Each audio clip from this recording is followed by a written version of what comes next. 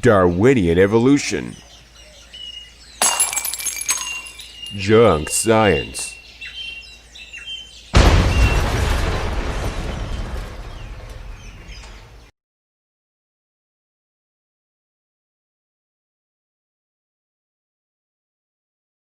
What I understand about evolution is that it is so fundamental in the time in which we live. It's part of the worldview to such an extent that it really is an everyday part of our lives, sometimes in ways that we don't even know about. So I thought I would go into this more deeply about evolution. I want to look at it as to where it really came from, what its origin is. And I think when you see where it really came from, you're going to see why we are completely justified to totally just flush this whole evolution idea down the toilet. It's not a scientific idea. It's really a very evil idea. Now, I do want to tell you that when I talk about where this came from, I'm going to have to talk about some really ugly things and some ugly comments and statements that have been made by so-called scientists. And I think you'll find some of these statements shocking and racist and elitist. These are not our opinions. So as I'm reading this, I don't want you to get the thought, well, he's reading that because that's what he thinks. No, it's not what I think.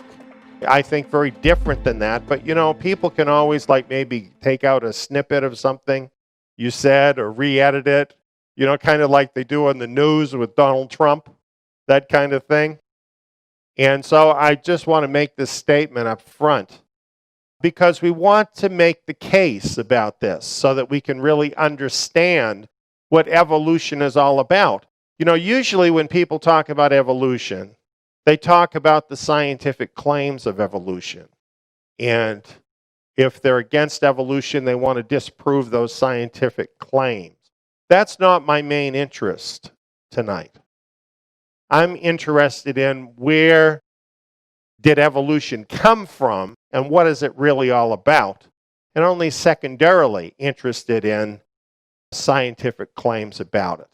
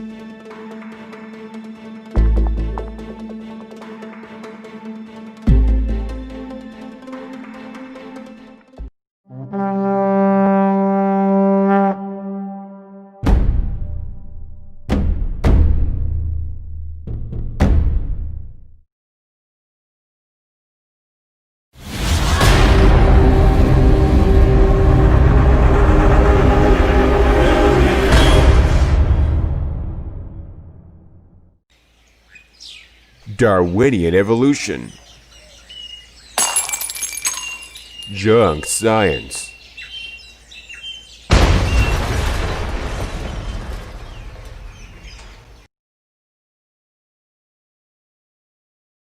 I'm going to demonstrate to you tonight that Darwinian evolution is really an outdated relic from times that most people would really rather forget ever happened. But they did happen. And why is it that 150 years later we're still hanging on to this? That's, I think, an important question. Well, of course, some people would answer that question by saying, well, evolution is science. That's why we're hanging on to it. Because evolution came along and it replaced superstitious religion with science and reason. And people who have that view simply assume that science trumps religion. And for a lot of people, it seems to. For instance, in our public schools, science is okay, but creation is not. Science has trumped religion in our public school. This is true in many, many areas of society today. Well, if you want to get ahead in this world then, if religion is on the wane and so-called science is really the rising star, what do you have to do? Well, you got to get on board with science, right? And that's basically the story, because science is the child of the elite in our society. For you to be accepted by the scientific elite, then, you need to understand how things work out. You need to follow the accepted formula. So when you're talking about scientific subjects such as evolution, make sure you follow the accepted formula. Talk a lot about the scientific method. Cite a ton of canned, very familiar, blunt conclusions as examples. And most importantly, always support Darwinian evolution. And if you're not going to do that, just shut up. You don't deserve a voice. That is really the attitude that you face out there in the world. Either accept it or shut up because you are just ignorant. That's what you get. So, as a believer in the scriptures, do you have to accept that attitude? Do you have to be intimidated by people who take that attitude because they think that they know all the scientific language? You don't. Some of them may have letters behind their name. You don't. Does that mean you don't have a right to make a judgment about evolution, for example? Is that true? Well, the truth is about it, it's an elitist idea, isn't it? For them to think that they have a right to have an opinion, but you don't.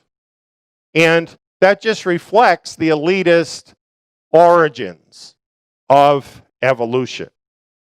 But instead of dealing in that realm, let's just stop for a minute and use simple reason. What is science? Well, here's the definition of science according to Merriam-Webster. Knowledge about or study of the natural world based on facts learned through experiments and observation. So science is supposed to be something real based on things you can actually see and verify. That's what science is. And science, notice, is limited to the study of the natural world. Knowledge about or study of the natural world. It only concerns itself then with natural processes, natural things. So what does it not concern itself with? In fact, what does it not have any means or mechanism to deal with? That would be this. The scientist rightfully speaks only to the natural world. Elitist pretensions to the contrary do not fit the facts, so signal an attitude problem. You see, here's what the truth is. You have the finite natural world. That's the realm of science. Beyond that, you have the infinite spirit realm of the infinite creator. Is that the realm of science? No.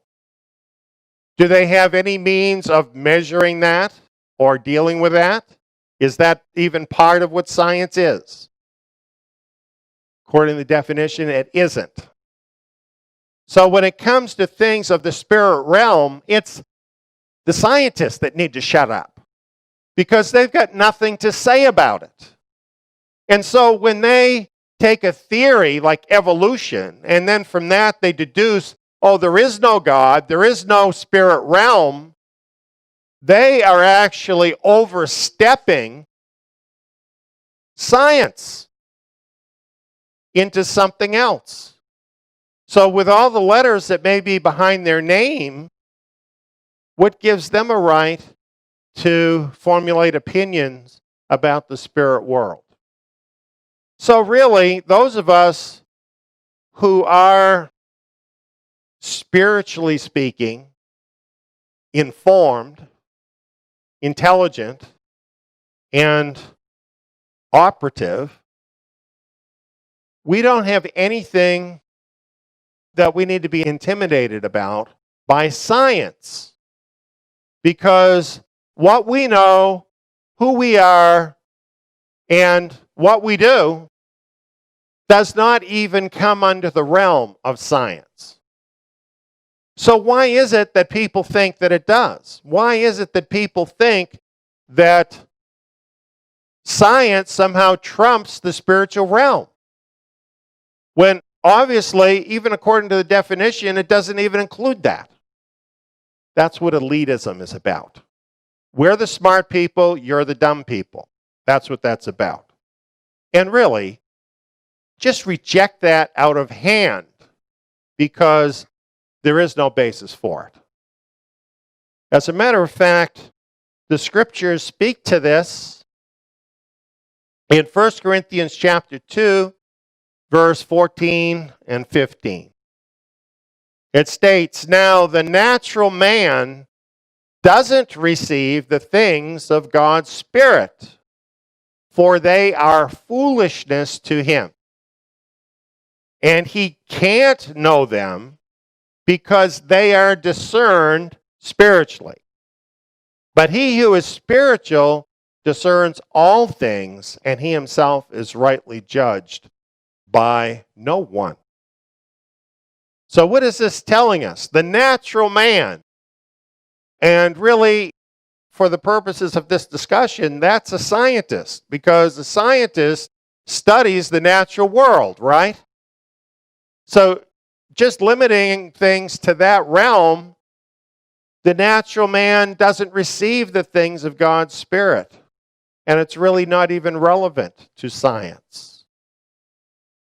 And it tells us here the natural man can't even know them. That is, the man who is just natural apart from the Spirit. He can't even know the things of the Spirit.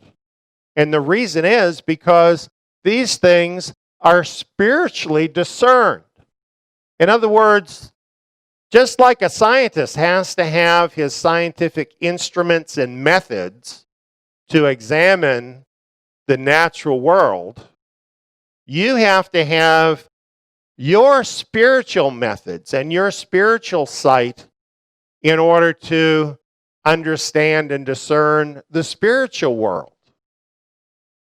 The scientist doesn't have that equipment. And if you have received the Spirit, you do have that equipment. So, in the spirit realm, assuming you are a spiritual person, then you have equipment that the scientist doesn't have. In that realm, you are superior to the scientist. And that's simply true. It goes on and it says this, "He who is spiritual discerns all things." Because notice this, the finite natural world is enveloped by the infinite spiritual world. So if you understand the infinite spiritual world, that includes the natural world. So being a spiritual person, you do have a right to make judgments about that, but not vice versa. So the case is very interesting because the reality is it's exactly opposite to what the scientists would have us believe. Now, here's something we need to think about then. To give science priority above the Creator is to make a God out of science. That is idolatry. This is why this is such an important issue for us, because we cannot afford to let the world intimidate us into accepting the claims of evolution as if somehow so-called science is superior to the Creator that we know. As spiritual men and women, it is our obligation to judge scientific claims by spiritual principles and reject those claims that don't measure up to what the Creator has revealed. And let me tell you this. If this had happened when Darwinian evolution was first put forward, then a lot of misery would have been avoided. Because this teaching of Darwinian evolution has brought about terrible misery on mankind. And this is something evolutionists would rather you didn't know. They would rather you didn't understand this history. But when you look at this, you're going to see how defective this teaching really is. And we can judge this by spiritual principles, which is what we're going to do tonight.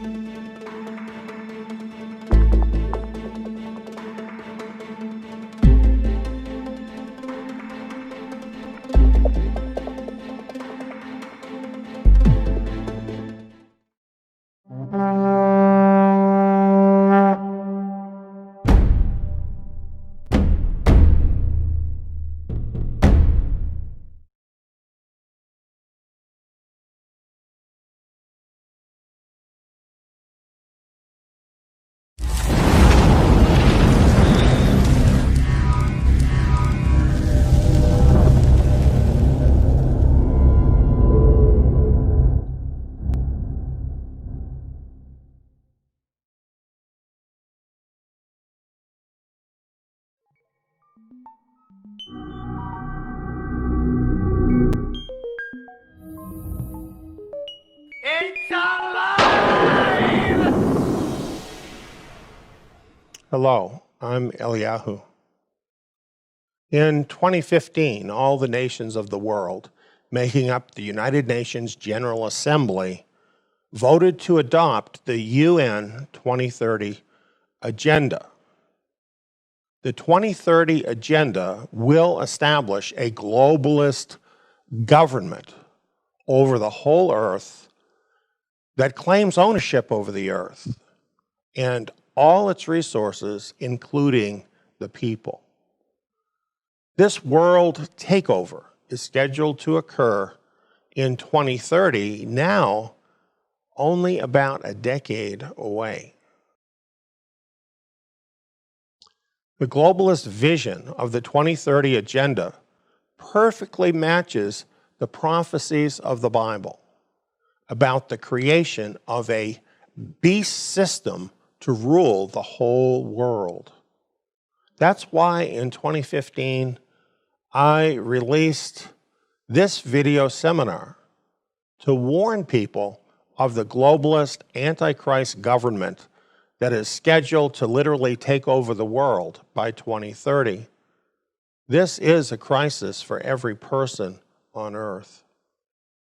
On March 7th, 2016, I presented more on the push toward the globalist utopia planned by 2030. This time, highlighting the technology the elite are developing to control the entire human race. The overarching term for this change is transhumanism. Now, in 2019, only 3 years later, great strides in technology have already been made toward achieving the transhumanist future envisioned by the globalist elite. In this presentation, we will examine excerpts from the 2016 message and compare them to excerpts from videos by the technocratic elite revealing major breakthroughs in technology they have produced in only the last 3 years.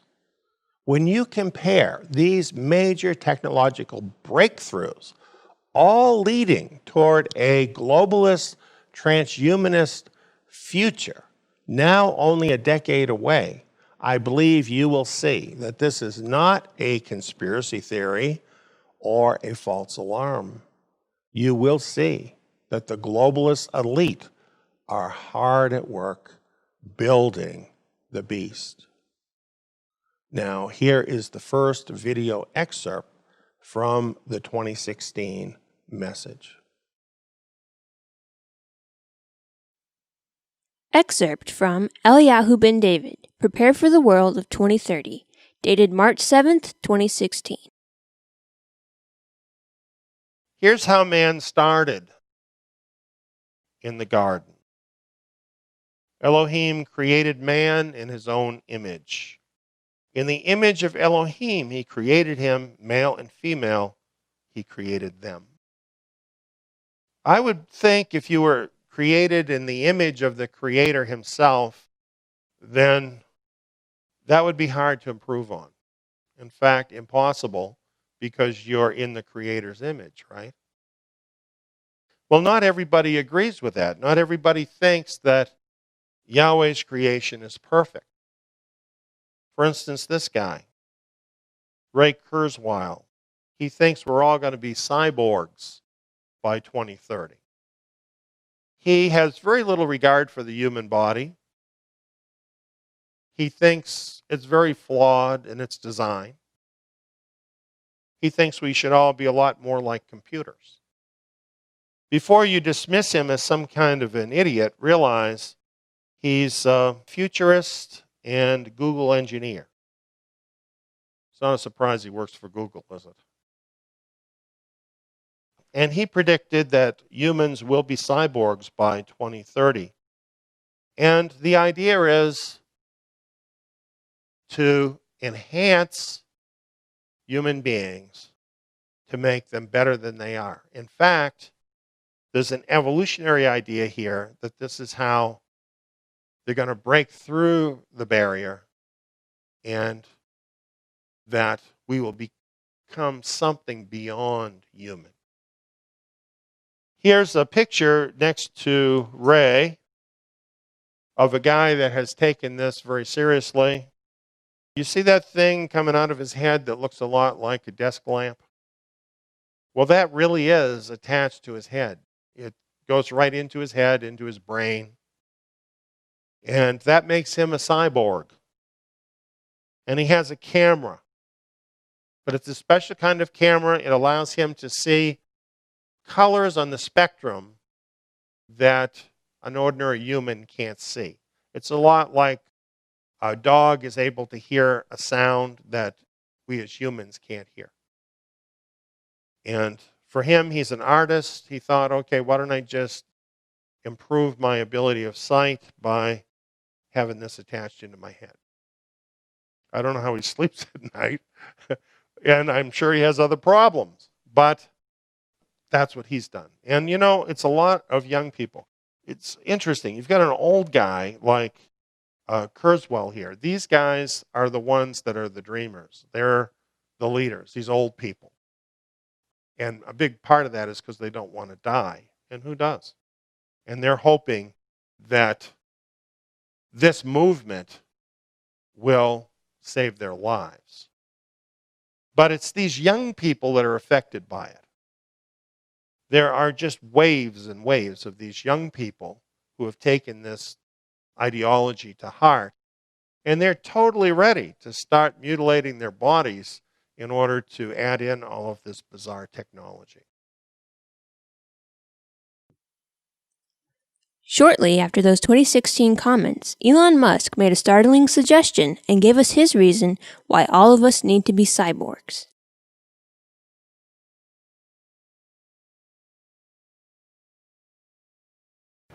I think there's a lot of innovation happening in many different areas. The advancements in AI, I think, are quite astonishing.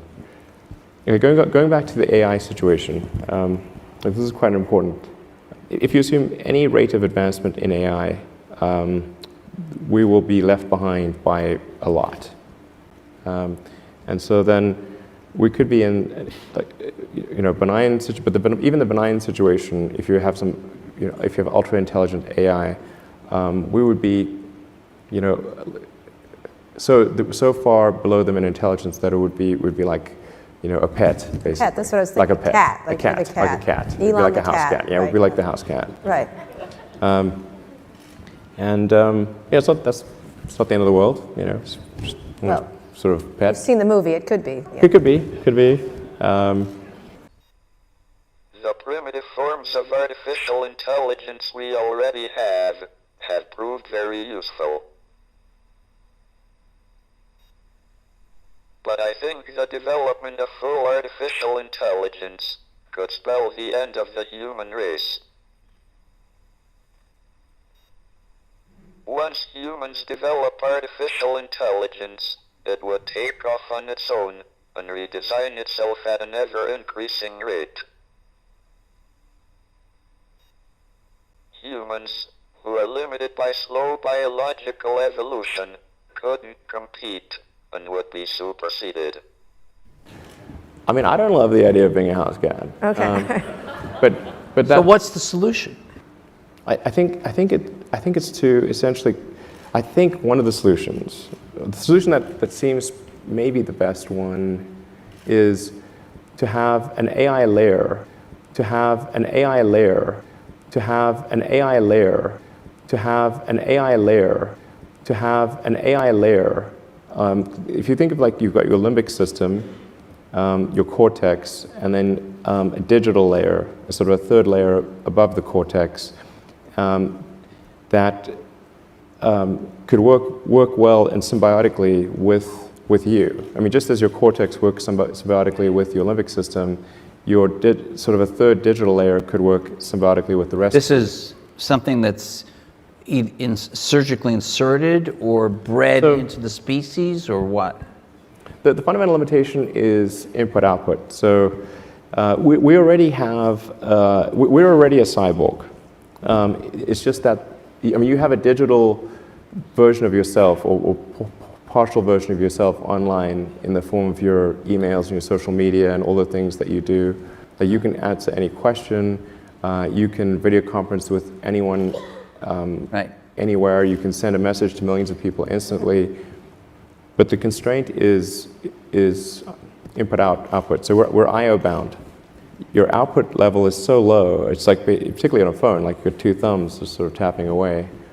This is ridiculously slow.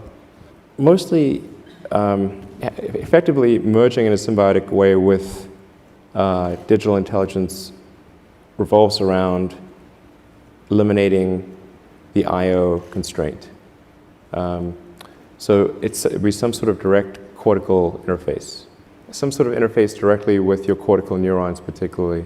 It doesn't involve, it doesn't involve, like chopping your skull off or anything like that. That's good. Yeah. And plus, you're not a house cat anymore, right? Not a house cat. So, Right. Essentially, if we can figure out how to establish a high bandwidth neural interface, then you're no longer a house cat. All right. On And- that note, Well, just one closing thing. I think that's probably the benign outcome. That's probably the best outcome, I think. Are you interested in exploring this possibility that you have just laid? So somebody's got to do it. So somebody should do it. And if somebody doesn't do it, then I think I should probably do it. But And the goal of this is to prevent there being an external AI, particularly one controlled by a small group of people that could yeah. be so much more powerful and intelligent than we are that the house cat It would be godlike and situation escape fully. occurs. Yeah.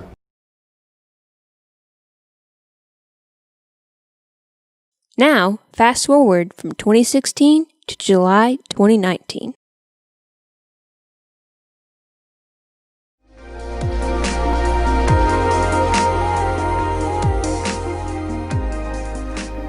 In July of 2019, Elon Musk had a presentation detailing the Neuralink project. Earlier in the year, on the Joe Rogan podcast, Musk said that there was a big announcement coming, and this was it. So what is the Neuralink? Musk states that human cognition has two major systems. The limbic system, where our emotions, needs, and wants are processed, and then the cortex, which involves thinking and planning. The neural link in its final form is to be a third layer on top of this, a digital superintelligence layer, augmenting ourselves with computers and eventually artificial intelligence. Depending on how you look at it, we already have this layer in the form of our phones and laptops. You've all heard the saying that we have all of the world's information at our fingertips. The bottleneck in all of this is how we interface with that information. Fingers and speech are too slow and a very low bandwidth form of communication between us and our devices. A much faster way to get to this information would be directly. This is called the brain-machine interface, and the Neuralink is an effort to solve this problem. It's already been a massive multidisciplinary effort. It includes scientists, doctors, electrical engineers, surgeons, and more. So how does it work? So our brain consists of neurons firing all the time in response to electrical signals sent when we see, hear, move, talk, or think. Whenever a neuron fires from these electrical signals, a tiny electromagnetic field is present. Basically, Neuralink is going to tap into these tiny electric fields generated at synapse junctions in the brain. It's going to interpret this analog data as ones and zeros to be used in the digital world. The neuron pulses will be detected using tiny threads, about 1/10 the cross-section of a human hair, or about the size of a neuron. Each thread is to be installed with a robot, so it's not going to burst blood vessels or cause trauma. The needle for insertion is 24 microns in diameter, much smaller than the state-of-the-art in deep brain stimulation. Such surgeries had been done before for deep brain stimulation for Parkinson's sufferers, though these traditional methods have a 1 in 100 chance of causing a severe brain hemorrhage. A smaller footprint should make things much safer. The state-of-the-art for Parkinson's deep brain stimulation has around 10 electrodes. The Neuralink contains thousands of electrodes. These electrodes need to be less than 60 microns away to detect a firing neuron and serve as the interface that reads data from the brain and sends data to the brain. The processor for making all of this work is something called the N1 chip. The N1 chip reads analog brain signals, amplifies them, digitizes them, processes them, and then sends it out to a pod device behind the ear. The pod device is the only thing that's going to be upgraded, and the implants stay as they are. Remove the pod and everything shuts off. The N1 chip is 4 by 5 millimeters, low power, and has built-in hardware for processing brain signals. It can read 20,000 brain samples per second. So these are real raw signals coming from a neural link hooked up to a brain. What the scientists are looking for are spikes in voltage when a neuron fires. This is the fundamental element of communication within the brain. An algorithm can detect these spikes in real time, decode them, and make sense of the vast amounts of data coming in. The system can not only read data from the brain, but also write data. To do this, a signal is run through an electrode near a neuron, causing that neuron to fire. The information inputted into the brain doesn't have to be perfect because of neural plasticity. This means the brain learns how to use the new information. The original plan for the Neuralink is to connect 4 N1 chips with thousands of electrodes coming from each chip.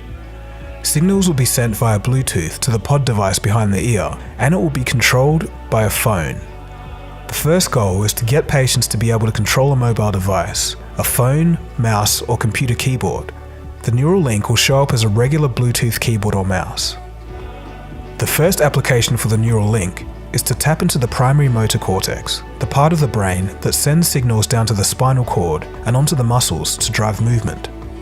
It will start with simple things like a mouse and keyboard, but could also be used to read signals from all movement, even speech. And finally, it could be used to restore movement of someone's own body. The materials science team wants to use materials with properties that would make the brain not only accept the neural link, but think that it's part of itself.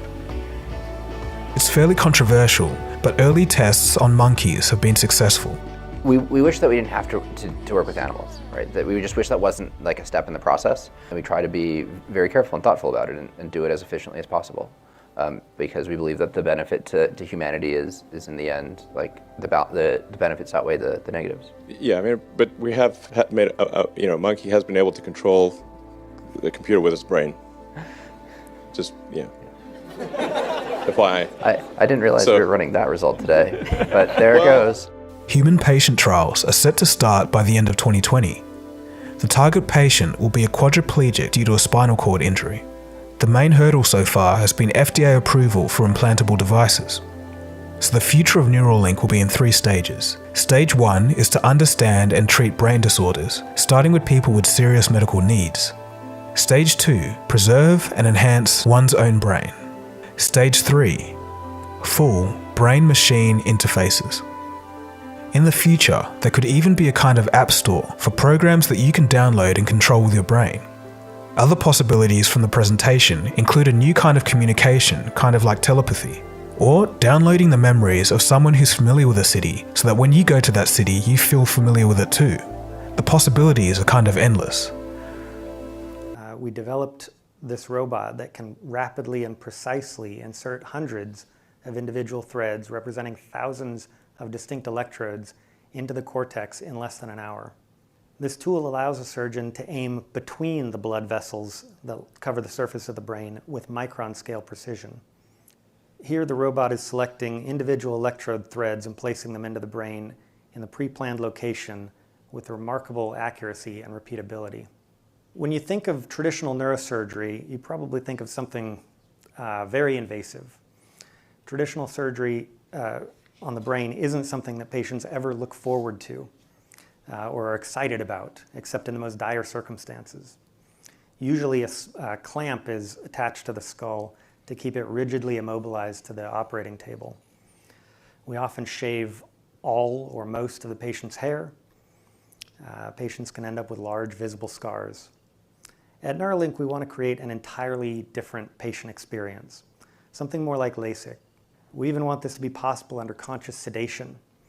That means you can get rid of the complexity and the risk of general anesthesia, as well as many of the unpleasant side effects, nausea, sore throat from a breathing tube. But our aim is to simplify the procedure, down to the injection of local anesthetic, a very small opening in the skin, a painless opening in the skull below, quick and precise placement of threads into the cortex, and then we fill that hole in the skull with the sensor, allowing the scalp to be closed up over it. But there's no reason in principle that we can't reach all of motor cortex. And that would give us access to any movement that a person thinks about, any movement at all.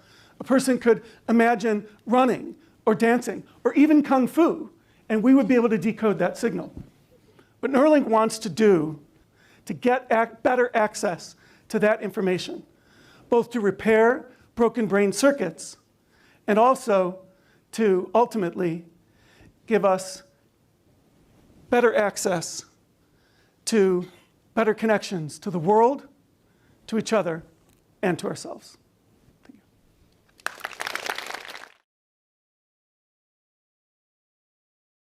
Global AI will require a new kind of computer, a quantum computer. Jordy Rose is the founder of D-Wave, makers of the world's first commercially available quantum computer. Here, he explains the connection between AI and quantum computing. Jordy, I don't understand much about quantum computing except that it's supposed to be the next big thing in power and in speed, and that you are the only company in the world now actually making one. These are really big deals. They come in at about $15 or $20 million a piece. Something like that. And have been bought by major American research and corporation. That's right, correct. All right, Jordy. Thank you. Bye, everybody. So quantum computing is a very technical subject, and I'm not going to talk a lot about the specific details, of which I'm glad. I'm sure you're glad. There are literally tens of thousands of some of the brightest people in the world today trying to build these machines and understand them. And I'm going to tell you why. In my last 15 years of working on this type of stuff, I found that scientists divide up into two categories of zealots about this field. The first half are people who are absolutely entranced by the physics of these things. This quote is from a respectable scientist, in fact, one of the founders of this field, that may look a little strange to you who don't follow theoretical physics, but there is a very clear prediction that our most successful theory of nature makes, and that is that there are an enormous number, mind-bogglingly large number, of parallel realities. But science has reached the point now where we can build machines that exploit those other worlds. And quantum computers are perhaps the most exciting of all of these that we have within, or almost within our grasp right now. So people from a physics background love this. There's another type of person who tends to come from the computer science side that's like, yeah, okay, that's all great. But there's a different thing going on here, which is just as exciting, if not more, and that these machines that supposedly can do this wild stuff, let's forget about how they work, if you could build one, could solve problems that you could never, ever solve with any computer of the sort that we built. If you took every single atom of silicon in the world and made the most sophisticated conventional Intel-style processor that you could build, there are problems we know of that I could write down on a sheet of paper that you could never, ever, ever solve with that thing, that you could with this kind of machine. So that's very exciting. So you may think, well, this is all fine and dandy, but aren't these things in the realm of theory and speculation kind of in the same regime as other futuristic things you may have heard of which may be allowed by the laws of physics but aren't here yet? That's not true. There are, in fact, many of these machines deployed now in openly available research centers following the model that was used to introduce supercomputers to the world. They're not terrifically powerful yet, but they're doing something completely different than what your computer does. And that thing is like flight. It gives these computers access to these new resources, maybe you could call them parallel universes, in order to do something that you couldn't otherwise do. And that's not the only one. In fact, the one I'm going to come back to and talk to in the context of the story that I'm wrapping this in was recently installed at NASA. And Google was the primary interested party that pulled this whole thing together. And this one is really exciting to me, because what they're going to do is apply this machine to an area that I think is fundamentally important. It's a crux of our future as humans, and that's, can we build machines like us? So building machines like us might be possible. I certainly believe it is. I might be wrong. But what I do know is that the types of approaches that people are taking now to build intelligent machines benefit immensely from what this machine that we've built does best. So what this center is about is applying this beautiful new computational idea in the service of trying to make intelligent machines. Now, I can't think of anything personally any cooler than trying to use quantum computers to build intelligent machines, so this is very exciting to me. Steve Jurvetson has been a longtime friend and investor in the company, and for those of you who don't know him, he's a Silicon Valley investor who's probably the smartest VC that I know of, and certainly the one that's the most attuned to technological trends. He's on the board of SpaceX, Tesla, Synthetic Genomics, which is Craig Venter's company that's trying to build artificial life, and D-Wave. and that's it. And this is his particularly poetic way of framing the difference between the machines we build and conventional computers. This is what they look like. There are two of them. These are from our lab in Burnaby in British Columbia.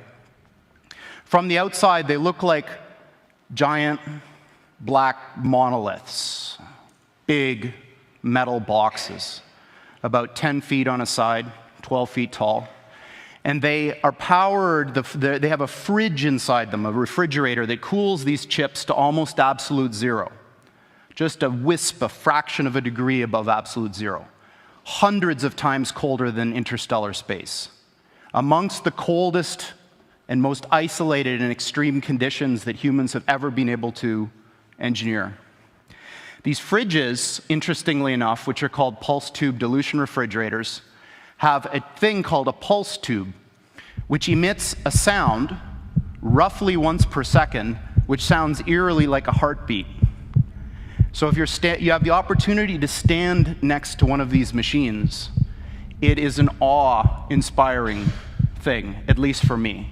It feels like an altar to an alien god. They really are impressive machines. I believe that humanity is on the cusp of the most important technological, societal revolution that's ever occurred. And that's when we got to the point where the machines that we build outpace us in every respect. I don't mean that they're better calculators. I don't mean that they're better at searching. I mean everything. And I think that we're very close. And my prediction is that within 15 years, we will have machines that outpace humans in everything. February 2019, D-Wave announced their next-generation Pegasus quantum processor chip, calling it the world's most connected commercial quantum system. It will be available in 2020.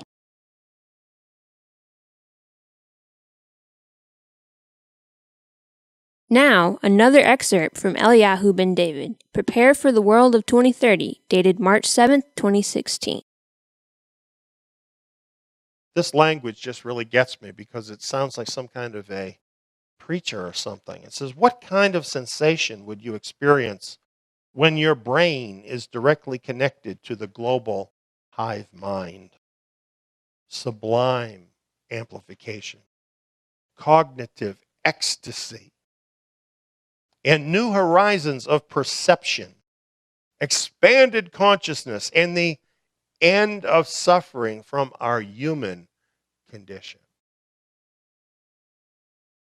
We're rapidly approaching a pivotal moment in our history, as many scientists call singularity, transcendence, or omega point, when we may become so much more. And one version of it, singular planetary consciousness. So this is their idea, I think, of heaven. A singular planetary consciousness. Global hive mind? Surely that is not possible with over 3 billion people having no internet access. That problem is being solved by, you guessed it, 2030. On the 24th of May, SpaceX launched a Falcon 9 rocket filled with 60 satellites into space. This marked the beginning of their ambitious new project called Starlink, which aims to provide high-quality broadband internet to the most isolated parts of the planet, while also providing low-latency connectivity to already well-connected cities. SpaceX aimed to make their broadband as accessible as possible, claiming that anyone will be able to connect to their network if they buy the pizza box-sized antenna, which SpaceX is developing themselves. This launch of 60 satellites was just the first of many. SpaceX has 12,000 satellites planned for launch over the next decade, dramatically increasing the total amount of spacecraft around Earth's orbit. This will cost SpaceX billions of dollars, so they must have a good reason for doing so. Elon Musk is working to revolutionize the internet by building a global communication system that will blanket the world in Wi-Fi. he plans to send a mega constellation of nearly 12,000 satellites into outer space, which will orbit above Earth and provide internet connectivity to the surface below. You could be in a jungle in South America, and if you had just an internet link somehow, you'd have access to all of humanity's information. So it would actually effectively create a superorganism, While satellite internet has been around for a while, the ones currently sitting in space are 22,000 miles high over the equator, and with a distance that long, it has meant connectivity for us Earthlings are unreliable and slow. And I thought the internet would be something that would dramatically affect the future of humanity. It would be like acquiring a nervous system,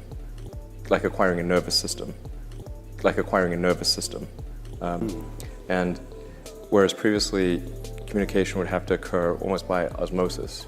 And if Musk manages to meet his goal, the new initiative could give the world internet speeds that are around 40 times faster than what we're experiencing now, and it won't matter whether you're in the middle of a city or deep in the Amazon jungle. But with all this potential for a faster way for the world to communicate, it's perhaps no wonder that the competition from rival companies is heating up. SpaceX has so far managed to keep Starlink's technology from its research and development to serious mass production under wraps.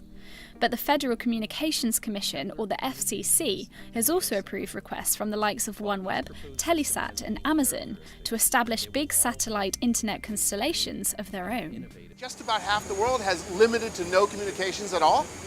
And OneWeb is designed, it's a big project, but OneWeb is designed to bring internet access right to the places in the most rural of environments. High-speed internet access, 50 megabits per second, 30 milliseconds latency. So it's identical to a cable modem without being constrained to having to live in the city. It's not known yet just how much it will cost people to use the Starlink network. But Musk has previously said it's likely to be a relatively cheap way for 3 billion people who don't already have internet access to get online. The global elite are pulling out all the stops to make all of this happen in time for the 2030 agenda. But why? What do they have to gain from making all humanity into a global hive mind? No, this alien's not rocketing through space. It will be born right here on Earth, a sentient AI that will emerge in a research lab at Google or Facebook or a top university. How do I know it will emerge? I know because I have billions of neurons in my head. And I know that research labs are spending billions of dollars creating artificial brains composed of billions of artificial neurons. Mother Nature has already proven that this approach works. It will happen. An alien will arrive, and it will be smarter than us. And when that happens, it'll be our next big evolutionary pressure point, one that again requires us to get smarter, much smarter, or lose our position as the top intelligence in our environment. I know there are those who say we just need to be careful, and we can prevent this alien from ever hatching in a lab. There are others who say we just need to put controls in place to be sure that this alien is helpful and friendly, eager to do our bidding. But honestly, we humans have a pretty bad track record for containing dangerous technologies. So what do we do? Personally, I've been worried about this problem for 25 years, ever since I took my very first course on artificial neural networks back in grad school. And for a long time, I didn't think there was a solution. It turns out the answer goes all the way back to the birds and the bees, and fish and ants. All of these creatures have evolved methods of amplifying their intelligence by thinking together in systems. It's why birds flock, and fish school, and bees swarm. They're smarter together than alone. No, I'm not talking about crowdsourcing like we humans do by taking votes and polls and surveys. I'm talking about forming systems, real-time systems, with feedback loops so deeply interconnected that a new intelligence forms, an emergent intelligence with its own personality and intellect. I'm talking about forming a hive mind, which is why I asked myself a big question. Why can't we humans amplify our intelligence now? If birds and bees and fish can form a brain of brains, why can't people do it? That's what I wanted to know. So a few years ago, I founded a unique artificial intelligence company called Unanimous AI. We build hive minds. So let me show you what we've been up to. This is a natural swarm. And over the last few years, we've been modeling how swarms like this amplify the intelligence of groups. And we've been using those models to create the algorithms and interfaces to allow humans to form similar swarms online. This is a human swarm. It's about 100 people all working together to move that glass puck. Each of the little magnets you see is controlled by a person logged in from somewhere around the world. By moving their magnets, they're varying their opinions in real time, pushing and pulling on the system in much the same way that honeybees do by waggle dancing. So how can a swarm like this answer questions? Let me give you some examples. Last year, CBS Interactive challenged us to predict the Kentucky Derby. And not just the winner, the first 4 horses in order. In horse racing, that's called the superfecta, and last year it went off at 540 to 1 odds. Now, we didn't know anything about horse racing. We had never done anything like this before, but we were game, so we formed a swarm of 20 horse racing enthusiasts. Not experts, just enthusiasts, and we had them think together as a system to predict the winners of the race. So here's a swarm predicting the first place finisher, Nyquist. We did the same thing for second place, third place, fourth place, and then the reporter wrote a story and published the results. She even went to the Kentucky Derby, placed a bet on the superfecta, and tweeted out her ticket, which put some pressure on us. So how did we do? We nailed it. And anybody who had placed a $20 bet, thank you.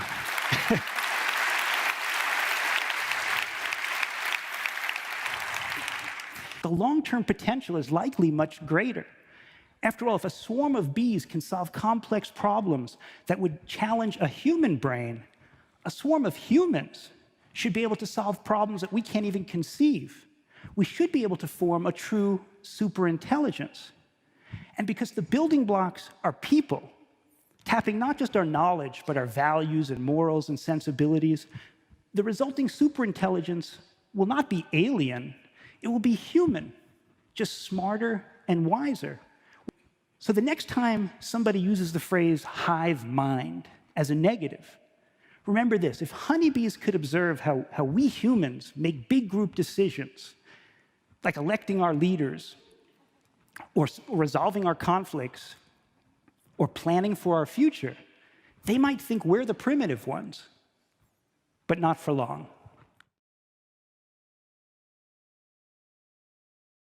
Now, another excerpt from Eliyahu ben David, Prepare for the World of 2030, dated March 7th, 2016. This reminds me of Revelation 14:11. They have no rest day and night, those who worship the beast in his image, and whoever receives the mark of his name. We've talked about the mark as being involved with the commercial system in the one world government. And indeed it is, the scriptures tell us that. But what if it's more than that? What if receiving the mark is actually an irreversible entry point into the singularity? In other words, you receive the mark so that you can become one of them. And then your mind becomes part of the global hive mind of the beast. We're rapidly approaching that pivotal moment, it tells us.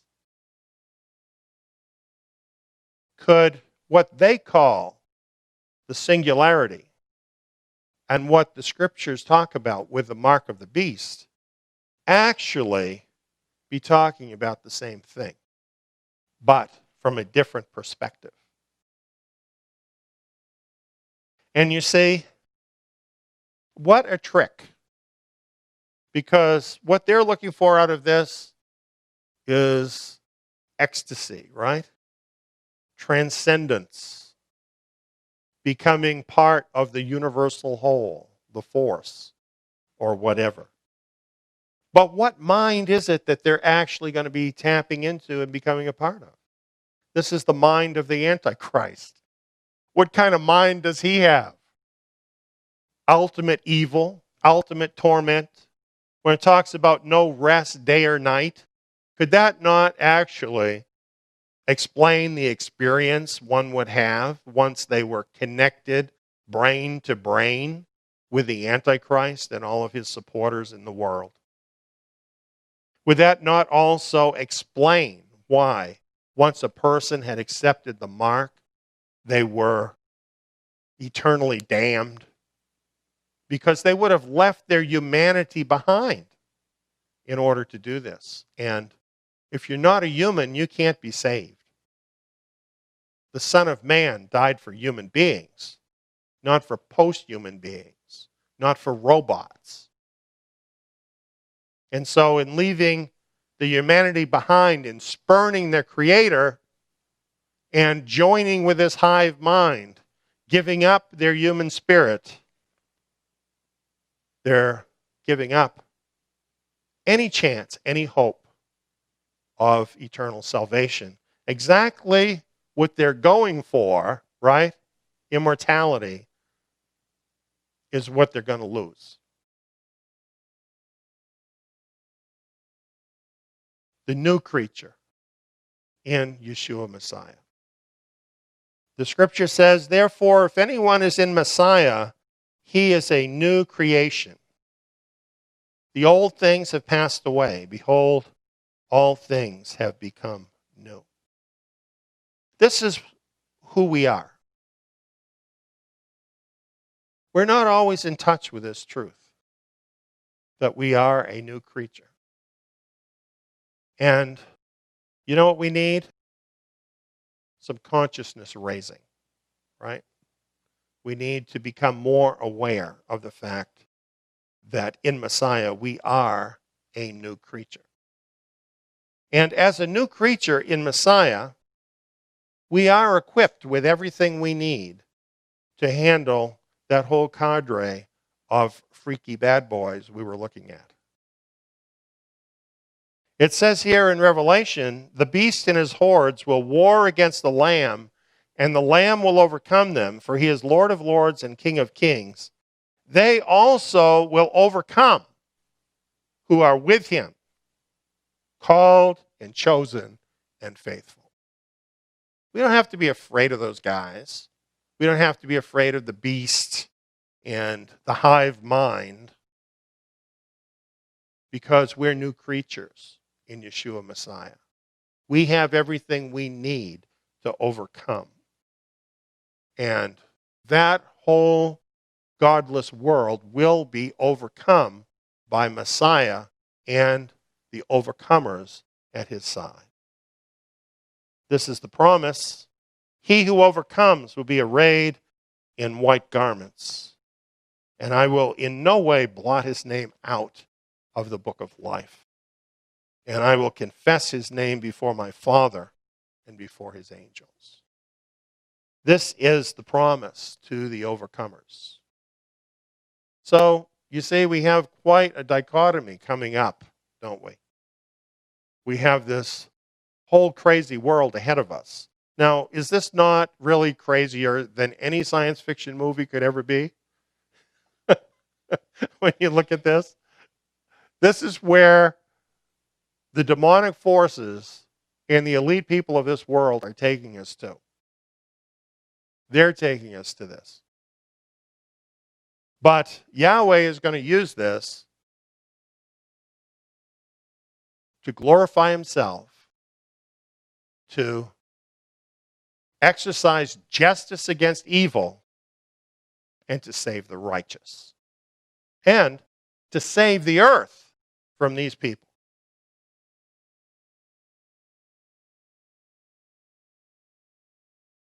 Now you might think, that picture of that knight, he looks so noble and strong and powerful. That's not me, though. I'm not that powerful. I get kind of a pot belly. I don't see how I could really deal with those kind of things we were talking about. Well, like I say, this is where we need an awareness to come upon us. You know, Paul saw where we were headed. And he had around him believers who were not perfect. In fact, a lot of them really didn't have the full understanding of who they were. And interestingly, he didn't scold them about it.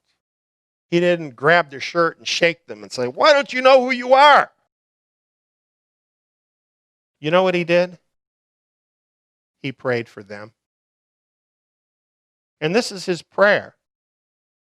And as I read this, I know he's praying for me. He's praying for you. And we can pray along with him as we hear what he says. He says, "For this cause I bow my knees to the Father of our Lord Yeshua, the Messiah, that he would grant you, according to the riches of his glory, that you may be strengthened with power through his Spirit in the inward man, that Messiah may dwell in your hearts through faith." You see, when you see this knight here, looks powerful, noble. He's got his armor on. He's ready for the battle. That doesn't have to be you on the outside. That can be your inward man. You know, you can be kind of like Yoda, right? Remember that in the movies? Get this little green guy who doesn't look like he could do anything, and it turns out he's got all this power because it comes from inside. Well, that's true for believers. That's just a story about Yoda. This is true for believers. On the outside, you may seem to be wasting away. You might have physical problems, troubles in your life. You might have foibles and weaknesses. But you can be powerful in the Spirit, in your inward man. And that is where you need to have the power in order to deal with the things that are coming. And it says that Messiah may dwell in your hearts through faith. You see, you might not think you're powerful. How about if you have Messiah himself living in your heart? How powerful is he? How wise is he? He's all powerful and all wise. If he's living in your heart, you can call on that at any time you need. How much more power do you need? The prayer goes on, to the end that you, being rooted and grounded in love, may be strengthened. We'll just stop right there. Rooted and grounded in love. What does that mean? Rooted and grounded. That's your foundation, right? If you're rooted and grounded in love, everything surrounding you is his love. If you are totally surrounded in his love, if that is your foundation, what can touch you? Grounded, rooted in love. What a protection that is for us. That he may be strengthened to comprehend with all the holy ones what is the depth and length and height and depth, and to know Messiah's love, which surpasses knowledge, that you may be filled with all the fullness of God. You know, it's interesting that the world of the elite is all about knowledge, isn't it? It's all about knowing everything. And I'll tell you why, because that's the most they can do, is know everything that they can uncover to know. But I'll tell you what they don't know. They don't know the love of Yeshua Messiah. Because you can't know that as data, right? To know the love of Messiah, this is a love that surpasses knowledge. It's on a whole higher plane than knowledge. No post-human is ever going to know anything about the love of Messiah. It is outside and beyond what you can know that way. You can have that right now. You can walk in that. You can live in that love right now because you've got that love. All you need to do is trust it, right? Trust Him. Believe Him from day to day, and you can experience that love.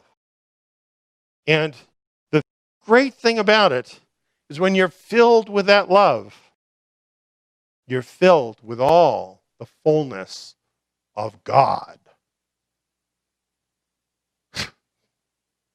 You know, a cyborg, come on. You'll be tromping over those guys before breakfast. Filled with all the fullness of God. Now, to Him who is able to do exceedingly abundantly above all that we ask or think, according to the power that works in us. What power is that? What power is that? That's resurrection power! Resurrection power! It lives inside of you. I don't care if you're 95 years old. If you belong to Yeshua Messiah, you've got resurrection power. Even the grave can't stop you. So don't be afraid of this world. Don't be afraid of what the enemy can throw against you. You are ready for anything he can throw against you, if only you will believe in who you are and what you've got. To Him be the glory in the assembly and in Messiah Yeshua to all generations forever and ever. And I might add, even unto the final generation. I'm stoked. I'm encouraged. I'm excited to face the world of 2030. And I hope you are too. Hello, this is Judah. Eliyahu, my dad, and I worked on this presentation together. The day after the excerpt from March 7th, 2016 message you just heard, the speaker died. That next day, the speaker, Eliyahu ben David, suffered a widowmaker heart attack and died on the table in the hospital under the care of a state-of-the-art cardiac team. Eliyahu's blood was literally congealing in his veins. The lead doctor of the cardiac team later said it was beyond his expertise and the latest technology to revive Eliyahu, saying he could not take credit for the amazing recovery from death. Eliyahu says that's where the resurrection life within him kicked in, bringing him back to life again. He says this proves everything he had said the day before about the power of the new creation and resurrection life in Messiah that you have just heard. 1 week later, Eliyahu was recorded on video explaining his amazing experience. You can find the video report at zion.org, tsiyon.org.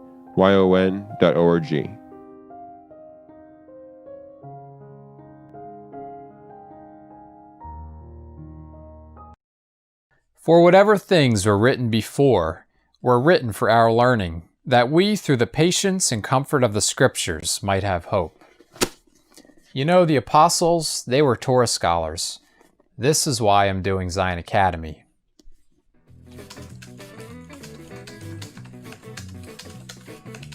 The lessons include 2-hour audio programs and quiz modules. All the lessons in the Torah can be applied to us today.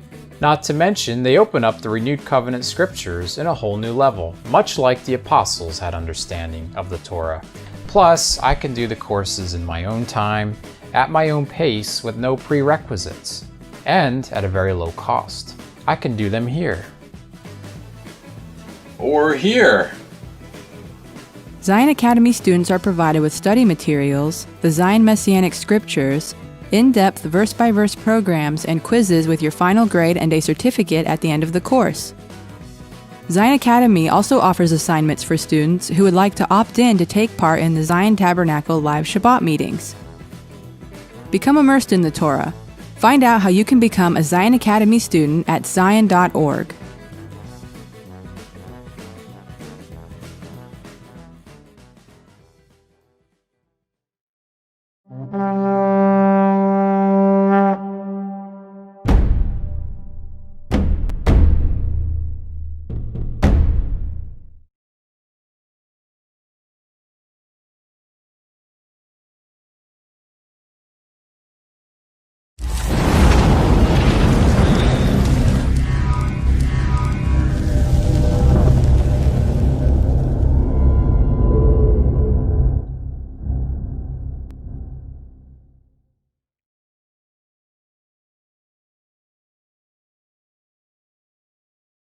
We have the question, will nationalism trump globalism?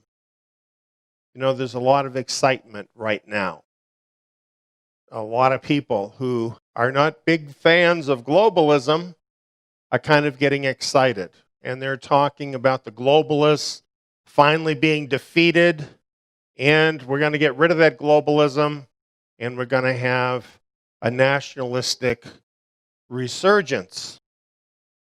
Well, the question is this really going to happen? Is nationalism going to trump globalism? Are we seeing the end of globalism? And what does this have to do with the scriptures? Well, of course, the big thing that happened this last week was the Brexit referendum of the UK voting to leave the European Union. Now, here are the final results. About 52% of the voters chose to leave, over 48% that chose to remain. So as you can see, although those who voted leave were in the majority, it's not a big majority. It's not even 5% difference. But nevertheless, it's enough. It's enough in order for the UK to leave the EU.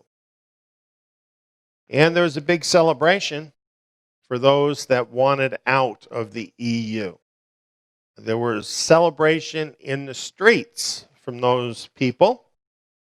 Nigel Farage, I love his name.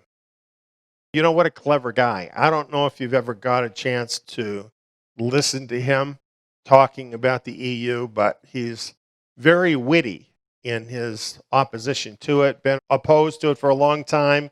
He said that this vote was a victory for ordinary people, and he called it an Independence Day. And he said, we've got our country back thanks to all of you, meaning all of those that voted to leave the EU. And they weren't the only ones celebrating. There were what were called far-right groups. You might call them simply reasonable groups in places across Europe who saw this as the beginning of a wave of exits from the EU and celebrating this event. They call it Brexit fever. France, Italy, Netherlands, Denmark, and perhaps more countries are seeking a vote on leaving the EU. So this is a pretty major thing that's going on in Europe. There's quite a lot of nationalist sentiment. But in America, we've got something very similar going on. In fact, the rhetoric is very similar for Brexit, as we hear from Donald Trump here in America. He also celebrated the Brexit vote, saying that the people in the UK have voted to reassert control over their own politics, borders, and economy. And he said that come November, the American people will have the chance to reject today's rule by the global elite. And that's what Donald Trump sees this about, rejecting the rulership of the global elite and taking the rulership back by the people. And amazingly, there's somebody that agrees with him that you wouldn't expect. This guy. President Obama. You'd never expect him to be agreeing with Donald Trump on anything, would you? But he said, I do think that yesterday's vote speaks to the ongoing changes and challenges that are raised by globalism. So they seem to agree that globalism is really the central thing that is driving this nationalistic move. So we wonder, what is it about globalism that's causing that? Why is this nationalistic backlash against globalism happening, and especially happening now? Well, I find it interesting that some of the very things that I've been talking about in various messages are now coming to the fore once again as really a catalyst for these latest events. For example, this cartoon illustrates for us a trend that we've been following, a trend of the super rich, and how so much of the wealth is flowing upward to the super rich. It's represented here as a pie. The wealthy are getting the pie, the middle class get one piece out of the whole pie, and the poor get a few berries. And that's about how it's working. We have looked at the figures in the past, and it's astounding. As a matter of fact, we found that less than 80 individuals have more wealth than half of the world population. So really, the picture is no exaggeration. And of course, with so much wealth going to so few people, pushback against that is inevitable at some point. Well, there's another issue that has pushed this over the tipping point, and that is the migrant chaos in Europe. This has just been a nightmare throughout Europe, including in the United Kingdom. It's brought along with it incredible, absolutely incredible chaos to the people. It's brought crime with it and just causing unrest across Europe. Along with the problems of so many migrants, there's also this problem, Islamic violence.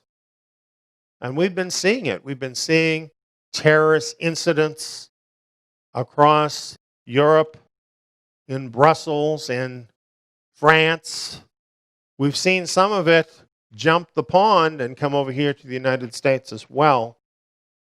And while the ruling class continues to tell us, don't be prejudiced against the Muslims, the working class is thinking, we don't want these people killing us.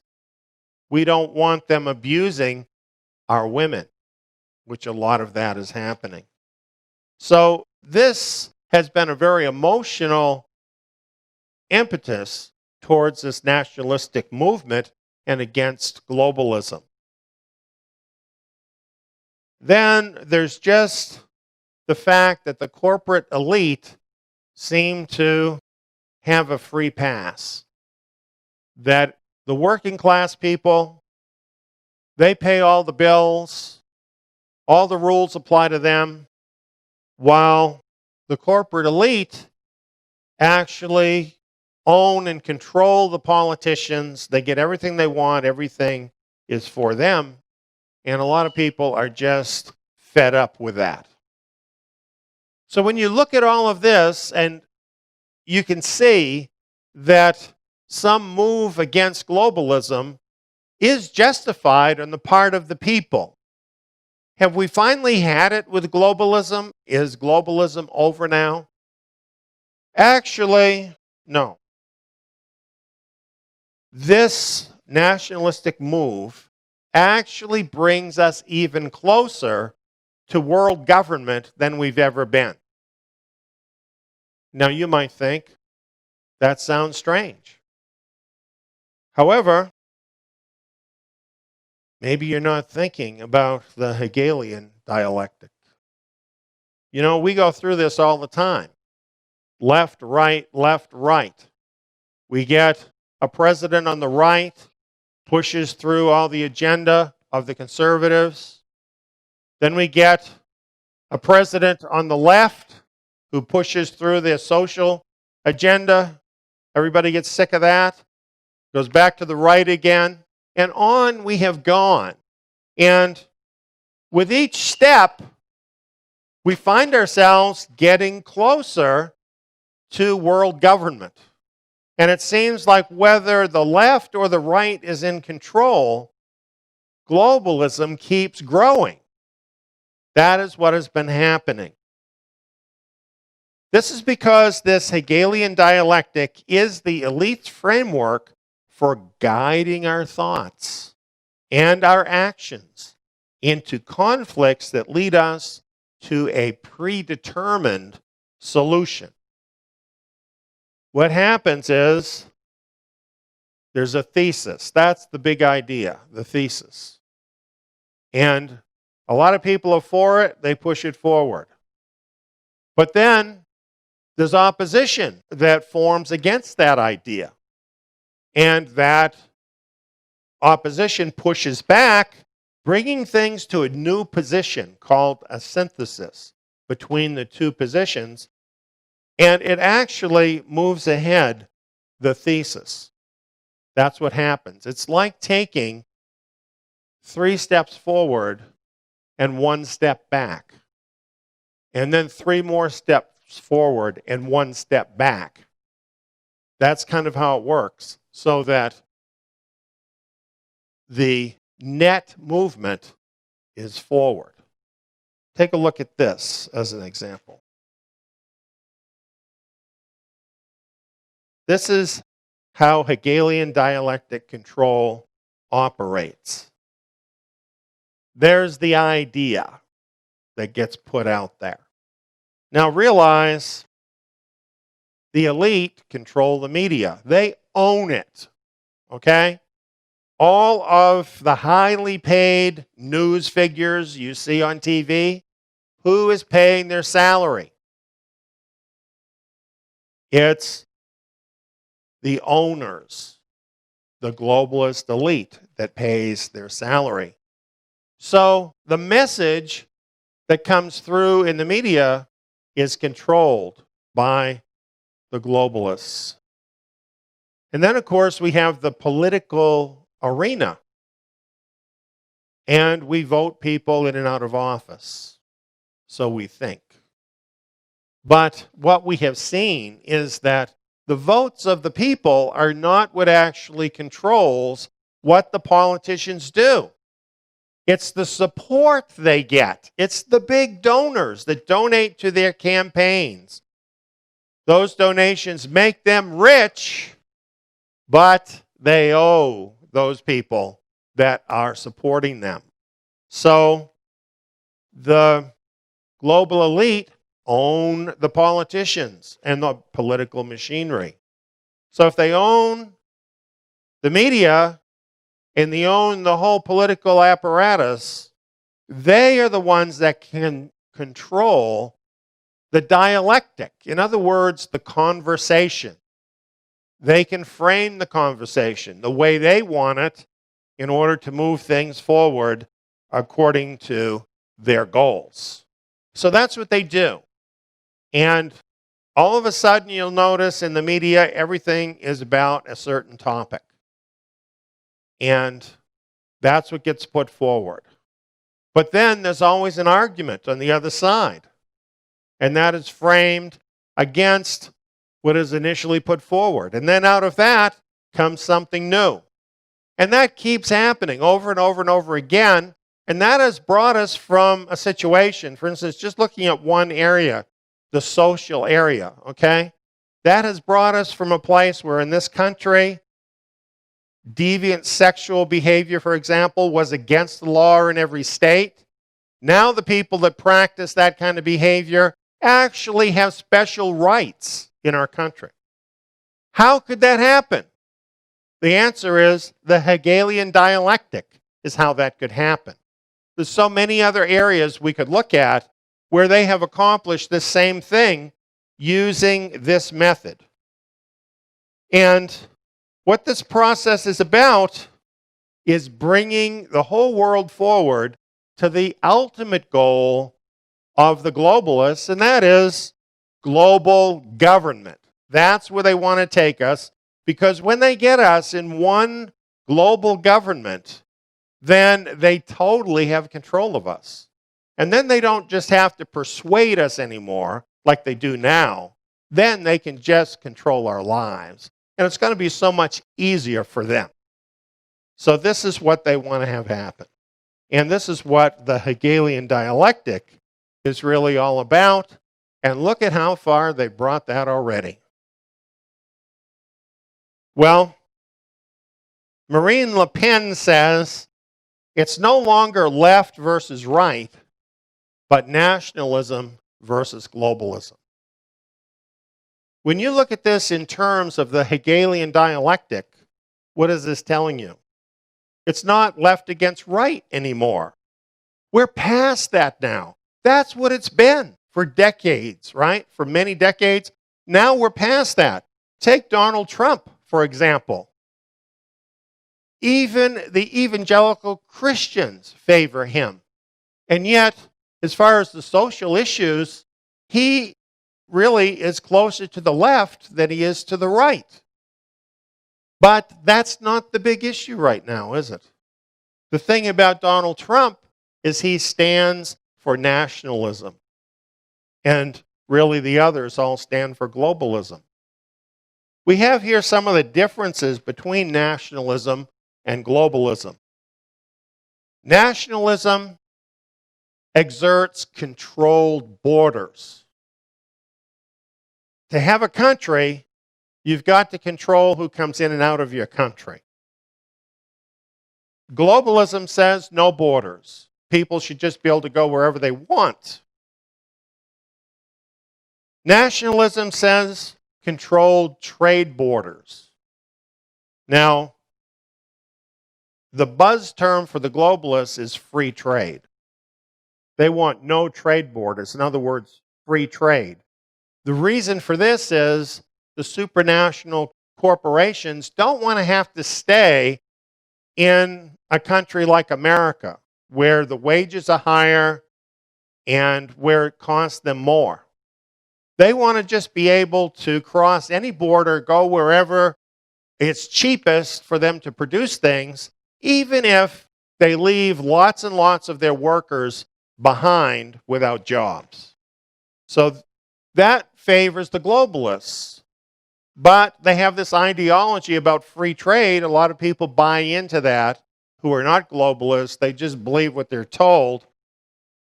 Donald Trump, for example, he says, we're done with that. We have to have controlled trade borders. We have to have good deals in order to protect our country. Nationalism says what's best is distinct nation states. Countries should have their own identity. They should have control over their own country, their own nation. Globalists say what's best. We have one world, so what we need is one super state to govern it all. The nationalists then say, yes, but each country has its unique culture. And that's tradition. of each country, and that should be preserved for the people. But the globalists say, that's all the past.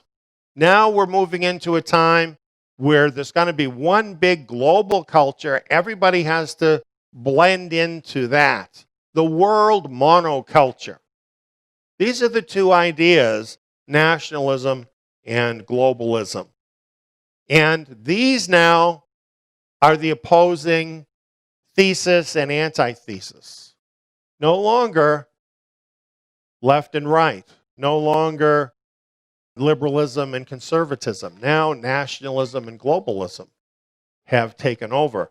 That shows you how far the Hegelian dialectic has actually progressed.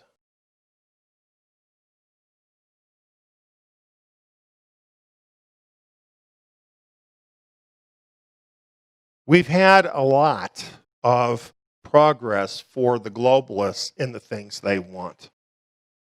Things like the EU, bringing all of Europe under one control that's not democratic. For instance, with the recent migrant crisis, individual countries are not able to make a choice for their country whether they want to have more migrants. Under the EU, they all just have to accept them. NAFTA, where in America, a lot of the industry has moved south into Mexico.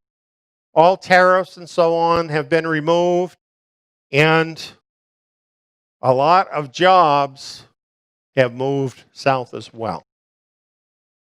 And globalist trade deals, all kinds of globalist trade deals that have taken jobs away from the West, the United States, away from the EU, away from the UK, to other countries. And what happens here is the technology that has been developed in the West, the wealth that has been developed in the West, is simply taken without anybody paying for that, nobody paying anything to those countries for that, just taking it off to another country where it can be utilized for the globalists to make a lot more money. So they have used all of these things and many more in order to become even more wealthy. This, of course, has brought about this popular nationalist backlash.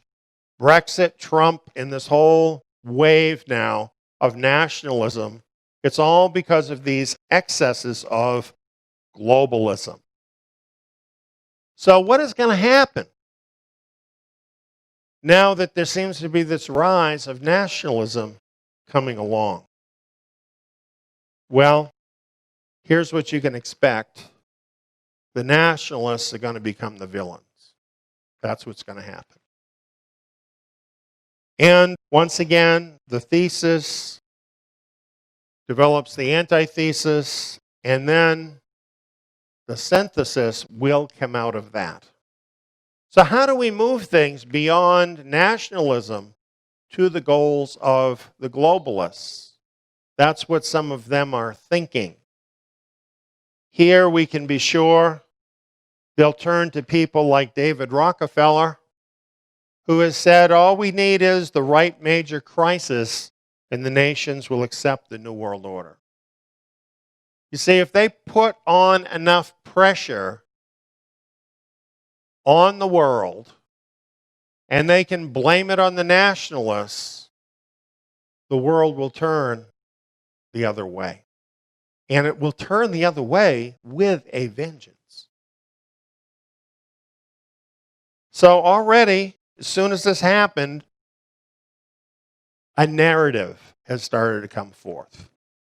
For instance, we see this article, Britain turns its back on Europe.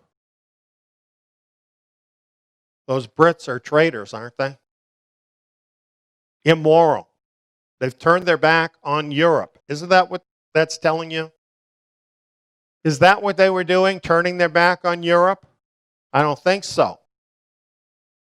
But that's the message they want to send. And what they really are doing is looking for more freedom, more control over their lives. But that's not what you read in the papers. In the papers, they've turned their back on Europe. And then we had this section in this article, key developments from the Brexit vote. They're all bad. They're all bad, okay? They lose their prime minister, David Cameron. What a nice guy he is, too, huh? There's likely to be another referendum in Scotland on whether they want to stay in the UK. So the UK is now going to break up because of this, we're told. Their money has already plunged to a 30-year low. That has happened. The stock market had huge sell-offs almost immediately from this Brexit vote. Banks have been affected. And the EU, unhappy with this vote, is saying, get out. And of course, we have other countries now that are thinking about following suit. And this too is seen as something bad that these evil Brits did by voting against staying in the EU.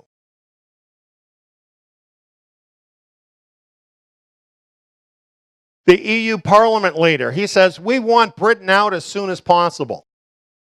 Now realize Britain has been the number 2 economy in the EU. They have invested billions of dollars, the equivalent of billions of dollars, into the European Union, and they are going to continue to be paying that, even though they had this vote. But despite everything that they've done for the EU is saying, get the heck out of here. We don't want you here. And here's what the EU Parliament leader said. The EU is the world's biggest single market, and Britain has just cut its ties with that market. That'll have consequences, and I don't believe other countries will be encouraged to follow that dangerous path. What is he saying? He's saying, we're going to punish Britain. And we're going to punish Britain so bad that no other country is going to want to do what Britain has done.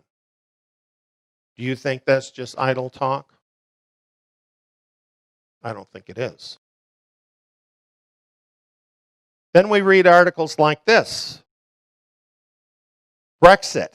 Is this like the 2008 financial crisis? You know, a financial crisis has been looming. It is inevitable. We've talked about that too. I've shown you the facts.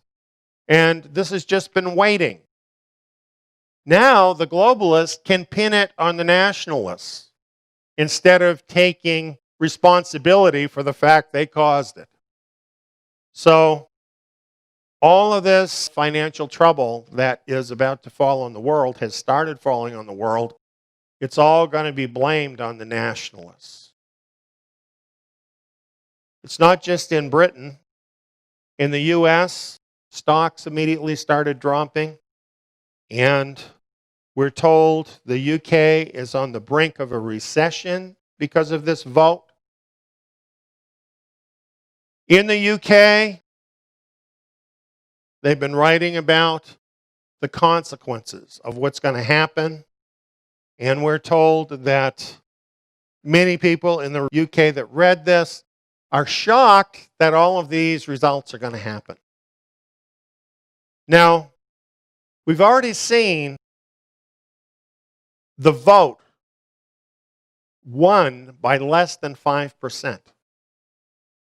Do you think all of this negativity that has been coming out already, that's going to be backed up with actions by the globalists, can move public opinion 5%? Do you think they could move it a lot more than 5%? So, really, this nationalist move is not very solid, is it? And when things move the other way, what happens then? The next time someone wants to make a nationalist move, what do all their friends tell them? Well, we tried that and it failed. And it kills the whole thing before it even gets started. That's very, very possible to happen. Here in the United States, we have the matter of Donald Trump and everything that he is promising to do for the country, promoting nationalism. His opponent says Trump would drive the U.S. economy into a recession. What do you think the globalists have in mind, friends? It's very possible what they're thinking is, if these nationalists don't back off, we're going to bring the world into a recession. That's very likely what you're going to see happen in order to put pressure on the people to conform to the globalist ideals. Now, while you're getting these scare tactics and threats, you're also getting something else. The New York Post, power to the people. Well, this is not celebrating the nationalist resurgence, even though it looks like it on the cover. It looks like that on the cover, so you pick up the magazine and read it. When you actually get inside it, once again, it's a gloomy picture for Brexit. And what they're saying is, okay, you can avoid all of these bad consequences. What we could do here is reform globalism, reform the EU with something called reformed globalization. What you're looking at is the Hegelian dialectic, right? Globalism, they call it protectionism here. It's nationalism, right? They have changed it. It's protectionism. So, globalism, protectionism, and now the synthesis, reformed globalism. Gee, we didn't understand we were hurting all you people so bad. Let us just fix it, and everything will be fine. Here's a good example, George Soros. Globalist billionaire. This is what he said. Admittedly, the EU is a flawed construction. They just figured that out now. Okay? You know, a week ago, George Soros would not say that about the EU, at least publicly. Now he's saying that. And then he says, after Brexit, all of us who believe in the values and principles that the EU is designed to uphold must band together to save it by thoroughly reconstructing it. We're going to fix all the bad stuff in the EU. That's what we're going to do. We're going to make it better. All those things that were bothering all you people, don't worry about that now. We're going to fix all those things. He says, I'm convinced that as the consequences of Brexit unfold in the weeks and months ahead, more and more people will join us. Is that not a veiled threat? He's saying, we're going to punish you for leaving the EU, and you're going to change your mind. You're going to think, like I think, that simply restructuring the EU is really what we need to do. That's what he's saying. I think that pretty well represents the mindset of the globalists. Now, you might think it's too late because they already had the Brexit vote. However, the same day or the next day, people came out, influential figures in the UK, saying, we need a second referendum. In fact, over 1 million people have already signed on for a second referendum. Where is that all going to go? Well, we don't know for sure, but I can tell you where it's not going to go. The world is not now going to swing back over to nationalism. You know, you have all these people celebrating that. They think that's what's going to happen. That's not what's going to happen.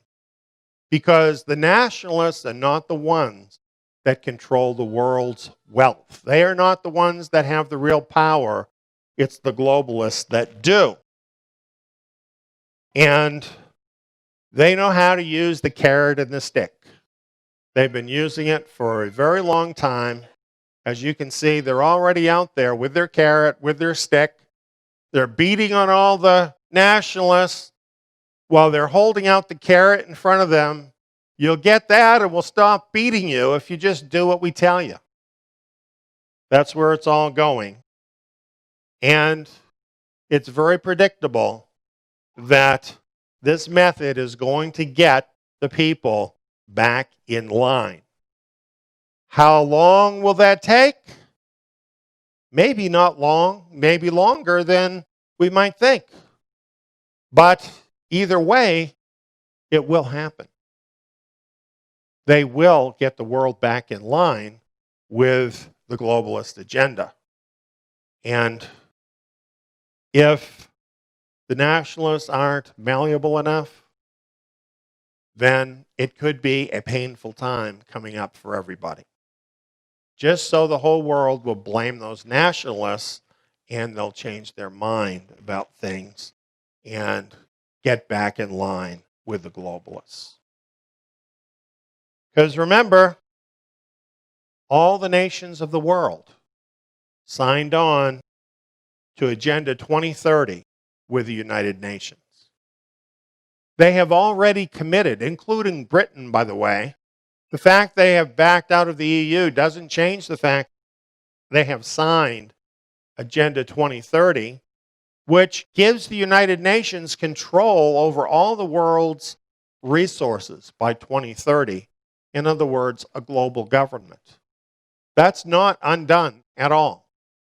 And what about all the rest of the gains that globalists have made over the last decade or so? What about the social changes that have happened? Do the nationalists really even care about that? For instance, here in America, do you think Donald Trump is going to roll back same-sex marriage? How about abortion? Is he going to roll that back? I don't think so. See, a great deal that the globalists have accomplished already is pretty well set in stone at this point, and it's not going to be undone. So, the net effect of all of this is that it is actually moving the globalist agenda forward. There was bound to be pushback against the globalists. They knew that would happen at some point. You can be sure they were ready for that. And now that it's happened, they're going to deal with it. And when they get done with dealing with it, where are we going to be at? We're going to be at the place where the world is ready for global government. That's ahead of us. This has brought us closer to that goal. That battle can be fought, and then the world will be brought to that place of global government. We know from Scripture, global government is coming. The beast is rising out of the sea. Revelation 13 tells us he's given authority over every tribe, people, language, and nation. What is that? Global government. All who dwell on the earth will worship him. What is that? Global government.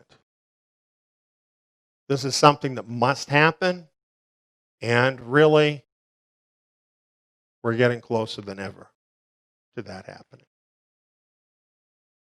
But I want to remind you, this is the part I like. You know, the truth is, globalism cannot deal with the world's problems. It cannot do all the things it promises. It cannot do away with poverty. It cannot certainly do away with sickness or death. And what about nationalism? Well, in the name of nationalism, governments of the earth have murdered millions of their own people. You know, this is the history of nationalism. And what about wars? World War I, World War II? Wasn't that all about nationalism? Nationalism is no answer to the world's problems either. The kingdom is the answer. The kingdom is the only answer. And after we get past globalism, this is what happens. The Son of Man comes with the clouds of heaven.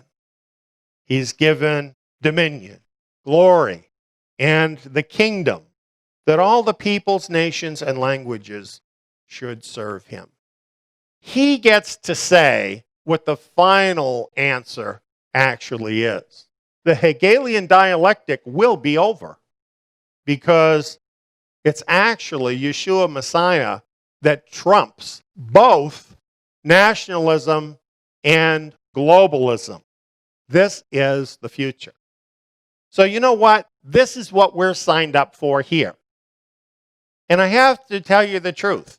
I have some sympathy for the nationalists. They're hurting, as we all are, from what the globalists have done. And the truth about them, though, is they don't know the real answer. Many of them would get on board with us if they really understood that nationalism is not the answer either. I think the better we understand what is really going on, and we see this for what this is really all about, that this is the movement of the Hegelian dialectic. It's the globalist moving society closer to globalism. If they can understand that as we can understand that, then we can realize throwing ourselves behind nationalism is not going to bring us to the place that any of us want to be. Where we're at right now, we have a golden opportunity right now because the world is so caught up with these issues, they really don't care a great deal about us.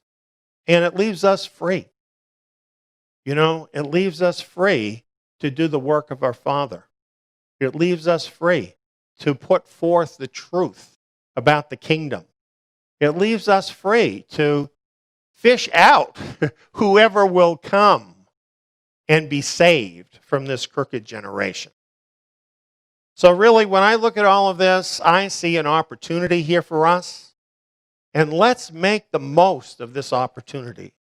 Friends, do everything you can, because when we get past this whole discussion in the world, when we finally get under the globalism that's coming, the world is going to turn into an absolute living hell. Now, we have lots of problems right now in the world, but what we're going to look at that time is beyond the imagination. It's going to be literally the worst time that has ever occurred in human history. And people are so going to need to know what the truth is when that happens.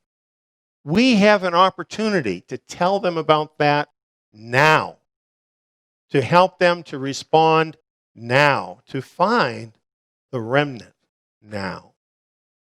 It's not nationalism, it's not globalism, it's the kingdom. We need to let the world know that is the answer. The global economy is teetering.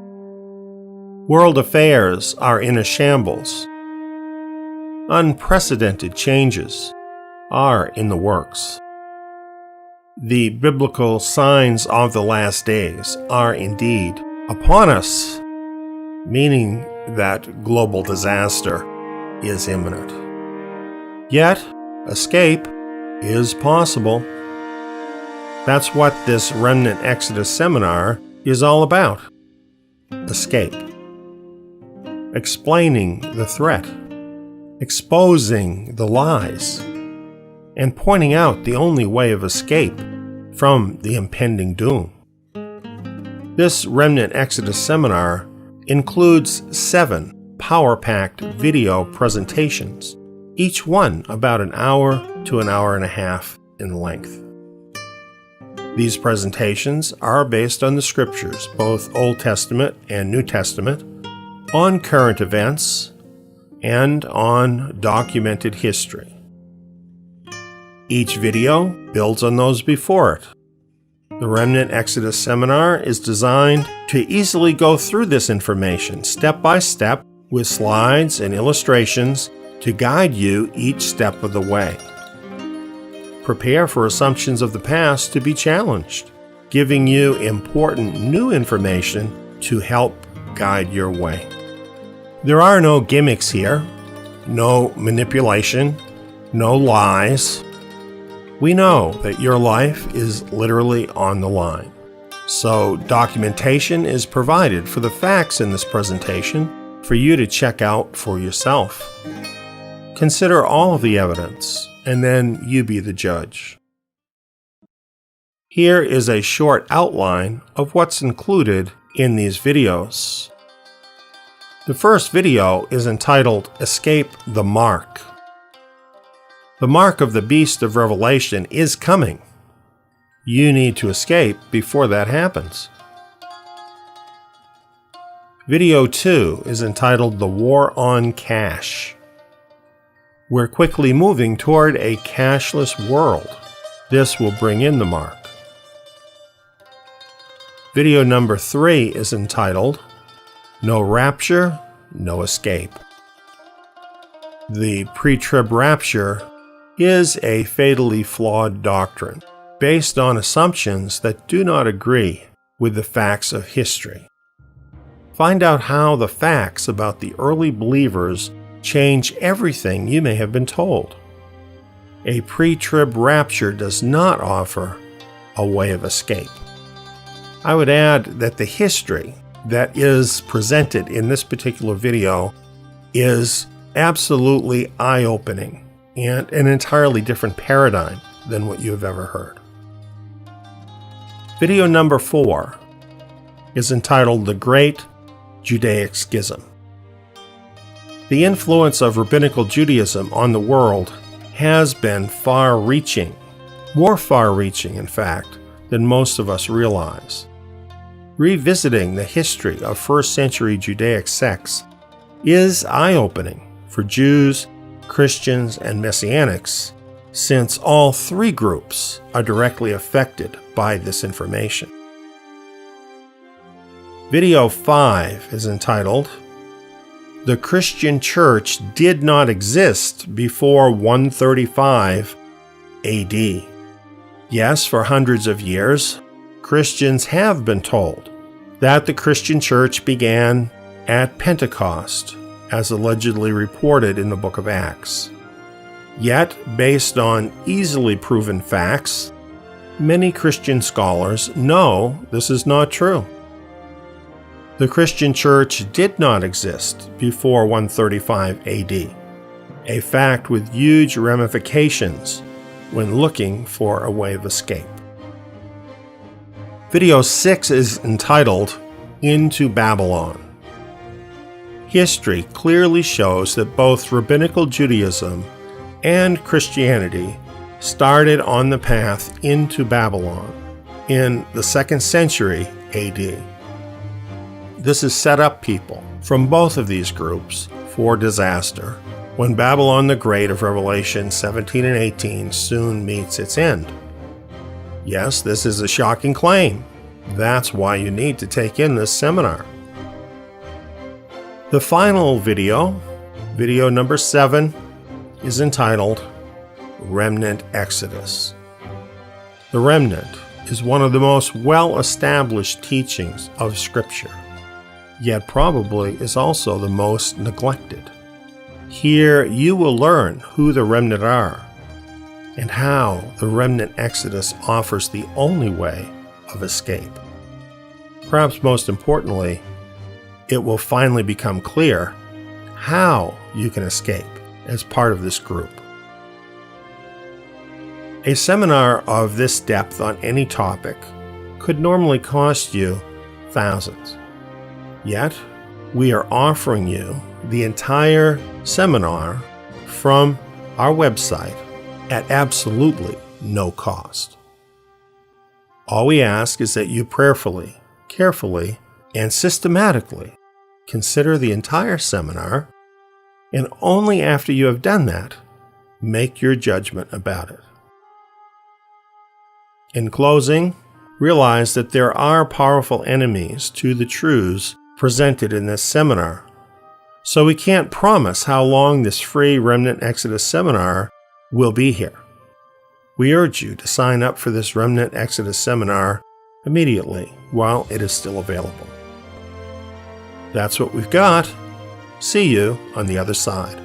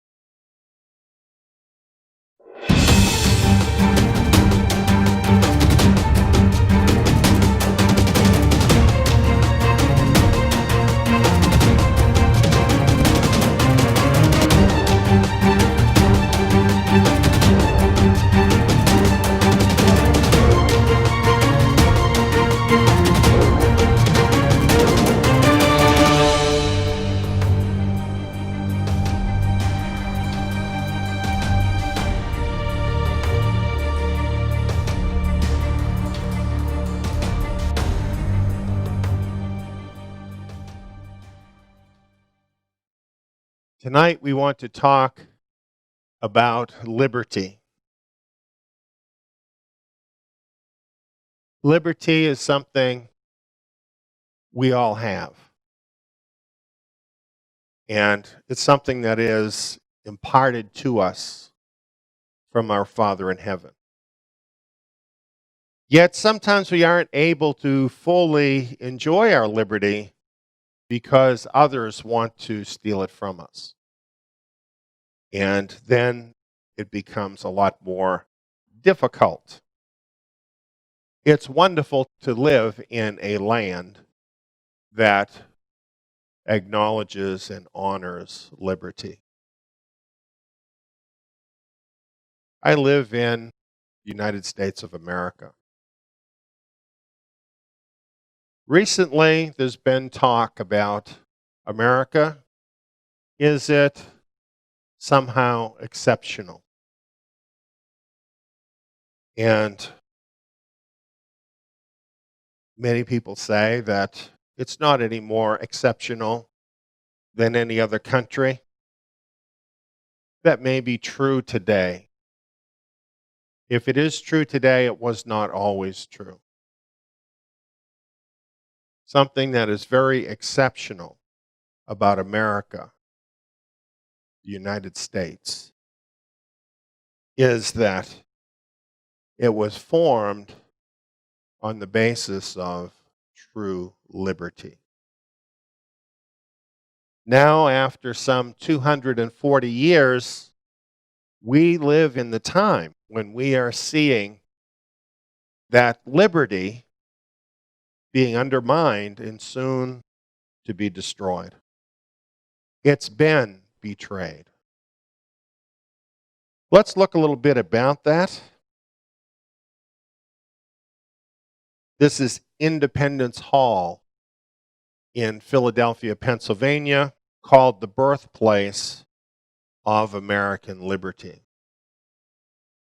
And indeed, it goes back a long time.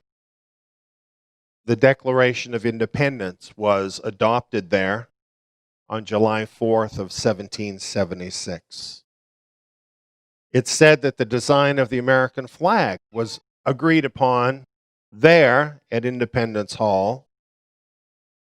The Articles of Confederation were adopted there in 1781, And the Constitution of the United States was drafted and signed there at Independence Hall in 1787. At Independence Hall, we find the Liberty Bell. This bell was ordered in 1751, before the United States was a country, by the Pennsylvania Assembly for use in the Pennsylvania State House. It's called the Liberty Bell because it proclaims liberty. It's from Leviticus 25:10.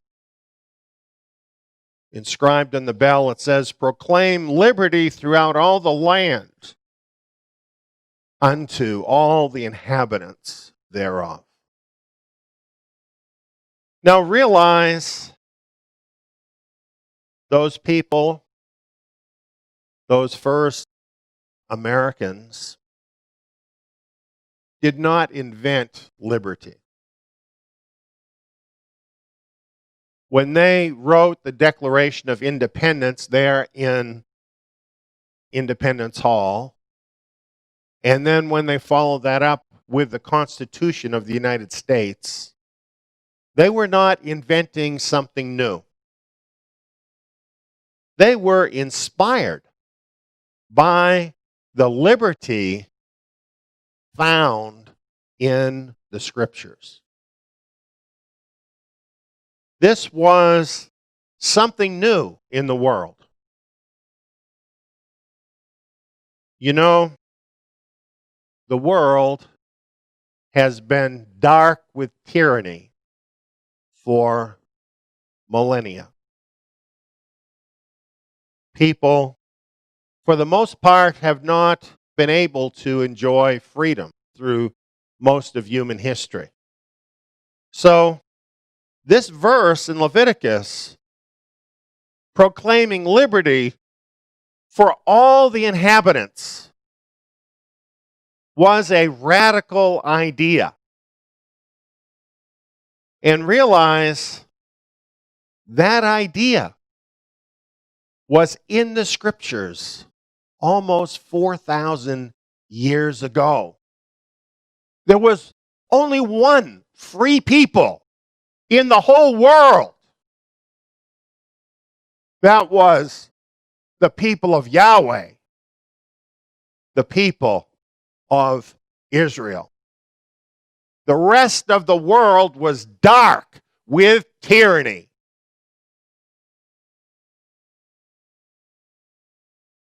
There can be no liberty. There can be no freedom apart from our Creator and His precious, precious Word. And great Americans have known that and relied upon it from the beginning of this country, and that had a lot to do with shaping the freedoms that those first Americans enjoyed and that are crystallized in the Constitution of the United States. For instance, imagine this: the first Chief Justice of the United States Supreme Court, he said this: "The Bible is the best of all books, for it is the Word of God and teaches us the way to be happy in this world and in the next. Continue, therefore, to read it and to regulate your life by its precepts." Can you imagine having a Chief Justice of the United States telling Americans to base their lives on the Bible? That idea seems so strange today, but it was not strange for the first Chief Justice of the United States Supreme Court. This is what the first Americans believed. Or how about Andrew Jackson, President of the United States? He said the Bible is the rock on which our republic rests. Are you starting to see what was unique about the United States of America? The freedom embodied in the Constitution of the United States comes directly from the pages of the Scriptures. How about James Madison, one of the framers of the Constitution? Listen to this. We have staked the whole future of our new nation not upon the power of government. Far from it. We have staked the future of all our political constitutions upon the capacity of each of ourselves to govern ourselves according to the moral principles of the 10 Commandments. Isn't that amazing?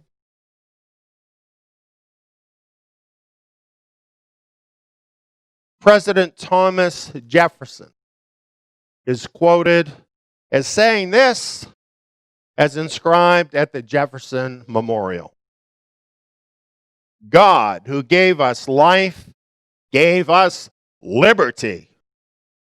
Can the liberties of a nation be secure when we have removed a conviction that these liberties are the gift of God? Indeed, I tremble for my country when I reflect that God is just, that his justice cannot sleep forever. We have a legal doctrine in America that was used through part of the 20th century and is used today,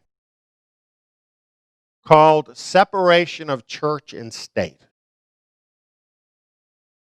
And this legal doctrine has been put forth to say that the Bible and the teachings of the Bible are not involved in the governing principles of the United States. But when we actually look at what the founding fathers of the country said, when we actually look at the documents, what we find is that if you remove the Scriptures from the Constitution of the United States, you have gutted liberty out of this country. That's what Thomas Jefferson was saying. Why is that true? Well, today we really have two paradigms. We have the paradigm that was the cornerstone of American liberty. It was the belief from the Scriptures that man is created in the image of his Creator, with the capacities and the abilities and the freedoms given to him by his Creator, called in the Constitution unalienable rights. Freedom. In that Constitution, it says that all men are created equal. And of course, the very word created tells you it's talking about a creator that has given us these rights. So according to the Constitution of the United States, a completely unique document among the family of mankind today. The rights that we enjoy, the freedom, the liberty embodied in the Constitution does not come from the Constitution. It does not come from the government. It comes from our Creator. And therefore, not even the government has a right to take that liberty from us. By contrast, in the 20th century, a new paradigm arose. It's the paradigm of evolution. According to that paradigm, man is really just another animal. Man does not have a creator. Man came about by chance. And we have advanced along the path of evolution through survival of the fittest. In other words, the fiercest, most ruthless creature is the one that survived. Yet somehow we arrived at this idea of having human rights. Now, those two ideas are really opposite ideas. If you're just an animal, like every other animal, how do you have some special rights? And I'm telling you, that's where this is going. Eventually, we're all going to think just like Buddhists who believe that a fly has just as much rights as a human being. That's what comes out of the idea of evolution. However, survival of the fittest implies that the elite have the right to rule because they are the most fit, they have the most power, they have the most resources, so therefore they should rule over the rest of us. That is the real message of evolution.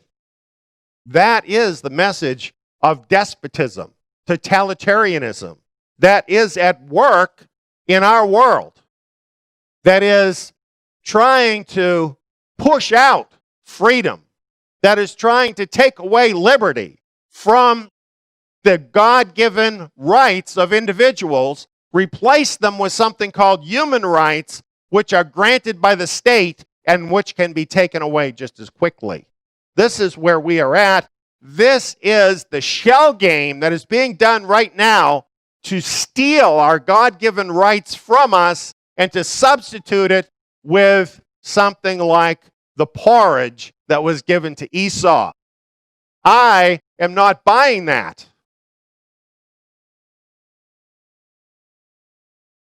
This is the law of the jungle, where the strongest dominate. This is what is truly dominating the world today. And this is what is threatening liberty. And what has come out of this paradigm?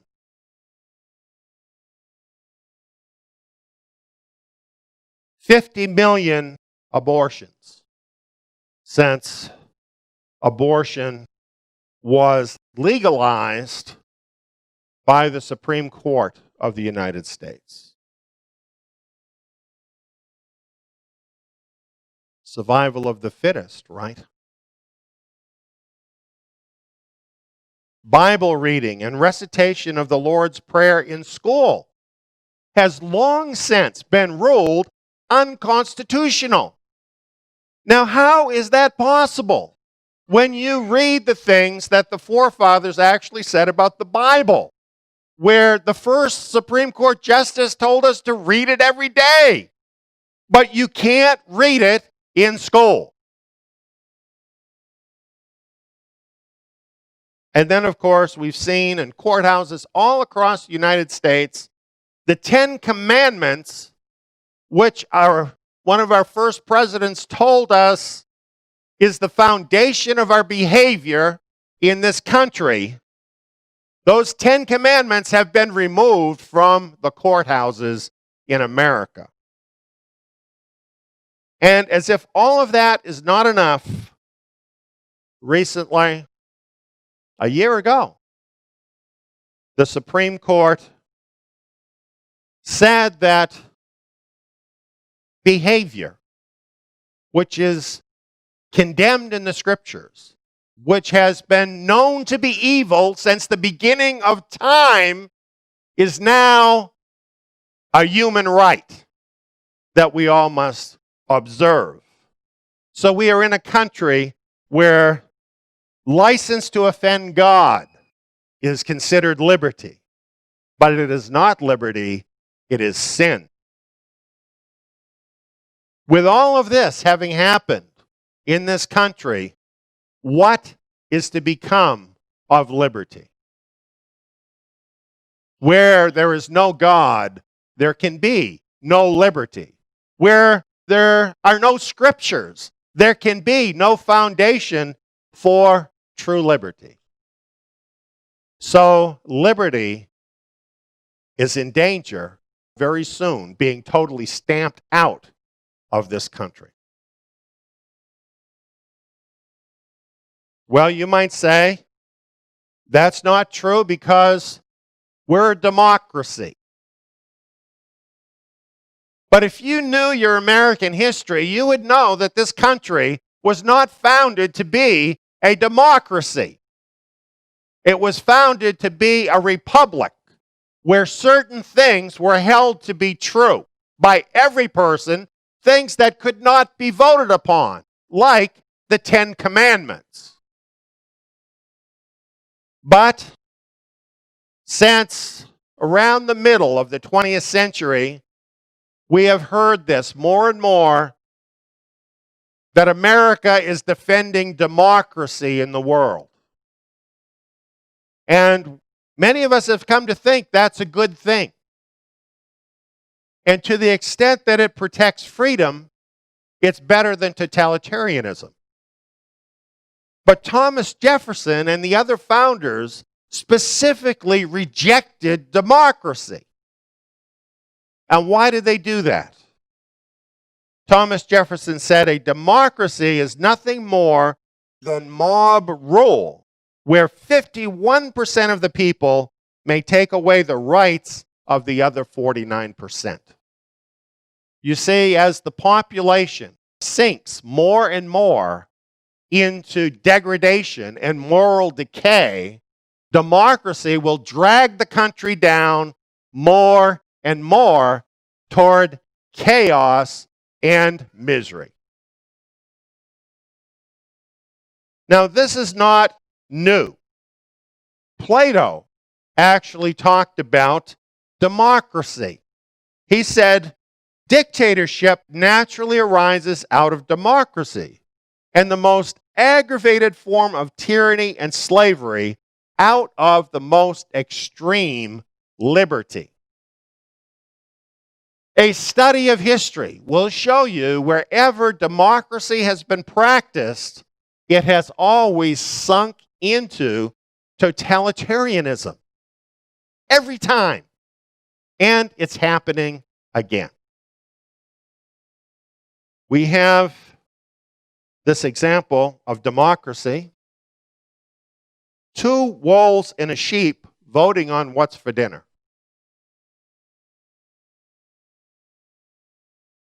You know, it's funny, except as we see this come about in this country, it's not going to be funny for Bible believers. Without the Bible as the divine standard to govern society, right and wrong are decided by the majority. And you know, the scriptures tell us the majority are always wrong. So where can that lead us? We, friends, are really in trouble in America.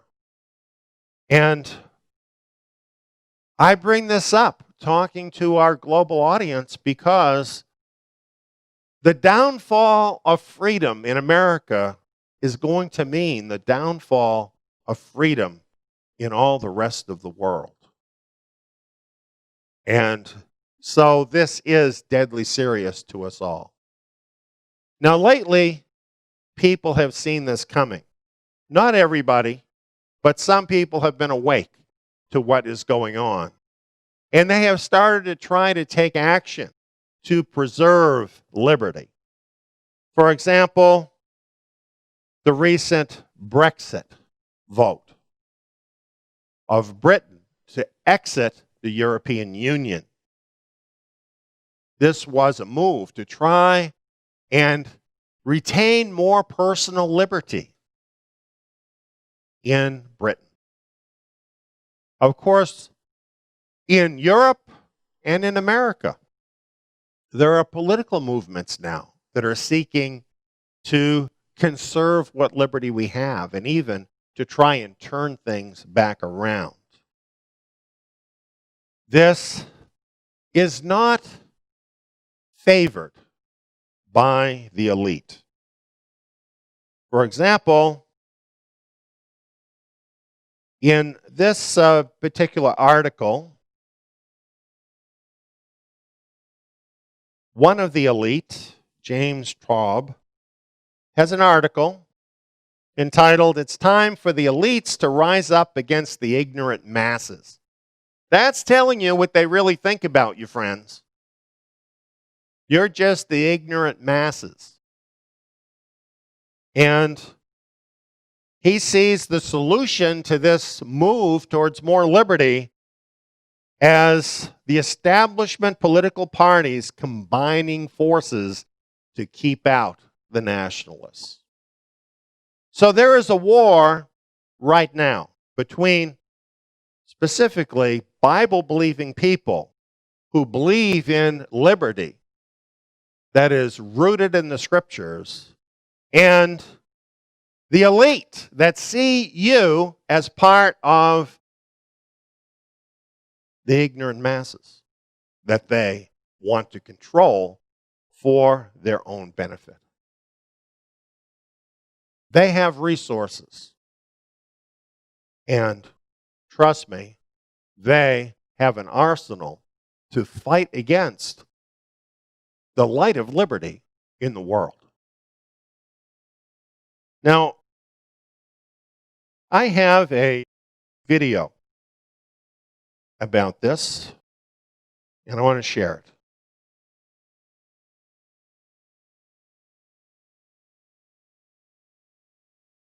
And again, the establishment, which now hates democracy, viscerally hates democracy, wants to use the EU as a model for spreading effectively dictatorship worldwide.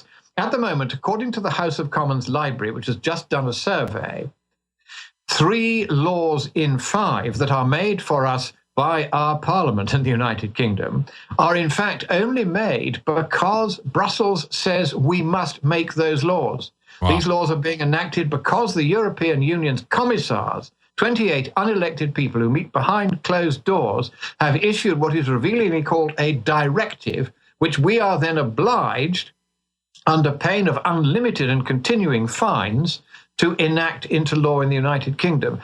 That is how far from democracy we are. Now, you may say, oh, but I've heard of a thing called the European Parliament. Well, don't imagine that that is anything like a parliament. It is a fig leaf to cover the naked dictatorship behind. And this parliament cannot even bring forward a bill. Can you imagine if the United States had set up a constitution whereby the Congress was not allowed in either house ever to bring forward any new legislation? Yet the Constitution of Europe is that the supreme law of Europe is proposed behind closed doors by the 28 commissars, is drafted behind closed doors by a committee called the Council of Ministers, which doesn't actually have any ministers on it. It's entirely bureaucrats. There's also a rather shadowy group called the Council of Permanent Representatives, another lot of bureaucrats that have their say. Then and only then it goes to the European Parliament. And of course, if right at the outset the commissars have decided to veto whatever law it was, then the European Parliament doesn't get its say at all. So this is an entirely anti-democratic constitution. In fact, it's very like the Soviet constitution on which it was modeled. And all that's happened is the Soviet constitution has moved westward, and we are now effectively the European Supreme Soviet. And it is dragging all of us down with exactly this kind of bureaucratic mishmash of controls and regulations run by people we can't elect and can't remove that you talk of in the transatlantic trade partnership system. And what is happening here is that people like Mr. Obama, who have realized that communism is no longer popular, but who want to build in perma-communism into whatever they do, have discovered that if they make international treaties, either bilateral or multilateral, it doesn't very much matter, under your constitution, those treaties have the force of supreme law in the United States. And they can't be repealed unilaterally as your own laws can. That's the difference. And what is more, all the powers that are transferred whether it be to the Transatlantic Trade Partnership, whether it be to the European Stability Pact, the European Union, the World Bank, the World Law of the Sea Conference. It doesn't matter which of these entities it is. The UN is another one. There are a growing number of them, all of them very expensive. Not one of these supranational or global bodies has its governing council elected by us, the people of the states parties, to the treaties that set those bodies up. So every time you transfer power from elected hands in the democracies to a global or supranational organization, you're transferring it from elected to unelected hands every time. So every time somebody says, oh, we've got a new wonderful treaty, you will know with a terrible certainty that another large piece of your democracy has been sliced away like a piece of salami. And this is the intention of the left now, is to govern entirely by dictatorship. And so far has it gone that, to give you an example, which is being mirrored in the Transatlantic Trade Partnership, which is why I mention it to you in America too, is that the European Stability Pact, to which Britain doesn't belong because we're not part of the failing euro currency zone. But the regulations, that the treaty that sets up that pact creates a governing council which can, at will, whenever it likes, call upon any of the member states of that group, the European Stability Pact, for unlimited amounts of money. And what is more, the people who are on this governing council, who are of course elected by nobody, they're so unaccountable that even if they decided to take the money and run off with it and put it into their bank accounts in the Cayman Islands or Switzerland or Belgium, which is now becoming one of the biggest money laundering centers in the world, then the Stability Pact terms say that those people cannot be prosecuted and they cannot be sued in any civil court either. They are completely immune. They have absolute financial power over all the countries that belong to that treaty, absolute power. And even if they choose to exercise that power criminally, nobody can do anything to stop them.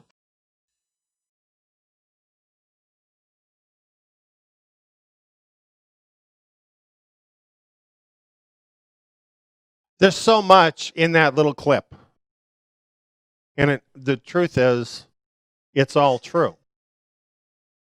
And what it shows us is how right Thomas Jefferson and the other founding fathers in America were to decide that America would not be a democracy. Because a democracy is so easy for the elite to undermine and take over. Basically, that's what you see in the European Union. They have a veneer that looks like democracy, something called a parliament that has absolutely no power whatsoever. And all the people that are running the EU are behind the scenes. You don't even know their names. They are the elite. And they are the ones that are controlling Europe and a good part of the rest of the world. And this is considered a model for the UN, for the coming one world government. As a matter of fact, you would think with Britain voting to leave the EU, other countries in Europe also having similar movements coming up, that the EU now would be saying, oh, we're going to reform, we're going to become more open and transparent, we're going to listen to the people. No, that's not what's happening. What they're talking about now is crystallizing the EU even more into a super state, like the Soviet Union. And along with that, they want their own army, one army controlled by all of the EU. It is a nightmare.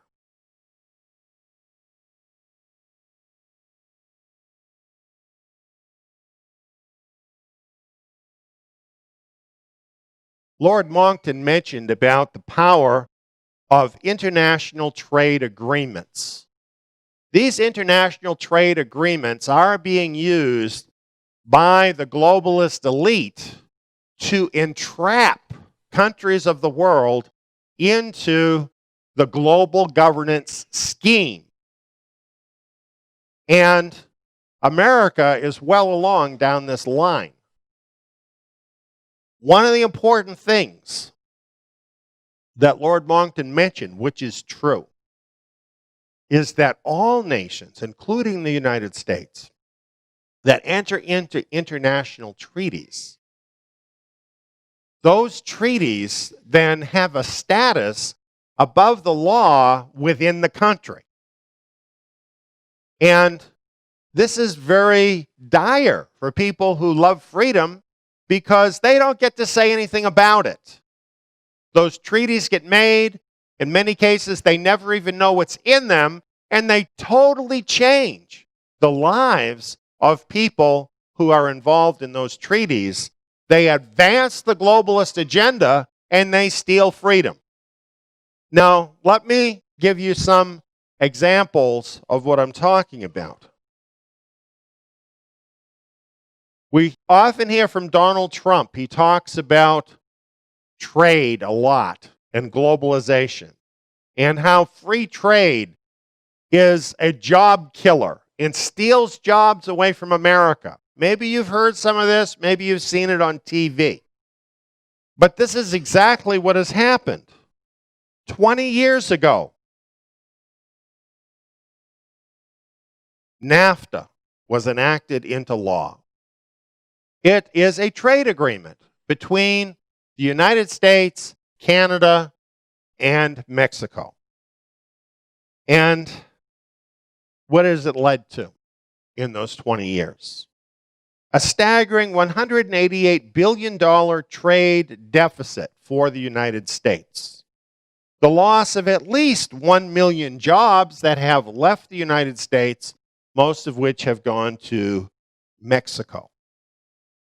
So it has meant income inequality, displacement for many Americans, and of course, a huge amount of immigration from Mexico into America. Well, has this been good for the people of America? Whole manufacturing sectors in America have been shut down by NAFTA.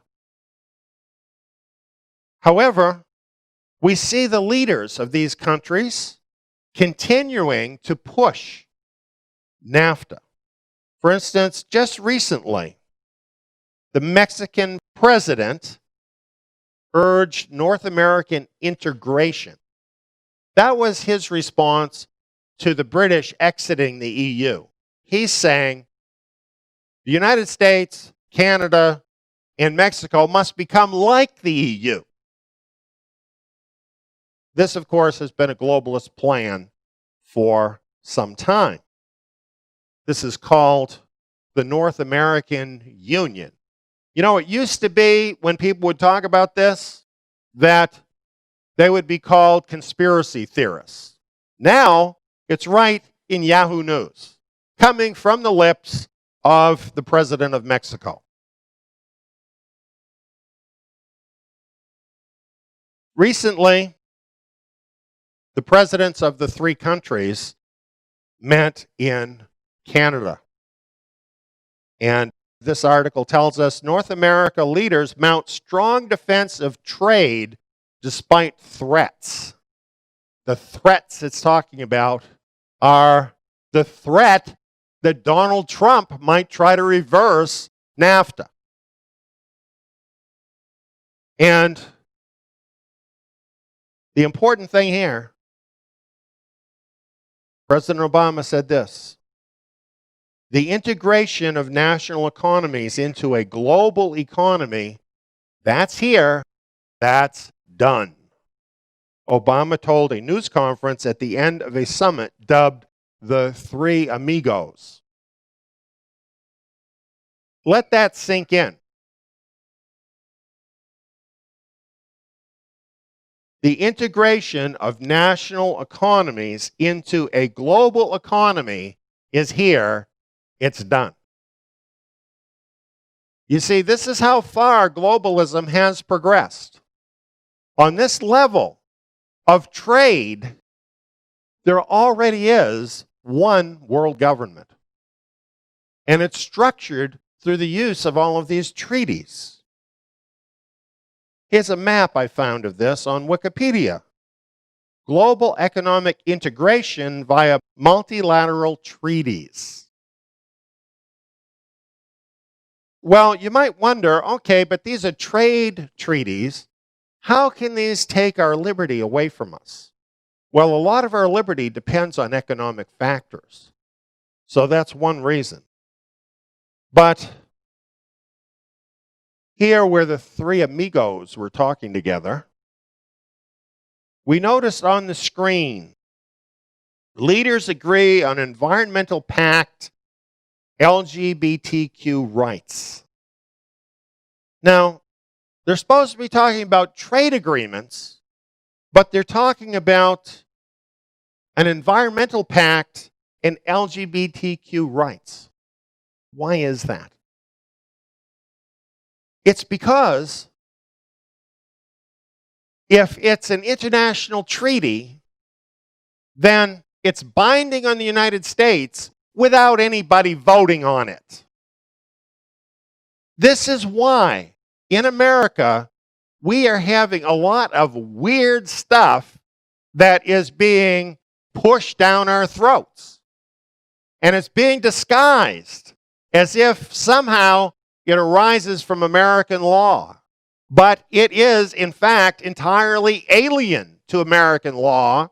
It's being pushed down our throats in the same way that EU law is pushed down the throats of the United Kingdom because of international treaties. Things that shouldn't be in trade treaties, such as things having to do with morals and human rights, are being included in those treaties to make them binding upon Americans and people of other countries. This is what is actually happening. This is how the globalist government is even right now being imposed upon America. And how our liberties are being betrayed by our leaders of this country, traitors to the Constitution of the United States of America and everything that this country was founded upon. If you don't believe me, look at this. This is put out by the United Nations, entitled The World Trade Organization and Global Governance. The booklet basically explains how to use trade to govern the world. They are way farther ahead on all of this than the average American could even imagine. A few people understand it. You see here a protester. Free trade is corporate tyranny. And of course, that's what's behind it all, isn't it? The big money, the elite, taking over the world. The man behind the curtain that you don't see, controlling our elected leaders and stealing our liberty.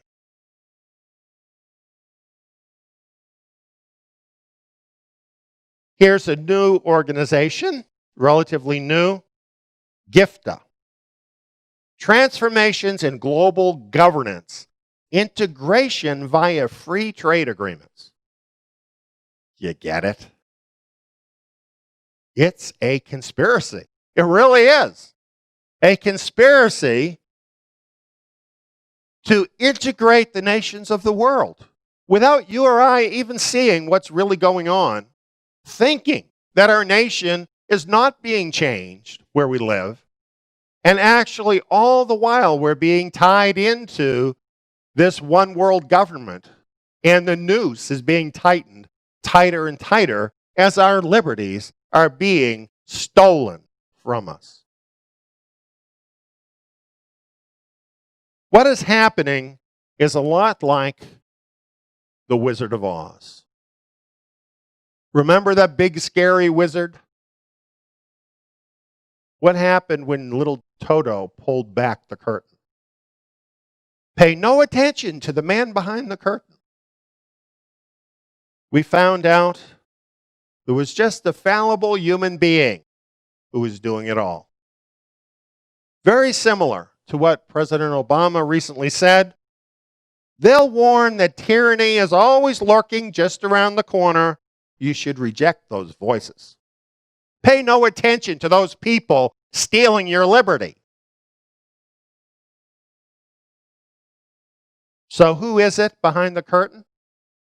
Well, if we want to put a face on it, and it's not just one man, it's the globalists. But you could put the face on it of George Soros. And so we want to talk about him. He gave $1 million to Barack Obama's super PAC. Not a lot of money for him because he's a super billionaire. But nevertheless, certainly enough for President Obama to owe him. And not only did he give money directly to Obama's election, but also he backed the progressive agenda of the Democratic Party with $159 million. Think about that a minute. $159 million. That's a lot of money to spread around Washington, isn't it? Agenda supporters were linked to at least $159 million in donations or political contributions from wealthy backer George Soros for the new far-left progressive agenda. You wonder why things are changing so rapidly in America? Do you think all of this money could have anything to do with it? The Blaze kind of represented it like this. Who's really in charge? Well, it's not just President Obama that has received this money. Hillary Clinton has received at least $8 million, not to mention PACs supporting her election, much more money, and realize that Soros is tied into a whole network of people like him, whom he directs their money into all of this too. So, what we're seeing is the march of Hillary.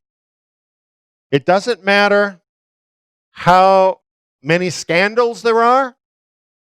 It doesn't matter even if she's responsible for giving away secrets of the United States. None of that matters because she has the support of the elite. And even where anybody who reads the law and listens to the statement of the FBI director, James Comey, would come to the reasonable conclusion that she broke the law, she was given a pass. It says in the National Review, in essence, in order to give Mrs. Clinton a pass, the FBI rewrote the statute, inserting an intent element that Congress did not require. How is that possible? It certainly isn't possible because our country is governed equally by a rule of law. That would not be possible. As Paul Ryan, the House Speaker, said, it defies explanation, and damage is being done to the rule of law.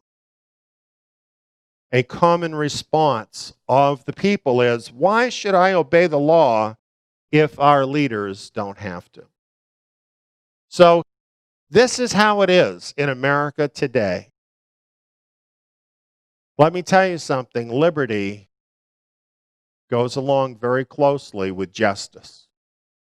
Where there is no justice, there is no liberty. And justice is gone from the highest levels of America It has been bought and paid for by the elite. Many people ask the question, how could Director Comey come to this illogical conclusion? Who would have enough power to actually be able to threaten him? There are parties that could. Well, if we want to know what is behind the growing unrest in the world that is threatening the liberty of the United States and people everywhere, all we really have to do is follow the money. And we will see that the liberty of this country is being sold out for the globalist agenda. Now, we've mentioned George Soros, the man behind the curtain. Here's some news reports about him. This was a rather amazing headline, don't you think?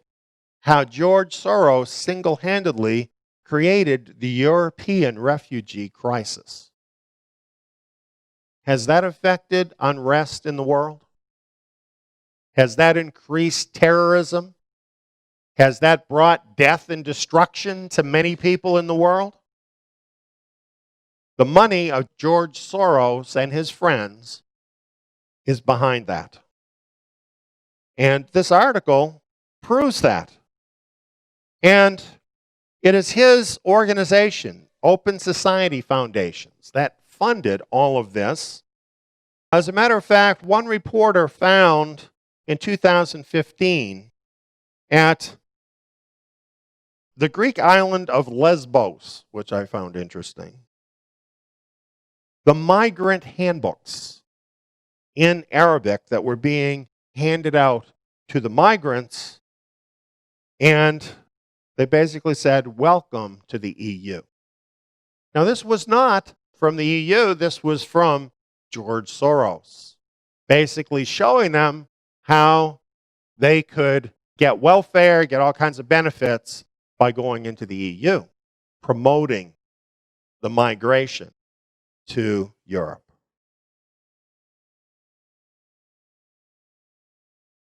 Here's some more that article says. George Soros is almost certainly a catalyst for much of the geopolitical turmoil now occurring. He is intent on destroying national borders and creating a global governance structure with unlimited powers. Do you wonder why we have an open border on our southern border in America, even though terrorism is a major threat and concern?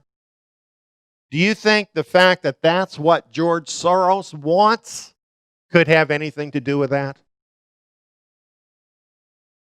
Soros sees himself as a missionary carrying out the globalist agenda. He uses his vast political connections to influence government policy and create crisis, both economic and social, to further this agenda. Basically, what happens with George Soros is he bets on the failure of not only companies, but also countries. And then he makes it happen. And then he gets super wealthy from it. So he is a parasite on the world. And he's spreading chaos around the world, getting rich on it, and stealing the liberty of the people and pushing the globalist agenda. Soros funded opposition groups during the so-called Arab Spring revolutions. Do you think people eking out a living in the countries of the Middle East could afford to travel into the big city centers and have demonstrations and challenge the government? Do you think that just happened by itself? That's what the media wanted people to believe, but it could only happen because this all got coked up with money from the globalists and a lot of training too, by the way, from globalist organizations. The Ukraine Again, something we think, okay, that's just something that happened. No, this was all coked up by George Soros. Billionaire financier George Soros was behind the Ukrainian uprising. He himself admits it. And he applauds the uprising against the Ukrainian police. That's what you see over and over again in these countries where George Soros has been at work, is he instigates groups within the countries against the police, the local police, to cause chaos and to overthrow those countries. He's figured it out. He knows. It's the local police officer that is really holding back the tide. It's the local police officer in every country that is actually dealing with the problems of that country on a personal basis with the people. If he can overturn the local police officer in any country, he can create revolution. And he's done it over and over again. What about Poland? What about Israel and the Palestinians? The fingerprints of George Soros are all over it. These are just some articles I was able to find. What is he doing that none of us know about? Chances are, if there is unrest, he's involved. He uses anarchy to unhinge liberty and to make himself super wealthy in the process and to create a globalist government. It's very interesting that in 2012, George Soros predicted class warfare in America. He said that it was likely for riots to occur in America that could bring a society where individual liberty is much more constrained. And that is what's going to happen, isn't it? As there's more chaos on the streets where police themselves feel under fire, what is going to happen to individual liberty? It will be more suppressed. That is what will happen. He knows it. And he told us in advance. How could he do that? He could do that because he's helped to pay the bill to make it happen. Ferguson, he funded those protests, $33 million. That'll buy a lot of broken windows, a lot of Molotov cocktails, a lot of looting and destruction. His Open Society Foundation was behind much of that. The Baltimore riots, a product of the Soros machine. George Soros has been heavily involved in the social unrest and movement-wrecking activity that has taken place all across the United States in recent months. From Florida to Ferguson and now Baltimore, George Soros foundations have been involved. What he's been doing in America is the same thing he did in the Ukraine, the same thing he did in the Arab Spring and other countries around the world. Just as he sought to collapse those countries, he's seeking to do the same thing to the United States of America. And he's doing it with the blessing of the elite and even establishment figures whom he is funding.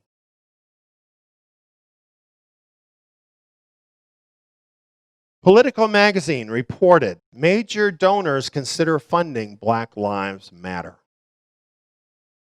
All of this was stoked up by George Soros. A meeting of super wealthy elites with leaders of the Black Lives Matter group.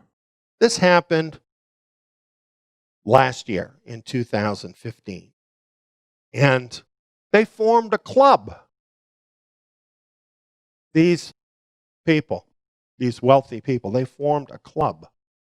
Not only to give insane amounts of money to Black Lives Matter, but it says here, the club and some of its members also are considering ways to funnel support directly to scrappier local groups that have utilized confrontational tactics.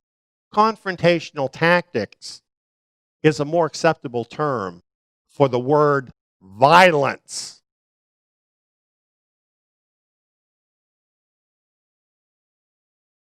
Here's another one. Black Lives Matter, Ferguson activists were paid with Soros money to protest. So here we are, months later. Exactly when the country is outraged over the lack of justice and liberty in the case of Hillary Clinton. Thinking about that, thinking about what it means, we have this happen. The Black Power shooter shooting 12 police officers in Dallas, 5 of them killed. We're seeing attacks on police officers all over the country, following the pattern as to what has happened with George Soros and the globalists in other countries, where countries have been taken down. Just recently, this is the front page of the Drudge Report. It looks like war, doesn't it? Cops targeted across America. Riot watch issued for Louisiana. Panthers target pigs. Hate group urges gangs to kill. Lynch to protesters. Don't be discouraged. Now, isn't that amazing? Here's a representative of the current administration in the midst of all of this, basically telling the protesters, keep going with this. And Hillary Clinton calls on whites to change their ways, like she has a right to judge the citizens of America with the things she's done. So here we have unrest in America, and probably worse than that. And in the days leading up to this discussion, what has been going on? Protests. Violent protests. Not the kind of protests like Martin Luther King, that were non-violent protests, where he told the people not to be violent. And where they were protesting visible kinds of discrimination. No, in this case, it's indiscriminate. Officers murdered without even knowing who they are or what they've done. In this case, protesters using fireworks, throwing Molotov cocktails, causing destruction, so that hundreds had to be arrested in various places across the country.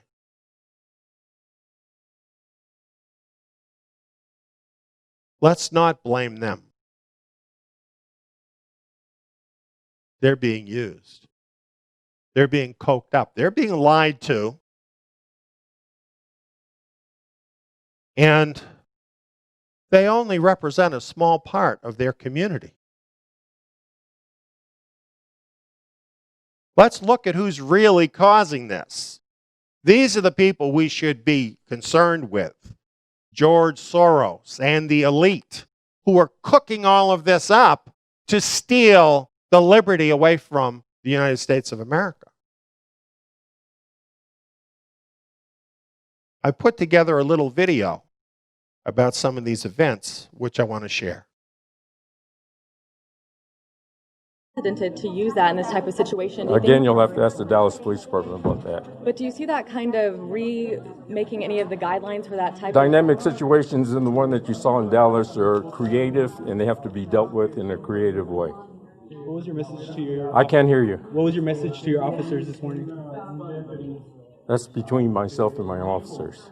There's a vigil coming up this Sunday at San Jacinto Plaza. Does the department have any special plans on... I'm not revealing that information. Are you aware of the vigil Yes, at San we Jacinto are. Plaza? What do you have to say to people who will be protesting out there on Sunday, Black Lives Matters people? What do you have to say to them? Black Lives Matter, as far as I'm concerned, is a radical hate group. And for that purpose alone, I think the leadership of this country needs to look a little bit harder at that particular group. The consequences of what we saw in Dallas is due to their efforts. Any other question?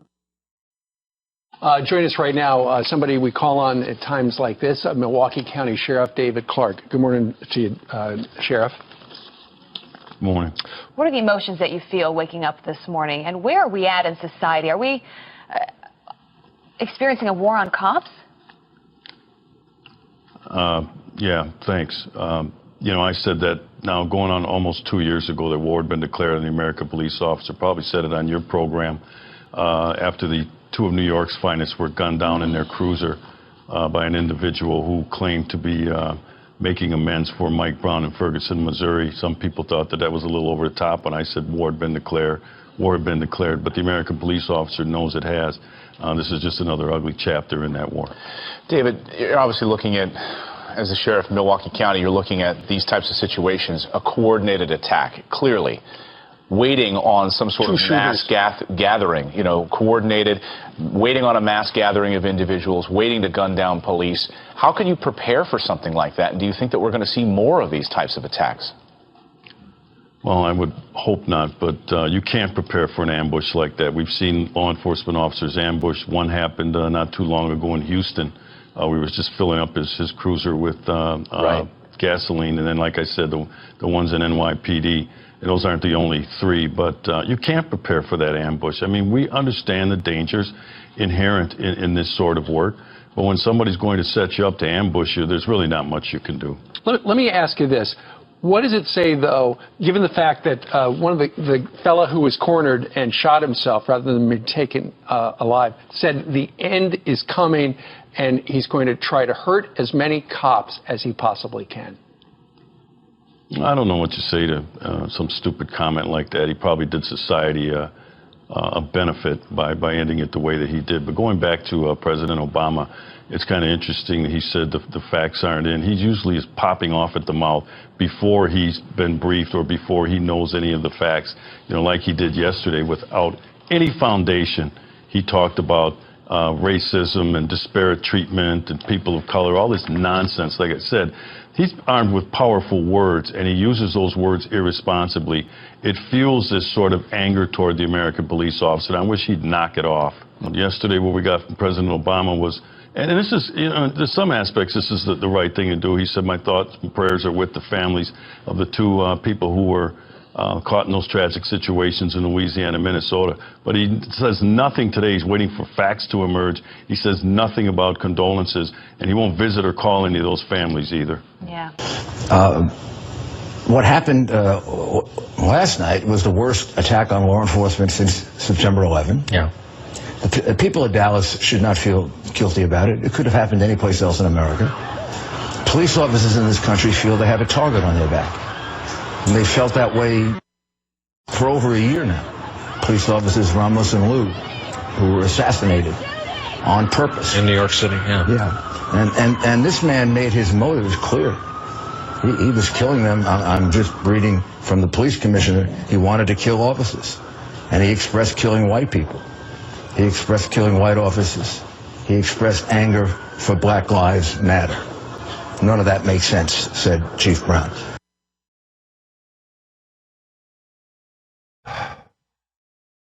There's something bigger behind this. There is an agenda behind it.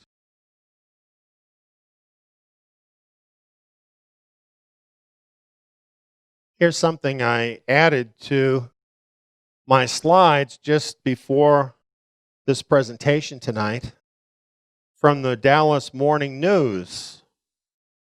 There was a viral post by the Fort Worth Police Officers Association that said Black Lives Matter kills cops. And among other things, the Dallas Morning News says this Police Officers Association posted as proof something from a Facebook listing from something called Black Lives Matter Dallas, Texas chapter. And it starts out saying, "Good morning. In lieu of last night's murders of the 5 Dallas, Texas officers, it is what is, justified." And it goes on to say that these killings were justified. Where is this all going to end up? Other countries where this has been done, where this has been incited, it has ended up in overturning those countries. It could be, and likely will be, the end of liberty in America. Here's the plan. It's been the plan for quite a long time. They've been working on it. Collapse America into the United Nations. Finally form that one world government out in the open. The United States, from its manner of inception, is different than the other countries of the world. Having been based on liberty from our Creator. To have a one world government, that's got to be done away with. And that's what this is all about. You know, when you look at the news and you see all of these things happening, you see things about trade, you see things about commerce, jobs leaving the country, the middle class shrinking, violent uprisings, people shooting police, and on and on. You wonder, what is this all about? Does this have any common thread? I shared with you what that common thread is in the Daniel seminar. The common thread is this push, this move towards a global government. This is now well underway. And this is why, for the elite, liberty must be destroyed in America. That will happen. I wish I could tell you that at this point in time, we could turn this around. Because it's heartbreaking to see these things happening. You know, just to see what happened with those officers who were shot in Dallas. Read the reports of their families. Read the reports of all the people that they helped who are heartbroken over this. Seeing all of this chaos across the country that's going to get worse and worse. It's heartbreaking to even think about the human cost of all of this, the misery that this is bringing about, and of course, where this has to end up with the loss of liberty, what remains of it in America. So I don't want to say this is what's going to happen. I also know that there are many good people in America, fine people, God-fearing people, and we all need to pray for them. But the truth is, there are not enough. There are too many ignorant people in America who don't know their history, who haven't taken time to know what the truth is, who can easily be pawns of the elite and the push to globalism. We know what the times are from the scriptures. We know this is the final generation. And so we know from Bible prophecy that the plan is going to succeed. Where this is going to end up, according to the scriptures, is here. A one world government without God, without liberty, conform or die. That's the world that is descending right now. What are we to do in the face of this impending threat?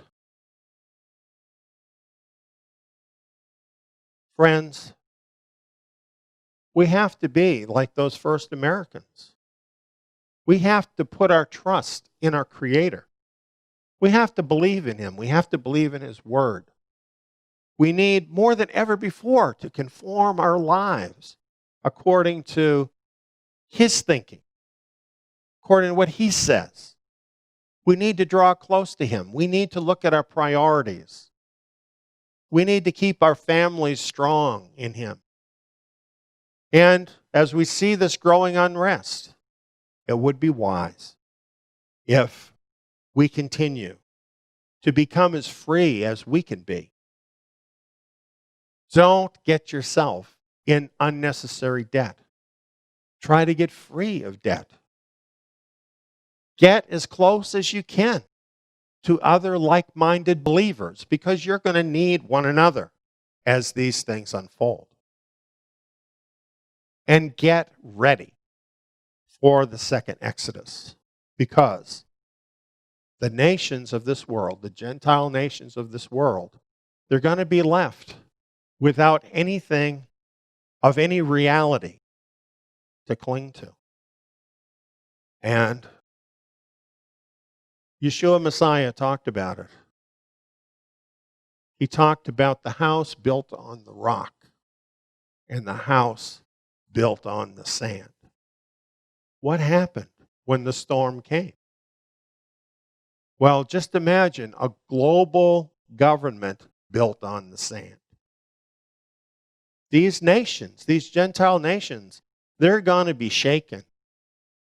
And it's going to be no place you want to live. Prepare now, because escape is still possible in the remnant Exodus. Our Father has promised us He will make a place of safety for His people. And there will be a second Exodus, this time not just from one nation, but from all the Gentile nations. And all of those who belong to Him will be drawn together according to these same principles of liberty found in the Scriptures, with the Lord of Lords and King of Kings as our King. And He's even now working to pull us together, to draw us together, to make us ready. Pay attention to that in your heart. Speak to Him about it. Come up with your agenda of what you need to do to be ready. Ask Him about it. He's going to help you. This second Exodus is going to be a triumph of liberty. At the very time when liberty is being blotted out around the world, Yahweh is preparing a place of liberty and freedom and deliverance for His people. Friends, we don't have to be afraid of the things that are coming upon this world, because already our Father in heaven is working at making a place. Let's just put Him first. Let's do His will. And let's prepare ourselves for the remnant Exodus. Thanks for listening. The global economy is teetering. World affairs are in a shambles. Unprecedented changes are in the works. The biblical signs of the last days are indeed upon us, meaning that global disaster is imminent.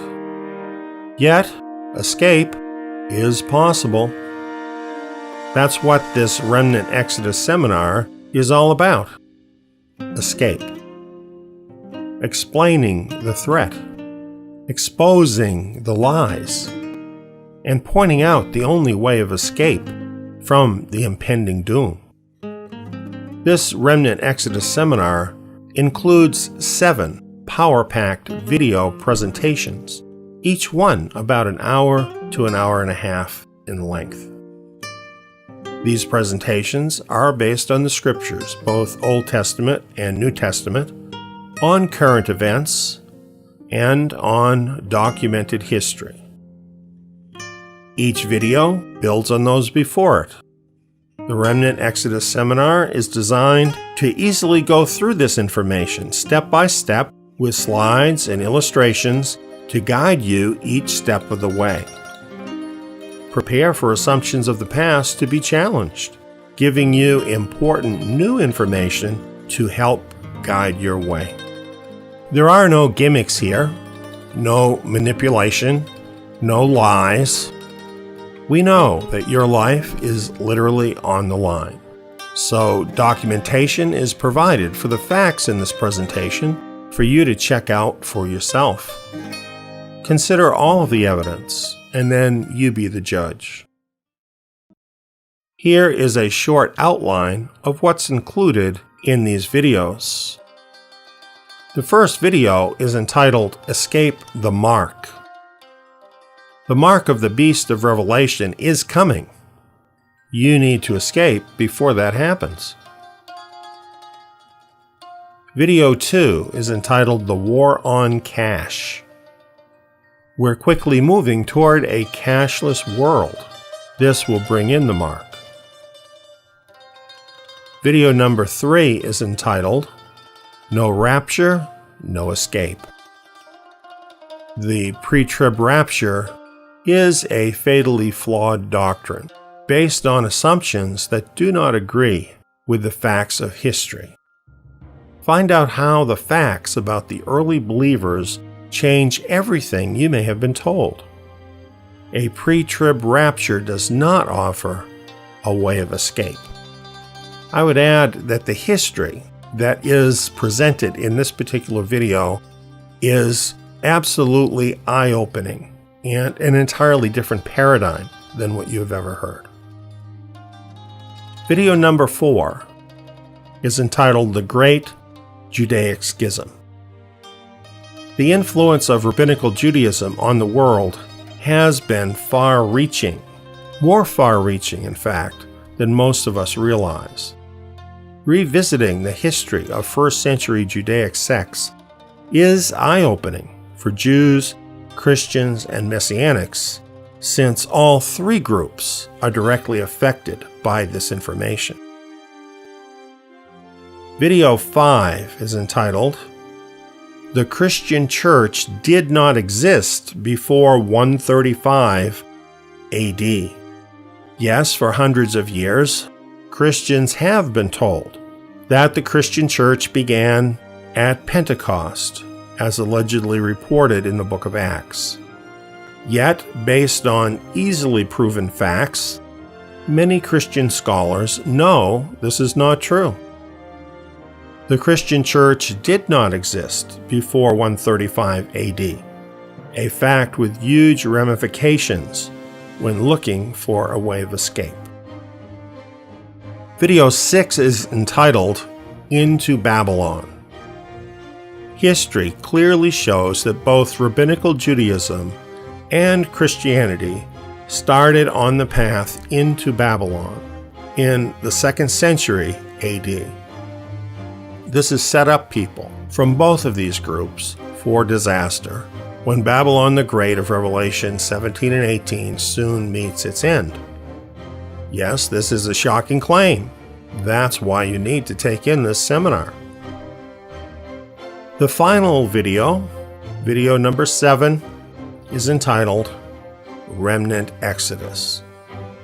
The remnant is one of the most well-established teachings of Scripture, yet probably is also the most neglected. Here you will learn who the remnant are and how the remnant exodus offers the only way of escape. Perhaps most importantly, it will finally become clear how you can escape as part of this group. A seminar of this depth on any topic could normally cost you thousands. Yet, we are offering you the entire seminar from our website at absolutely no cost. All we ask is that you prayerfully, carefully, and systematically consider the entire seminar, and only after you have done that, make your judgment about it. In closing, realize that there are powerful enemies to the truths presented in this seminar, so we can't promise how long this free Remnant Exodus seminar will be here. We urge you to sign up for this Remnant Exodus seminar immediately while it is still available. That's what we've got. See you on the other side.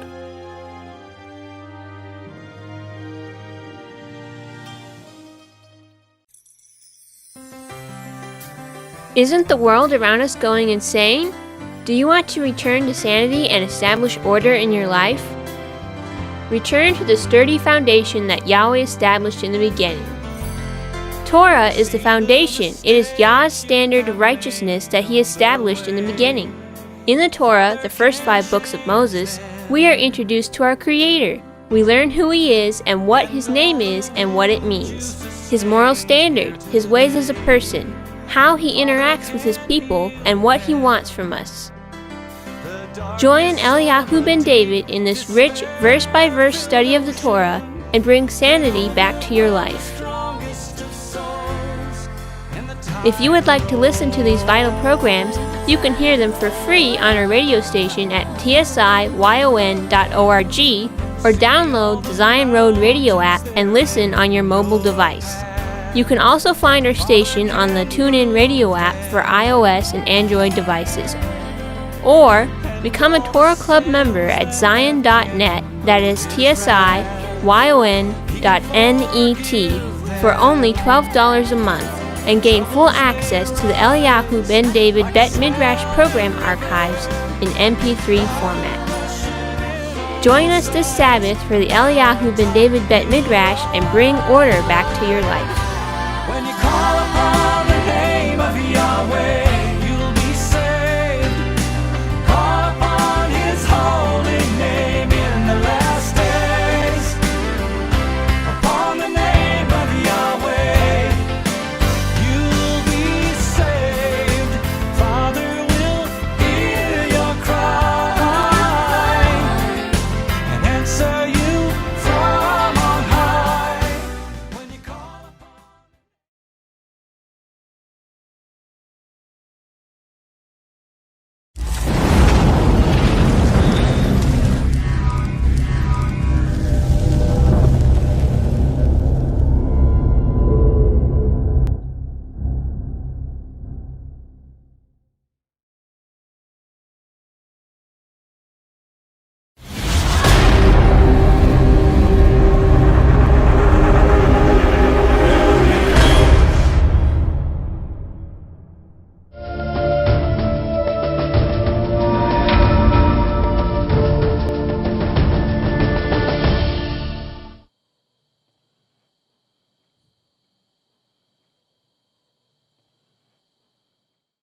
We're going to be looking at what has been taught for literally thousands of years regarding the ages of the world and the last age of the world. What we're going to look at right now is the Winchester Bible Genesis Initial. Have you ever heard of that?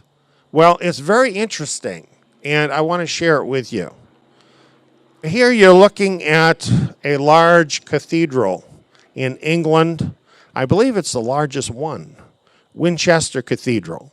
There was also a song by that name, some of you might remember. And this church is a Church of England in Winchester, Hampshire, England. And it was consecrated in 1093. So we're talking almost 1,000 years ago. In the library of this cathedral, there is a Bible that has been there for 8 centuries. And I don't know if I've ever seen anything that's been there for 8 centuries, but especially something like a Bible. But it's quite amazing, and it's still there. One thing about the Winchester Bible, it's the largest and finest of all surviving 12th century English Bibles. And it was written by one single scribe, the entire Bible. And not only that, but it's very, very fancy. There were artists that worked with the Bible and exquisitely illuminated the capital letters and other illustrations in vivid colors. And these glowing colors set in gold are as intense today as they were 800 years ago, which is pretty impressive, I think, that that can be the case. And this Bible is quite huge. Each book of the Winchester Bible begins with an oversized decorated first letter called an initial. So that's each book. And you have here a picture of what this looks like. The initial prefacing the Winchester Bible's book of Genesis is the most impressive of all of the initials in the Bible, and it is very complex. And it contains an idea. It contains a worldview, a viewpoint about the passage of time and the scriptures that is very interesting. The Latin text of the book of Genesis begins with in principio, which means in the beginning. So to introduce the book, there is a letter I, a large letter I. It is an elongated shaft of the letter that runs almost the full length of the page, which is 23 inches. So that's a big book. So it's actually quite large, really larger than what we could picture it here. And, of course, it's all in Latin. In fact, that's essentially the only kind of Bible that was available that long ago, a Bible written in Latin. Bibles were not translated into the common language of the people at that time. Within this tall letter are 7 roundels formed with a series of interwoven bands holding them all together. Within each roundel, we find a different biblical scene, not limited to the book of Genesis. Now, this is unusual because with all the other initials, of course, they relate to that particular book only. But with this initial, these roundels relate to a larger length of time. They encompass the ages of the entire Bible, and with it, the entire history of salvation. Here we have the first 3 of the roundels in that initial. Of course, it begins with Adam and Eve, and then it has Noah and the ark, and then Abraham and Isaac. Each of these scenes meant to depict a different age or epoch in the scriptures.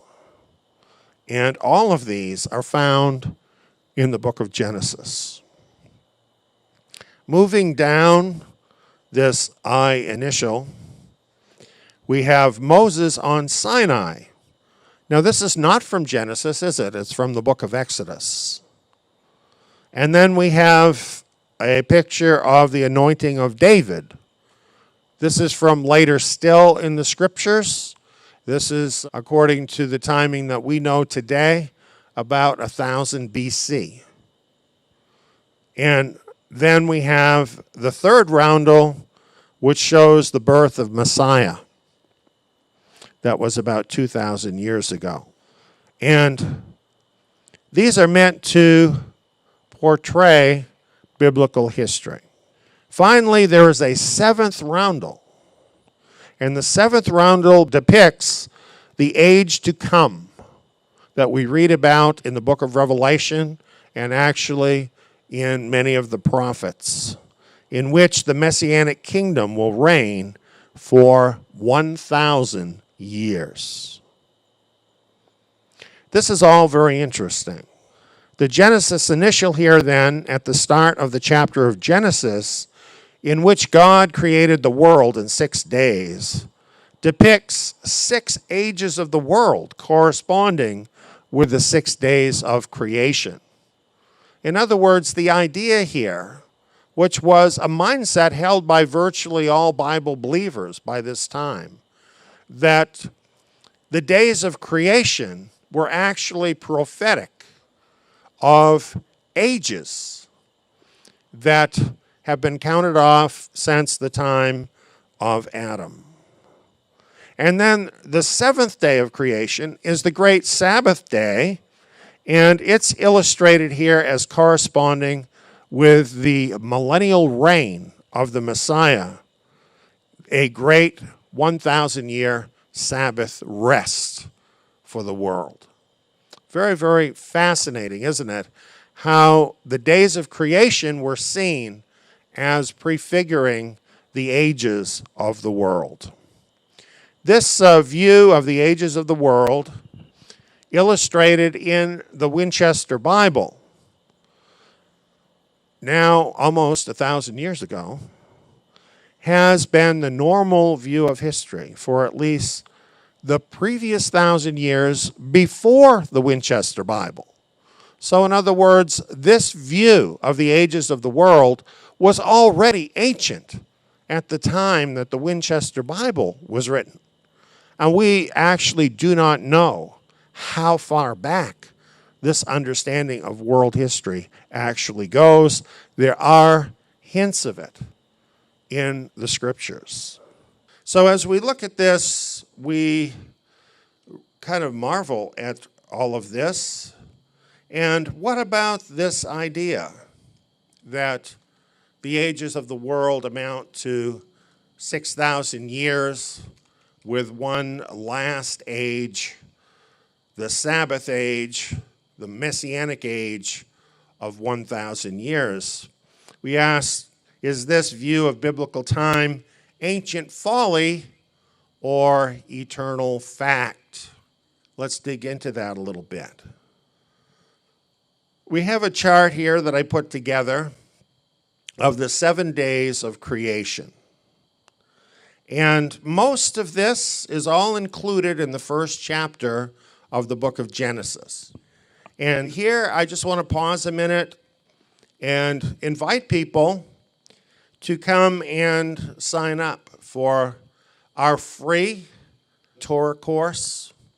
And it starts out with a teaching on Genesis chapter 1, teaching all about these creative days. And I guarantee you, if you come and you take that free trial and you listen to this and you take this course, you're going to hear things you probably never heard before, and you're going to see Genesis a whole new way. So tonight I can't really go through all of that because I have a bigger subject, the ages of creation, which is pretty big. But if you're interested in learning more about this first chapter of Genesis, then please do come to our website. That's www.tsiyon.org, and sign up free. It'll cost you nothing, and take the course and try it out. Well, as we look at this, here's a few highlights. You notice it shows all the way to the left, Genesis, the beginning. And the first few sentences in the book of Genesis, in the beginning, are an unspecified amount of time before the days of creation began. And you could picture this a lot like, say, a potter coming into the room, and putting a lump of clay on the table, arranging things to get started with his work.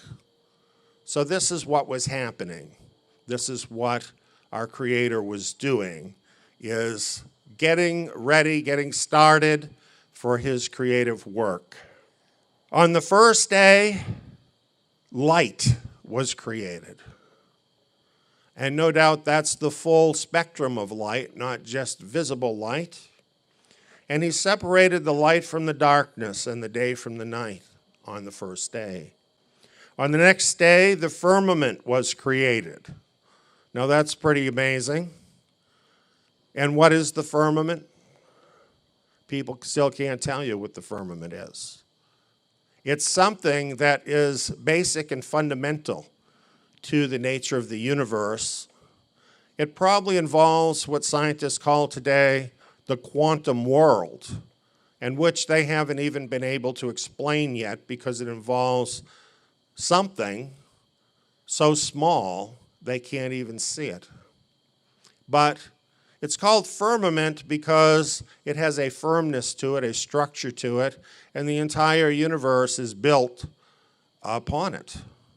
And this is what Yahweh made in day 2. And with this firmament, he separated the waters above from the waters below, leaving the sky, that is space, what we call space, in between. On day 3, he separated the waters from the dry land, giving us now seas and land on the earth. He created land flora, that is plants in the earth. On the third day, notice he has not yet even created the sun, and he's got plants growing. That's totally a different pattern, I think, than what most people might expect, but he is Yahweh, and it certainly is something he could accomplish. On day 4, he created the sun, the moon, and the stars in the firmament, and we can look up and see them. Right tonight, you can look up and see the moon if you're here with us in Greater Austin, Texas, or somewhere else where it's nighttime. You can see the stars. Basically, he created, at that time, the light of the world, and that as opposed to divine light. You see, up until now, all the light had been divine light from him. But in the 4th day, he created the light of the world, the sun, the moon, the stars, and using them and the way that he set them into order as his great clock, they mark off the time for us so that human beings can be on the same clock, if you wish, as he is on, that we can fellowship together with him. Indeed, this day, Sukkot, is marked off as a special day, and it's marked off by the movement of the moon, and that's why we're celebrating Sukkot tonight. You know, in these modern times where we have calendars on our wall, clocks on our wall, on our computer, we don't stop to think about where all that time comes from. But it really all begins, doesn't it? Out there where Yahweh set the lights in the sky. Then we have day 5. We have fish and birds created, and they swarmed in the sea. They swarmed in the air. And Yahweh blessed them to multiply in the earth. Day 6, the land animals were created. Men and women were created. They were blessed and given rulership over the earth. Yes, all of this that Yahweh had made, he had made for them. Men and women were always his heart's desire from the beginning of creating all of that that he has created for you and I. I love to have a cup of coffee in the morning.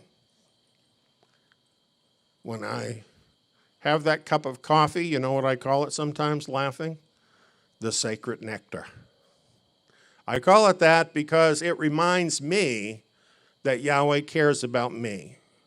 He created something that I really like and enjoy. Evolution would have no reason to do that, but he did it. What about all the beautiful colors? What is your favorite color? Why do they exist? Why are they so beautiful? It's because your Father loves you, and he knows that you will enjoy them. Everywhere we look in his creation, we see his great care. We see his great love for us.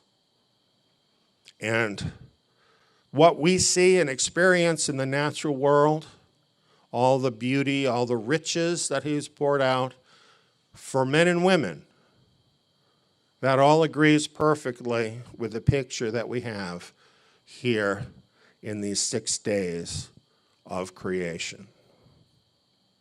Well, then finally we have the 7th day, and it tells us his work was finished, and he rested. And he blessed the 7th day and made it holy. We have some questions. We have day 3. We have full-grown trees in 24 hours. You know, some people would say, well, he's Yahweh and he can do anything. He can cause trees to grow in 24 hours. I certainly don't disagree. He certainly could. But that's really not what the account says. The account says that the earth yielded the grass, the herbs, the seed, and the trees. This is suggesting the natural process of how that all works now. The seeds, the trees, the grass. And so, while some people assume that these days are 24 hours, they don't really have to be 24 hours. And really, if we look more closely at these days, they suggest to us that they are time periods longer than 24 hours each. We want to know more about that. Actually, the word day, or yom, the Hebrew word yom, is used in more than one way in the scriptures, even in the book of Genesis. For example, we have from the International Standard Bible Encyclopedia, it says this: on the meaning of day in the story of creation, we note the word day is used of the whole period of creation. This is the history of the generations of the heavens and the earth when they were created in the day that Yahweh God made the earth and the heavens. So we believe that in harmony with Bible usage, we may understand the creative days as creative periods. Now, it's pretty hard to argue with this, because even if you think the creative days are 24 hours long, when you think of the entire creation, then that would have to be more than 24 hours, right? So at least in that one place, a day would have to mean more than 24 hours. So obviously, we're using the word day or yom in a different way than strictly 24-hour periods. Genesis uses the word day, actually, for 2 distinct time periods we've seen so far. Day means the individual creative periods, the creative days, if you will, or all of the creative time periods as one. That covers a huge period in the word day. But this is not all of the uses of day that apply. There's another relevant day in Scripture. Psalm 94 says this: for 1,000 years in your sight are just like yesterday when it is past, like a watch in the night. And 2 Peter 3:8 says, "But don't forget this one thing, beloved, that one day is with the Lord as 1,000 years, and 1,000 years, one day." So here's another time period called a day, 1,000-year period. So now we've got these three kinds of days. A day equaling 1,000 years, each of the 7 individual creative periods, and a day equaling all of that put together. So we wonder, how do these 3 days relate to one another? Finding that relationship really explains a lot to us about the ages of creation. Assuming all 7 creative days are of the same length, if we could identify the length of one of the creative days, then the length of all 7 could be known. So that's what we're interested in. We want to understand these creative days a lot better. So we're going to see if we can unlock the length of one creative day. How long is the 7th creative day? That's the one we're going to look at. Now let's read what the scriptures say about the 7th creative day. "The heavens and the earth were finished, in all their vast array. On the 7th day, God finished his work which he had made. And he rested on the 7th day from all his work which he had made. God blessed the 7th day and made it holy, because he rested in it from all his work which he had created and made." So we notice that the 7th day is different from the others because it is a great Sabbath day which he blessed. It was a time when he looked at all that he had finished making over the 6 creative days and rested from further creative activity. So we have some questions about this. Each of the previous 6 days comes to a definite end in Scripture. When you read through it, that's what you see. Every day is clearly defined. The end is defined. What verse tells us the 7th day of creation has ended? Do you know a verse that says that? That the 7th day has ended? Actually, you don't, because there's no such verse. The scriptures don't say the 7th day has ended. No end is listed. And in fact, that's because the 7th day, Yahweh's Sabbath day, has not ended. Now, we have some scriptural proof to corroborate that, besides the fact that we have no end to that day in Scripture. This is from Hebrews chapter 4, verse 4 through 11. It says, "For he has said this somewhere about the 7th day. Elohim rested on the 7th day from all his works." We just read that. Then it says, "And in this place again, they will not enter into my rest." Now that was much later that was said. That actually originates in the Torah, but now it's repeated in the Psalms. They will not enter into my rest. And it goes on, "Seeing therefore it remains that some should enter therein." So what is this actually telling us? It's talking about that original Sabbath day. There's no question about it because it's actually quoting Genesis 2. And it is saying that some did not enter it, but it remains that some should enter in.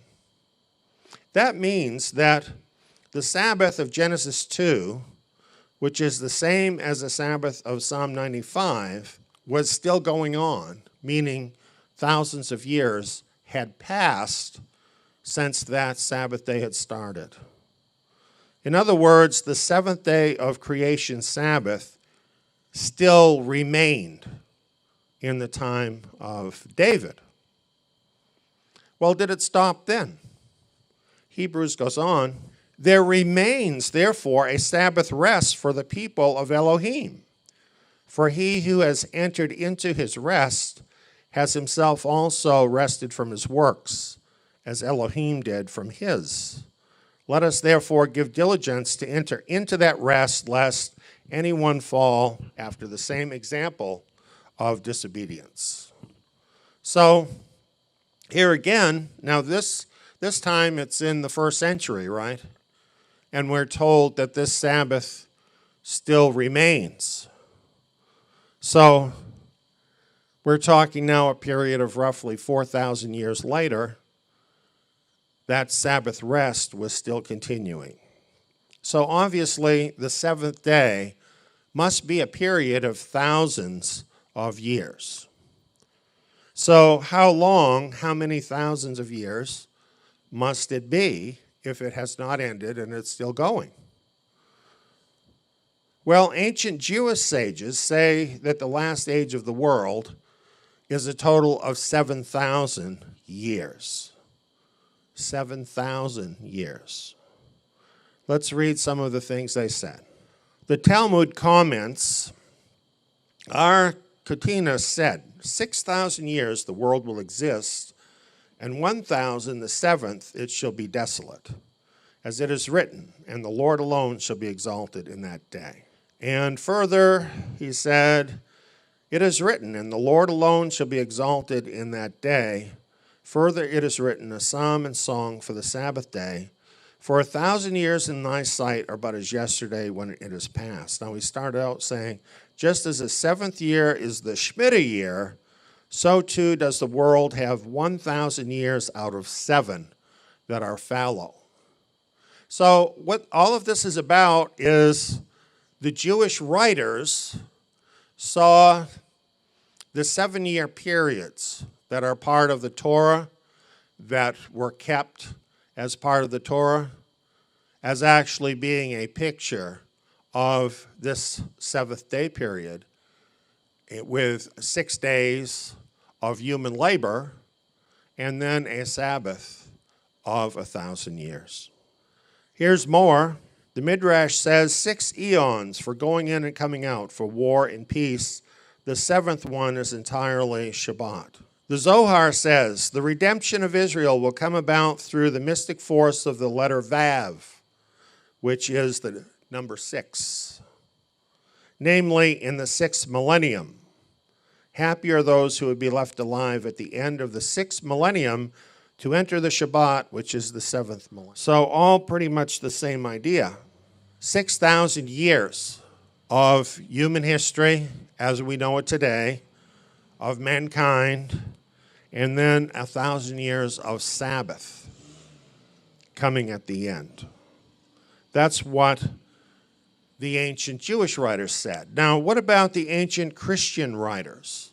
Well, they too said the same thing. It would be 7,000 years would be the length of that time period of the years of the world. Here's what some of them have said. For example, this is the Epistle of Barnabas. This is really very early, in the early centuries. It says, in 6,000 years the Creator will bring all things to an end, for with him 1 day is 1,000 years. In 6 days, that is in 6,000 years, all things should be accomplished. He rested on the 7th day. He means this, that when the sun shall come, he will truly rest on the 7th day. Very, very much like what the Jewish writers said. Here's one of the so-called church fathers, Irenaeus, in his Against Heresies. This is probably written later than it's saying right here, probably more like in the 3rd century. And it says, for in as many days as the world was made, in so many thousand years shall it be concluded. They will come to an end at the 6,000th year. And then Cyprian said the first 7 days in the divine arrangement contain 7,000 years. That's all pretty clear, I think. What we've seen is believed, and has been believed for thousands of years, is that there are 7 ages of 1,000 years each. And for 1,000 years in your sight are just like yesterday when it is past, like a watch in the night. A lot of these quotes quote that. And 2 Peter as well, one day is 1,000 years. But I think the thing that is really pretty convincing going along with this is from the book of Revelation, where it says about the length of the millennial reign being 1,000 years. Because clearly that is a set-apart period. Clearly it represents a Sabbath day, and it's 1,000 years long. So if the Sabbath day is 1,000 years long, how long are the other days? 1,000 years, right? So this is why this has been pretty much universally believed. Well, then we have this. This is from the book of Enoch, and it goes one step further. It tells us that there's an 8th day after the 7 days are over. It says, "And I appointed the 8th day also, that the 8th day should be the first created after my work, and that the first 7 revolve in the form of the 7,000, and that at the beginning of the 8,000 there should be a time of not counting, endless, with neither years nor months nor weeks nor days nor hours." Now this sounds a lot like the book of Revelation, doesn't it? And other places in Scripture that talk about what we sometimes call the consummation, the period that we will enter into in the very end that is eternal. And this is pictured as being an 8th day because it comes after the 7th day. Now, from this point, we know what the ancient sages said. We know why they said it. But the ancient sages didn't say what I'm going to share with you now. So this part is new. Now, when I say new, what I mean by that is this. About 20 years ago is when I first learned these things. And I did do a presentation about this 20 years ago using an overhead projector. And it was kind of funny because all the type was really small. People couldn't really see it very well. And they weren't really ready to hear it. And nobody in the room could really understand any of it. So what I did in one night with those overhead projections, I've now broken up into several nights. I have better equipment now. And now is the time to share these things with you. So when I say that others haven't seen this, actually there was one group that did see it, but they don't remember any of it.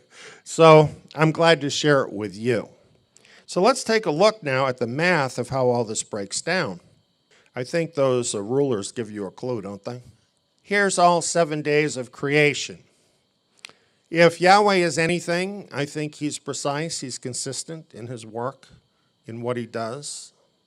And if his 7th day, his great Sabbath day, is 7,000 years long, then wouldn't we expect that the other creative days would be of a like length? And if that be true, then what we have is a total of 49 periods or ages of creation. 49 ages of creation divided up in 7 periods. Does that ring a bell with you at all? The 49 ages of creation are actually commemorated in the Sabbath year count and in Shavuot. Leviticus 25:8, you shall count off 7 Sabbaths of years, 7 times 7 years, 7 Sabbaths of years, even 49 years. I think the sages were right that the timing of the Moedim, that is the appointments of Yahweh, are directly connected with the creation.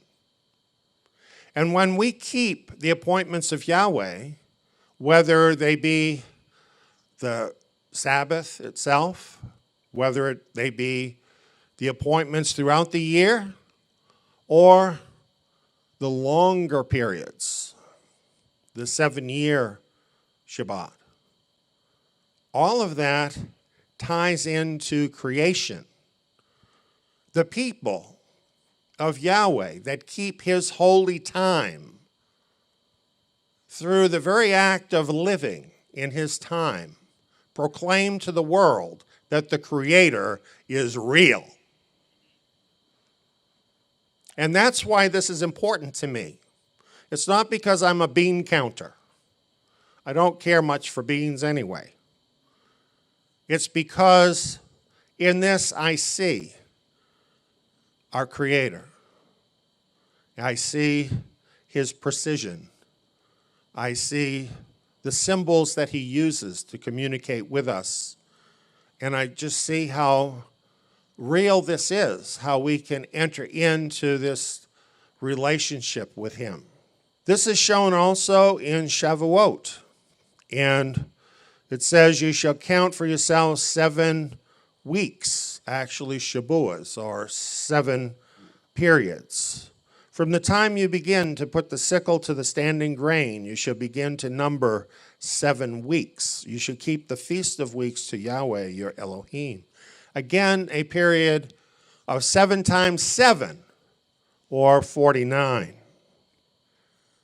The 49th age of creation is the same as the 7th age of day 7. By this time, this very last age, by the end of that 49th age, all must be perfected.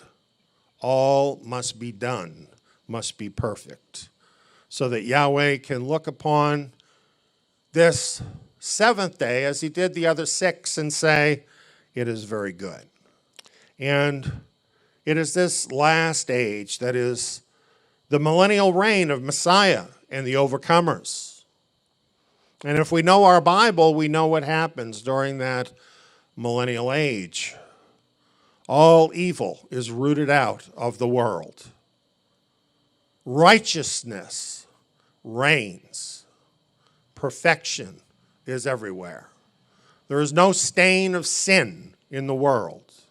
There is no stain of evil in the world.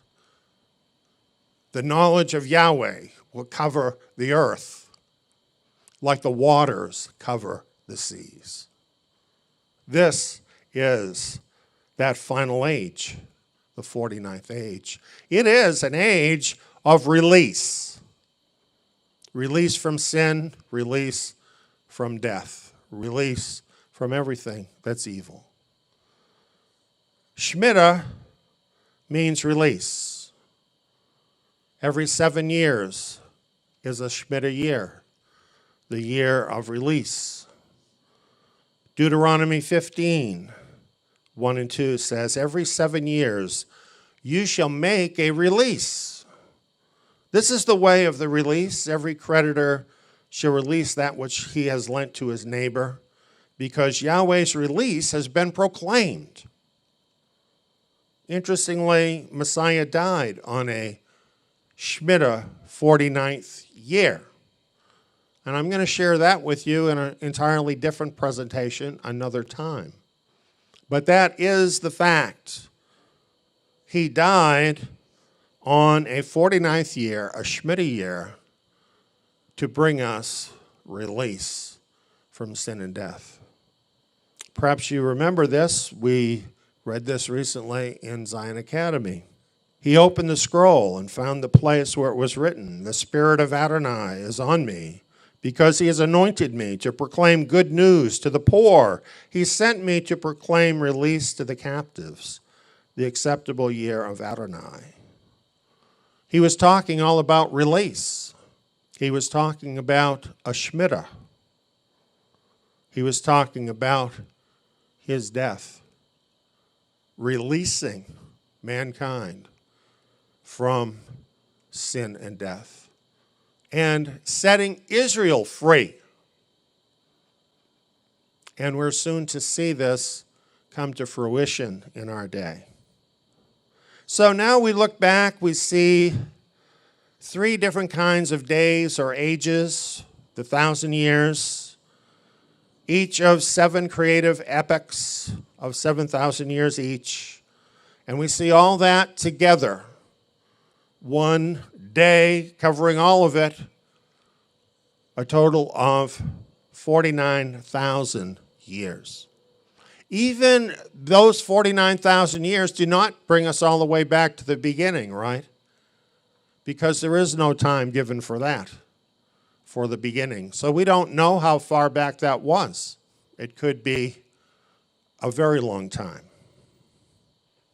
So now that we understand the ages of creation and what the scriptures can tell us about them, we wonder this: what comes after the 49 ages of creation? Well, let's look at that now. Leviticus 25 says, "You shall count off 7 Sabbaths of years, 7 times 7 years. And there shall be to you the days of 7 Sabbaths of years, even 49 years, corresponding to those 49 periods of creation, 1,000-year periods. You shall make the 50th year holy and proclaim liberty throughout the land to all its inhabitants. That 50th year shall be a jubilee to you." So really all of this is exciting, but the most exciting part is the part that's not included in these 49 years of creation. It's what comes after them, a great jubilee. Revelation 21 tells us about that, about what happens then. Creation starts again. Isn't that interesting? The great Sabbath is over, and creation starts again. What we have is now a new heaven and a new earth, a new creation. And then what happens? New Jerusalem comes down from heaven. Everything is new, and then we hear a voice from heaven. "Behold, Elohim's dwelling is with his people, and he will dwell with them, and they will be his people, and Elohim himself will be among them." In that amazing jubilee, we're not going to go to heaven. Elohim is going to come and live here with us. That's what's going to happen. And you know how long? Forever.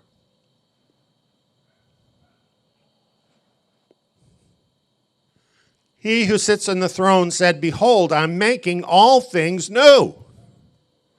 He said, "Write, for these words of Elohim are faithful and true." He said to me, "It is done. I am the Aleph and the Tav, the beginning and the end. I will give freely to him who is thirsty from the spring of the water of life. He who overcomes, I will give him these things. I will be his Elohim, and he will be my son." 1 Corinthians chapter 15 talks about this time period, the great jubilee that comes after that 49th period. Then the end comes, when Messiah will deliver up the kingdom to the Father, when he will have abolished all rule and all authority and power, for he must reign until he has put all his enemies under his feet. The last enemy that will be abolished is death. That's talking now about his entire work, but culminating certainly in that great messianic age, that last 1,000 years of the age of human rule, and what he would accomplish, putting to an end all enemies, even death itself. And it goes on. He put all things in subjection under his feet. But when he says all things are put in subjection, it is evident that he has accepted who subjected all things to him. In other words, all things will be subjected to Messiah except for the Father. When all things have been subjected to him, that is to the Father, then the Son will also himself be subjected to him, who subjected all things in him, that Elohim may be all in all. What we're looking at is really pretty much beyond words, something we've never seen, something that's very difficult for us to imagine. But we're talking about a new creation in which Yahweh is present in everything and everyone. Truly an amazing future. This chart kind of illustrates what we're talking about. Isaiah 57:15. For so says the high and lofty one who inhabits eternity, whose name is holy. I dwell in the high and holy place. Try to fit your mind around that. Eternity.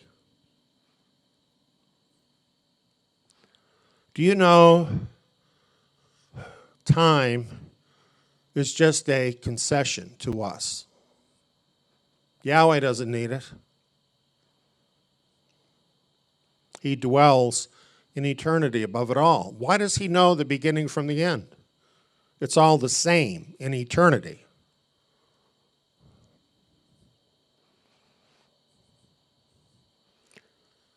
These 49 ages of creation are kind of like the womb in which a baby is formed to be born into the world on that special day. It's the womb in which Elohim's family is being formed and raised up and built up and being perfected. Even being redeemed and saved. Going through the entire process. You know, I think if you could look inside a woman's womb with that baby in there, many of us would choose not to do it. Because even though it's an amazing miracle going on in there, it's pretty messy. It looks pretty raw in there. It looks like almost anything but what it is. But something amazing is going on there. And at the end of that process, which involves a lot of pain and yet a great wonder, what do you get? A beautiful, wonderful child. And if you're the parent, you see that child and you are filled with love, and no matter what it took, it's worth it on that day. Everything else is forgotten. That's what the ages of creation are about. Everything that's necessary to bring forth the family of the living God. And it's messy, and it's not always a pleasant thing to look upon, but it's purposeful. And everything is necessary. And something is being formed. We're at a very important point in that process right now. Something special is being formed. Do you feel that? Do you feel a call to be a part of that?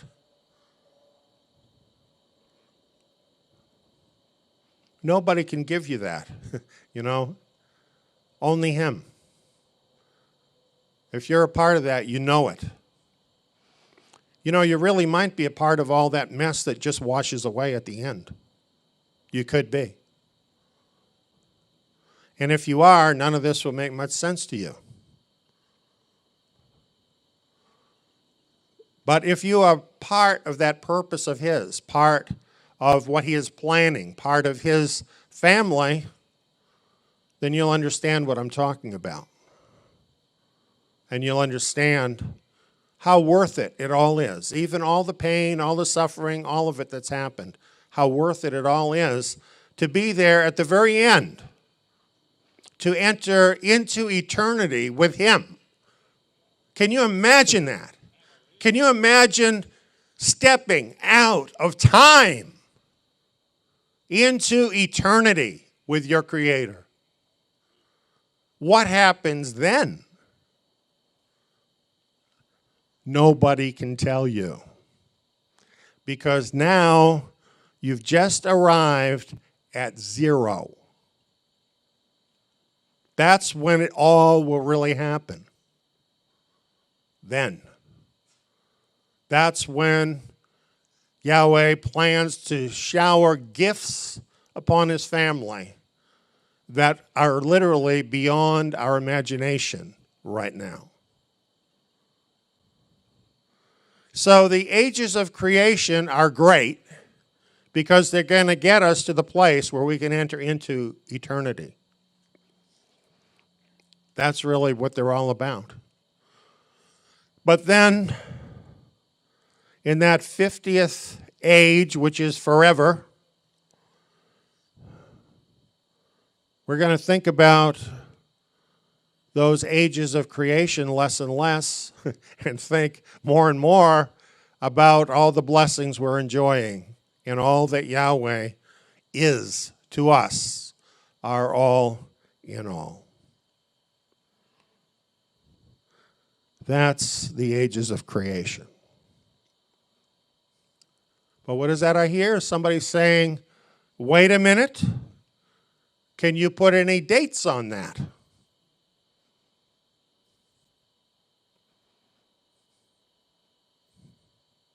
Well, actually, a number of people have put dates on that.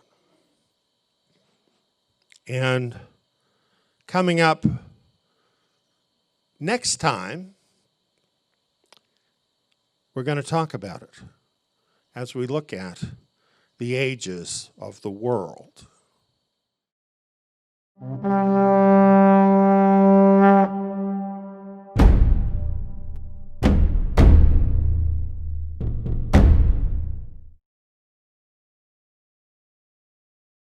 For whatever things were written before were written for our learning, that we, through the patience and comfort of the Scriptures, might have hope. You know, the apostles, they were Torah scholars. This is why I'm doing Zion Academy.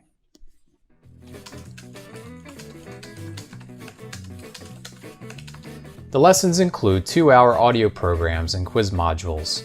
All the lessons in the Torah can be applied to us today. Not to mention, they open up the renewed covenant scriptures in a whole new level, much like the apostles had understanding of the Torah.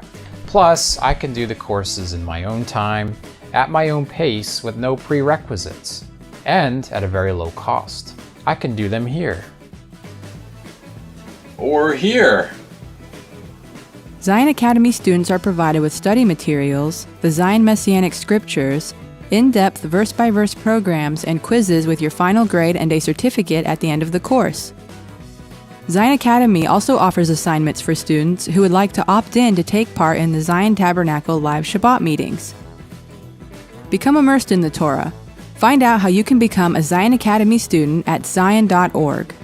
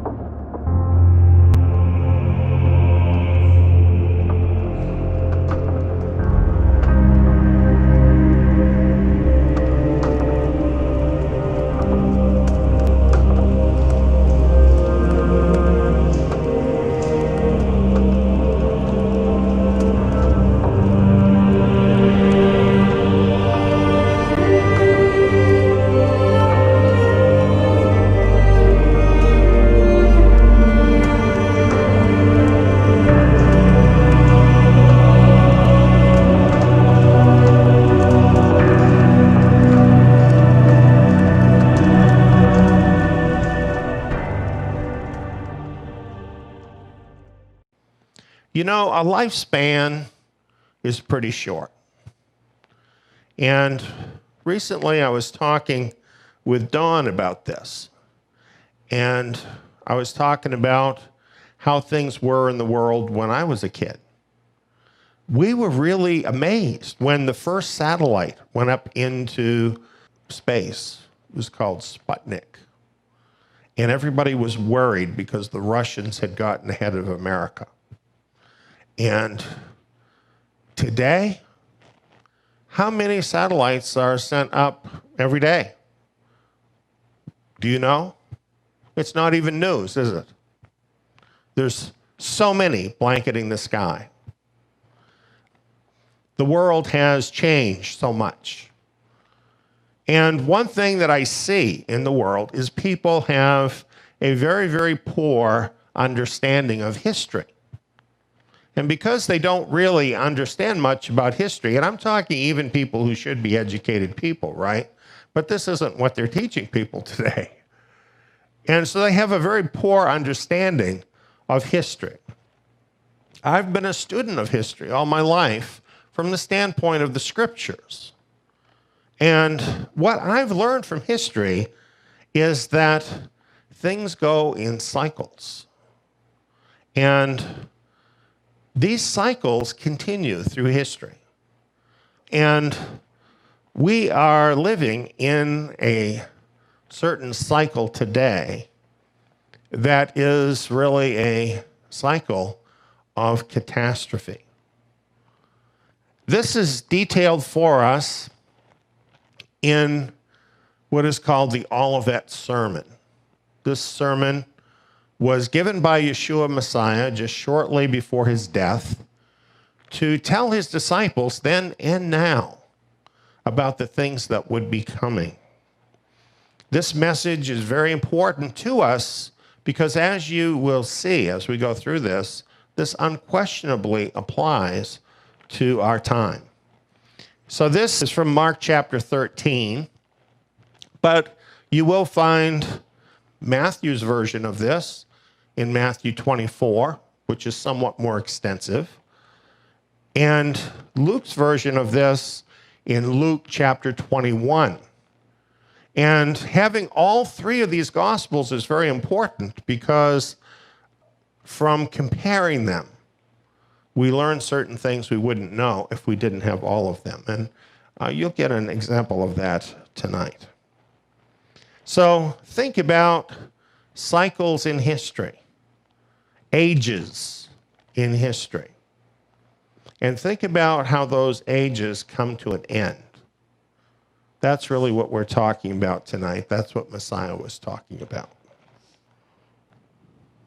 Now, as we go through this, I'm not going to go into each part of the sign that Messiah laid out. What we want to talk about tonight is more having to do with the big picture. I want you to understand something about the ages that Yeshua is dealing with here. I want you to get a picture over literally thousands of years. If you can see time that way, you'll have some inkling of how Messiah actually sees time. He is not locked into our short little lifespan. So he is able to tell us about the big picture. And that's what we really need to look at here. Here's how all this came up.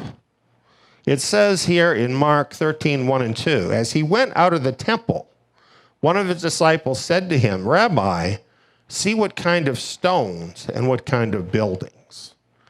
Now, we've been talking about what was happening this last time that Yeshua went to the temple. Remember, he went there to judge it and to judge the power structure that was represented there. And he did judge them as worthy of destruction. And he told them that. So all of that had just happened now. And he's coming out of the temple. And you know what's happening? His disciples are looking at the buildings and are very impressed with the buildings. Now, somehow it seems to me they didn't fully get what Messiah had been saying because they're impressed with the buildings. Do you understand what I'm saying to you? The buildings were impressive, okay? But Yeshua was not impressed with the buildings. He said to them, "Do you see these great buildings? There will not be left here one stone on another which will not be thrown down." With those words, he foretold the end of what is referred to as the Second Temple Jewish era or age.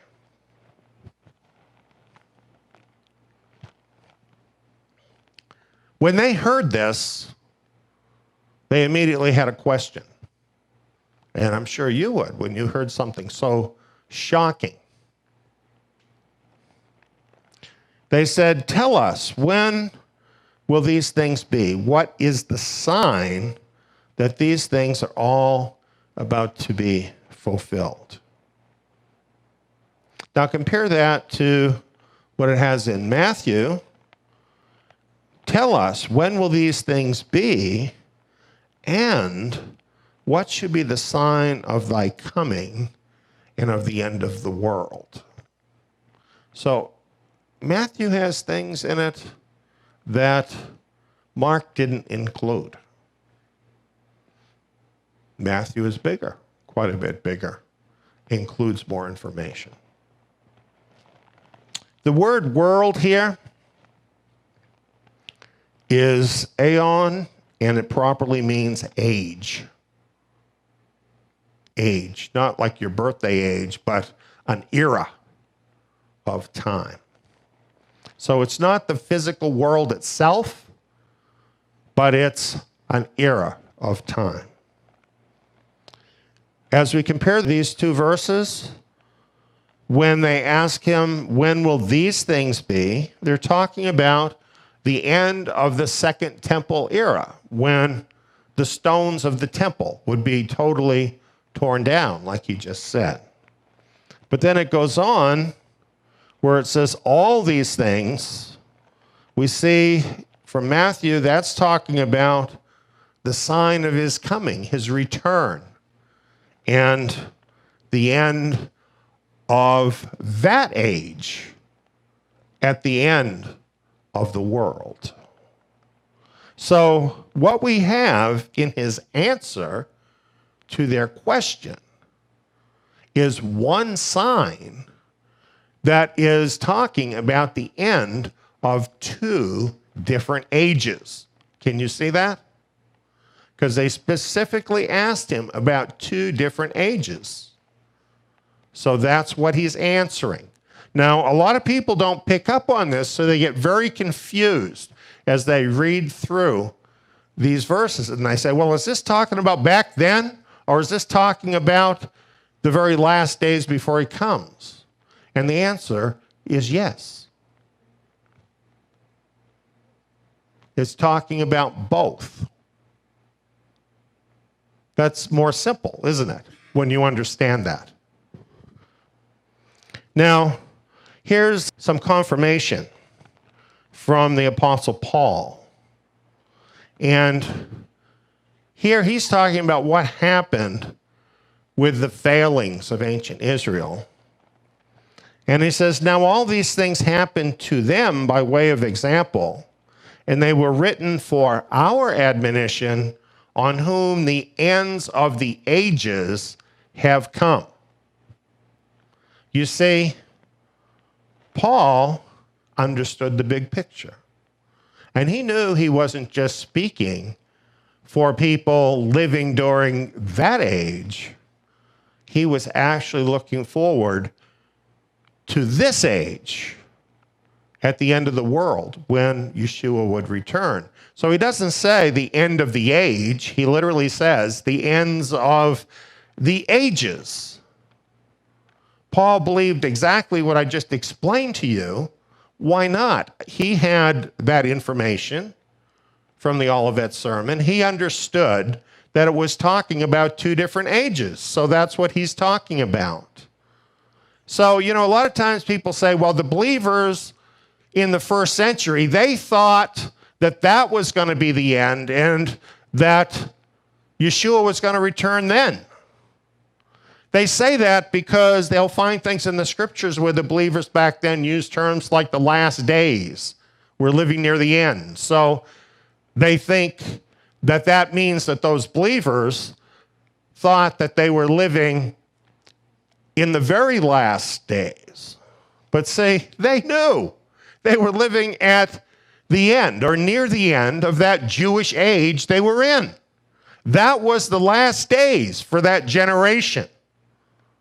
So, again, people don't rightly understand much in the scriptures because they don't have the bigger view of history. They don't understand Yahweh's time, and they make big mistakes. Obviously, Paul wasn't seeing things that way. He saw the ends of the ages. He saw that those ages had much in common. They both were completing cycles and would have similar signs and would benefit similarly from the examples in Scripture. Well, now let's look at Mark 13:14. In Mark 13:14, Mark says this: when you see the abomination of desolation spoken of by Daniel the prophet standing where it ought not, let the reader understand. Then let those who are in Judea flee to the mountains. Matthew says the same thing. It mentions the abomination of desolation. But in Luke, when it's talking about the same thing, it says, when you see Jerusalem surrounded by armies, then know that its desolation is at hand. So because we have Luke, we know that in this case, the abomination of desolation that Messiah is talking about is Jerusalem surrounded by armies. Now, why is it that Matthew and Mark are using a sort of code? You have to know what the abomination of desolation is, don't you, in order to understand what's being said. Whereas later, Luke is just telling us right out what it is. Well, it's because Luke wrote later after these other two, and it wasn't an issue anymore. There was no reason not to come right out and say it. But when Matthew and Mark were written, there was potential danger talking about this. And so biblical prophecy code was actually used to talk to one another. We ought to think about that, because having our own language based on the scriptures, having our own time based on the scriptures, is a protection for us against the enemies as we move closer into the last days. And realize everything in these verses tell us the whole world is going to hate you. Get used to that idea. It's going to get a lot worse than it is right now, and you're going to have to worry about what you say in front of people. And it might be a good time to start practicing some of that.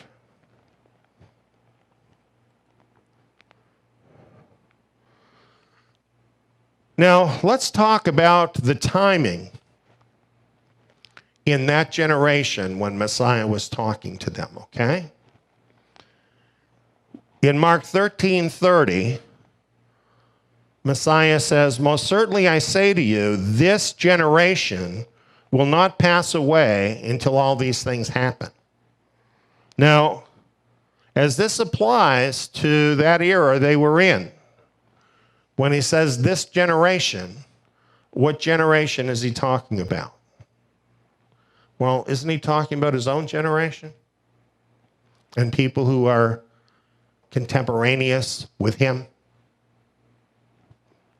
Let's take a look at Messiah's generation. Messiah was born in the fall of 2 BC. Now we have a radio program along with diagrams and charts and so on that totally prove this beyond a doubt. If you want that information, just let us know and we'll give that to you. So the next year in 1 BC, Messiah turns 1 year old. There is no 0 year.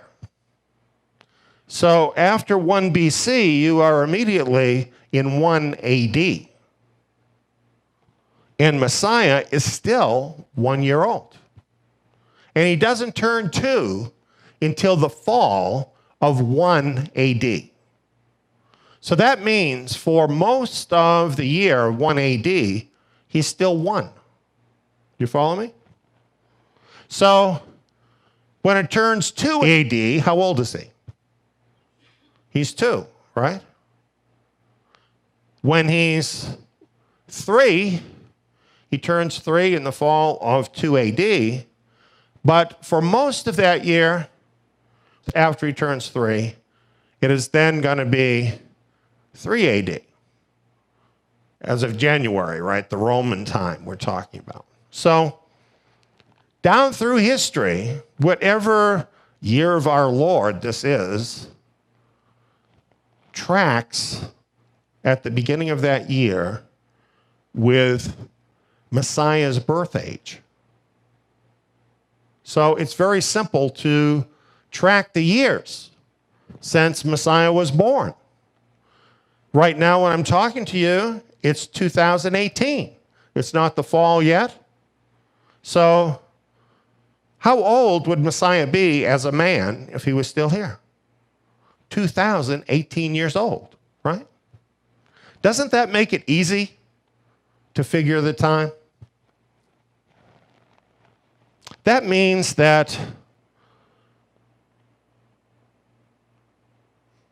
at age 70, it would be 70 AD. Now, here's another chart that I made up that has some of the important events that happened during that 70-year period, starting with Messiah's birth and ending with the destruction of the city of Jerusalem with its temple.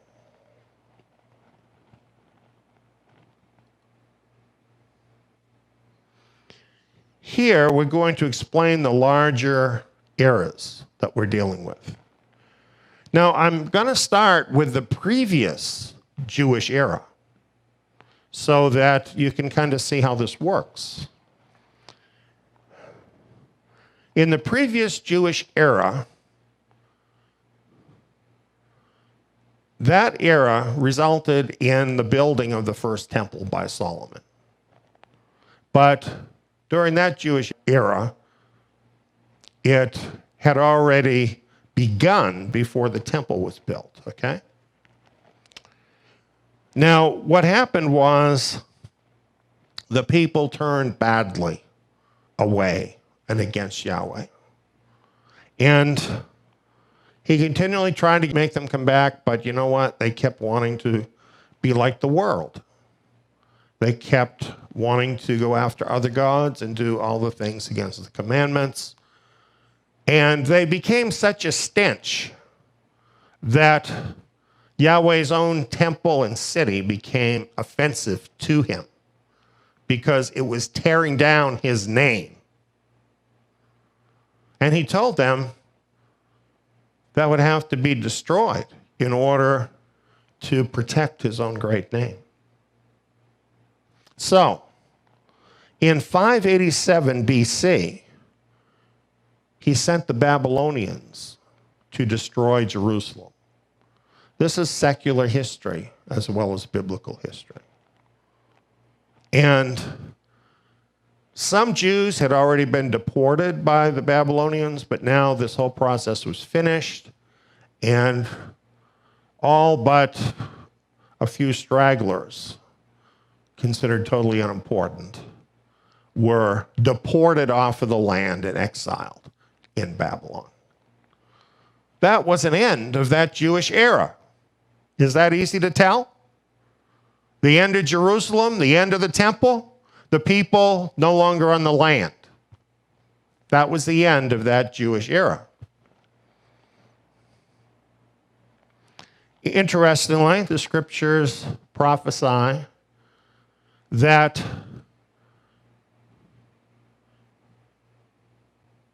the Israelites, the Jews, would be exiled from the land for one generation, for 70 years. Here's how it worked out. In 539, Babylon fell to the Persians. The Persians were nice to the Jews. Good folks, really. And they said, well, you can send people back to your city. You can rebuild your temple. But you know what? Most of the people didn't want to go. They had gotten used to Babylon, and they liked it. A lot like the believers in the world today, isn't it? How many of them are going to go home with us in the second Exodus? A few, comparatively. A remnant who care more about spiritual things than being like the world. The more things change, the more they stay the same. Do you see what I'm saying about cycles? So anyway, a very small remnant returned. And they encountered lots of difficulties because there were other people there now. You don't just leave for 70 years and not have anybody else move in, right? So they had lots of difficulties trying to regain their place. And eventually they were able to rebuild their temple, which at that time really marked a new beginning of the Jews in Jerusalem. That's what they had been working for. Finally, they accomplished that in 516 BC, after one generation of 70 years. Well, in 516 BC then, it was the beginning of a new Jewish era. And the temple in Jerusalem, and the Jews now having control of that, is what marked the beginning of that era. Are you following me? Jerusalem. That's what we're talking about.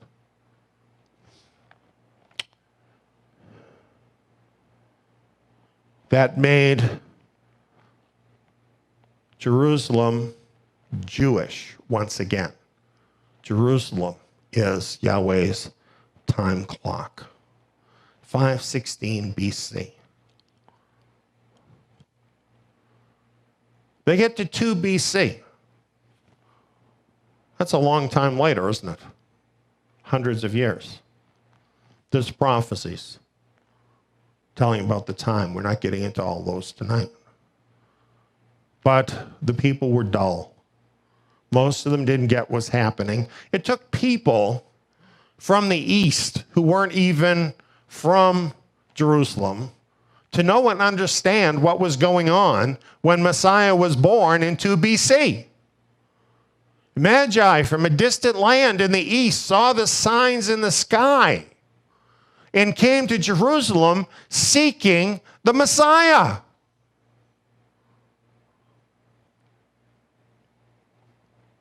They should have known.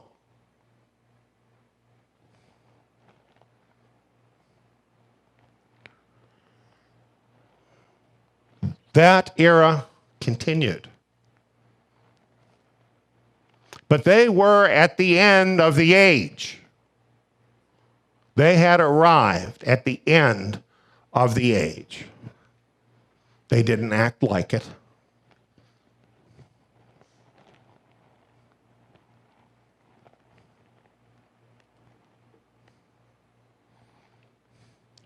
Luke 19:41 through 44, we have these verses. Speaking of Messiah, it says, he wept over Jerusalem, saying, if you, even you, had known today the things which belong to your peace, but now they're hidden from your eyes. For the days will come on you, when your enemies will throw up a barricade against you, surround you, hem you in on every side, and will dash you and your children within you to the ground. They will not leave in you one stone on another, because you didn't know the time of your visitation. Think about that. They were being visited from heaven by the Son of God, and they did not know the time of their visitation. And because of that, look what would happen to them. Destruction was going to fall upon them. It is a sin not to know the prophetic time when you should know it. And there are consequences to not knowing. And we're going to see that as we progress here in the book of Mark.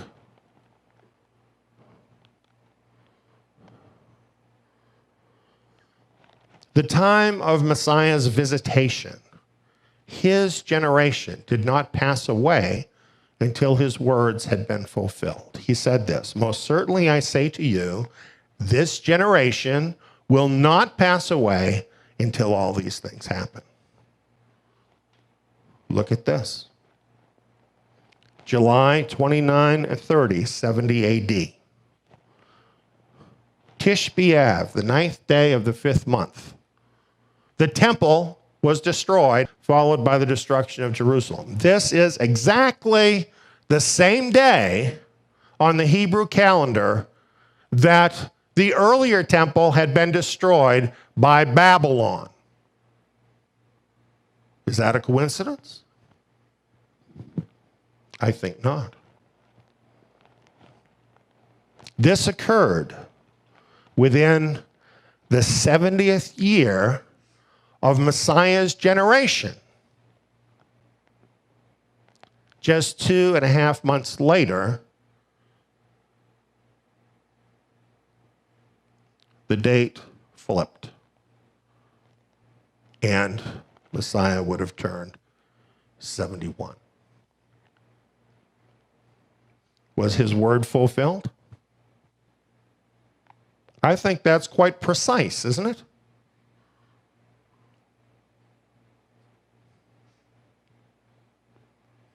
That's the end of that Jewish age. You see, the thing is, when you know history, and you know the scriptures, you can't be fooled. Nobody could set that up, right? Is some guy that hates the Bible going to go to the Romans and say, listen, you've got to go in there and attack them exactly in 70, exactly on this day? Doesn't happen like that, does it? It's history here showing you how Yahweh is in control of history itself. His prophecy is not wrong.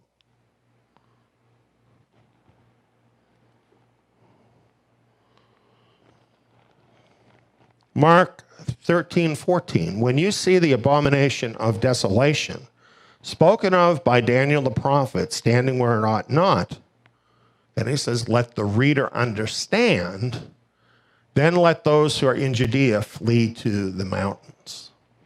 You see, when destruction fell on Jerusalem,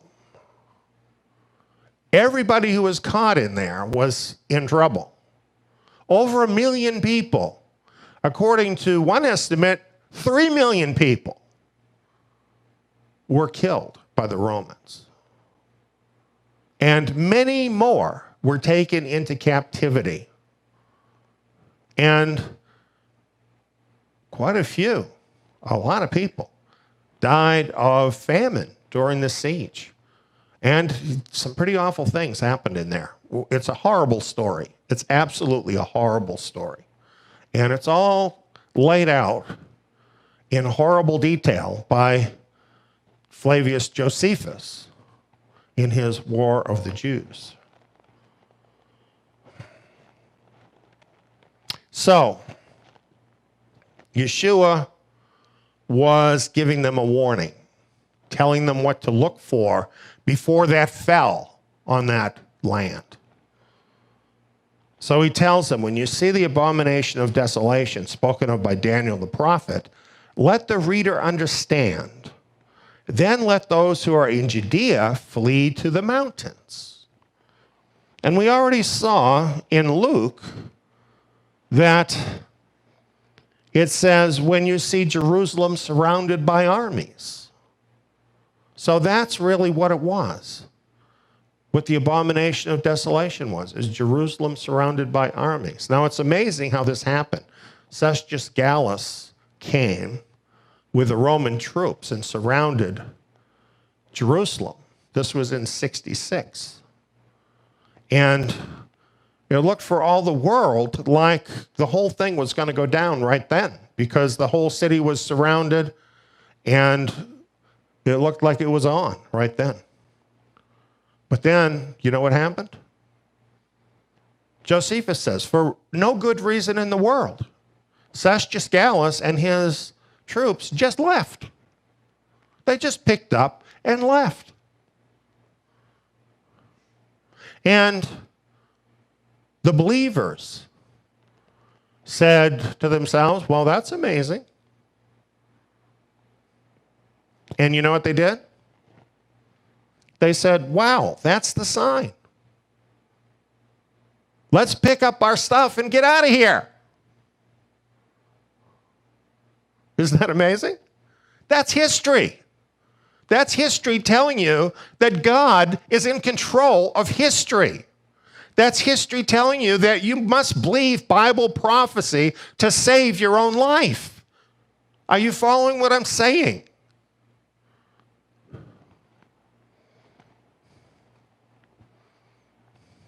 Realize that in this case,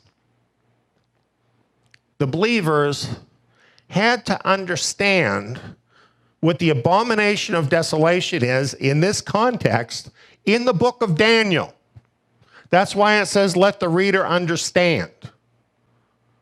The believers had to understand Bible prophecy and act on it to be saved. What about these people that say, well, I don't follow Bible prophecy because nobody can understand that stuff? What would happen if these brothers and sisters had done that? What if they said, oh, Daniel's too deep for me. I can't really spend any time in Daniel. What would have happened to them?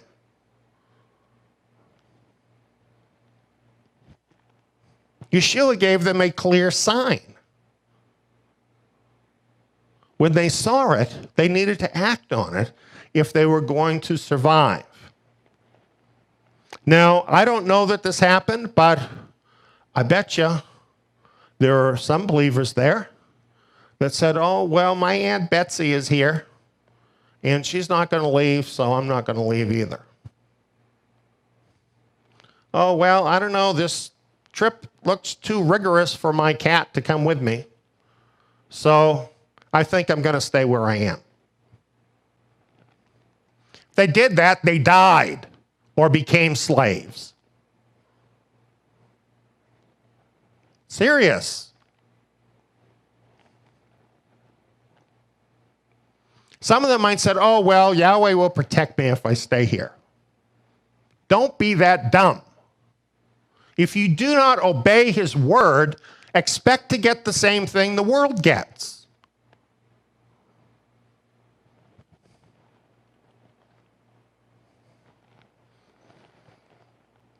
Here's proof from history as to what happened.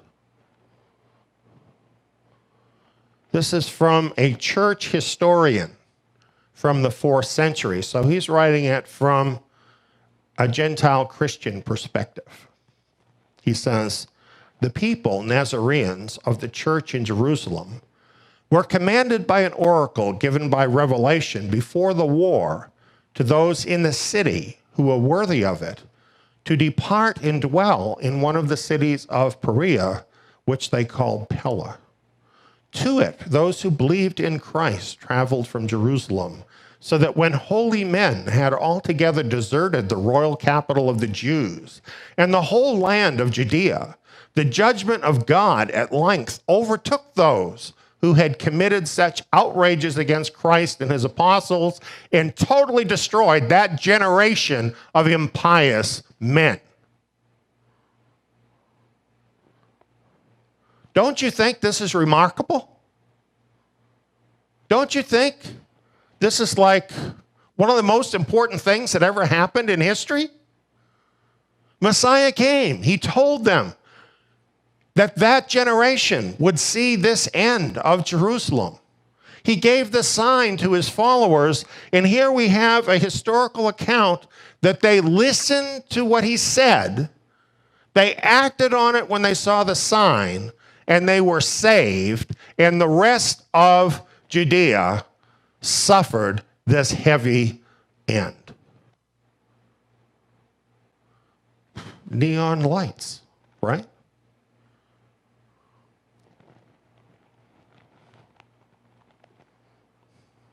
Now, this is interesting. After that had happened, okay, in the next century, so we're talking maybe 60 or 70 years later, the Gentile church broke off from those Nazarene believers and labeled them as heretics. There were a lot more Gentiles then. So, you know, people regard the original group as being the heretics and the Christians that broke away as being the continuation. It was actually the very opposite, right? Isn't that interesting? Another church historian wrote this about it. This heresy of the Nazarenes exists in the Decapolis in the region of Pella. From there it took its beginning after the exodus from Jerusalem, when all the disciples went to live in Pella because Christ had told them to leave Jerusalem and to go away since it would undergo a siege. Because of this advice, they lived in Perea after having moved to that place, as I said. So he's calling the believers who obeyed Yeshua Messiah heretics.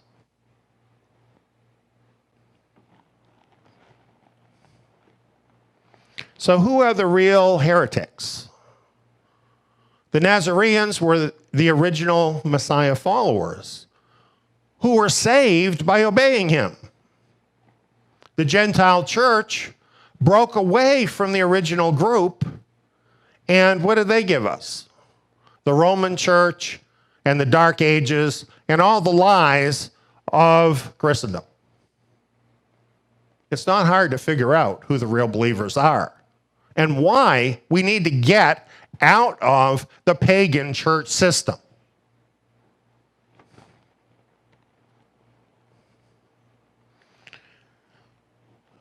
Well, that gives you the picture, I think, pretty well of that Jewish age. Now you understand there had been an earlier Jewish age, and that one didn't end well either. There was a generation there for them to get their act together. Then there was another Jewish age. We just talked about the end of that when Messiah came, right? One generation of 70 years, giving them a time to repent, giving those who would listen a chance to be separated out from those who were going to receive the judgment. That's exactly what happened during that time period. And then in the end, kabam. Luke 21 puts it like this. When you see Jerusalem surrounded by armies, then know that its desolation is at hand. Then let those who are in Judea flee to the mountains, where they fled to Pella. This is in the mountains of Syria. Let those who are in the midst of her depart. Let those who are in the country not enter therein. For these are days of vengeance, that all things which are written may be fulfilled. Woe to those who are pregnant and to those who nurse infants in those days. For there will be great distress in the land and wrath to this people. They will fall by the edge of the sword and will be led captive into all the nations. Jerusalem will be trampled down by the Gentiles until the times of the Gentiles are fulfilled. This is so simple that it amazes me that people don't understand this. It is so simple. What Yeshua is telling us is that era, that age of the Jews in Jerusalem was going to meet a violent and bloody end. Isn't that easy to say? And then they were going to be led captive into all the nations. Did that prediction come true? And then it says, Jerusalem will be trampled down by the Gentiles. Did that happen? Was there now a new age, an era, where Jerusalem was trampled down by the Gentiles? Did that happen? And was that age ever at a point where it was fulfilled? In other words, that Gentile age was at an end, which implies then a new Jewish age, doesn't it? Doesn't it?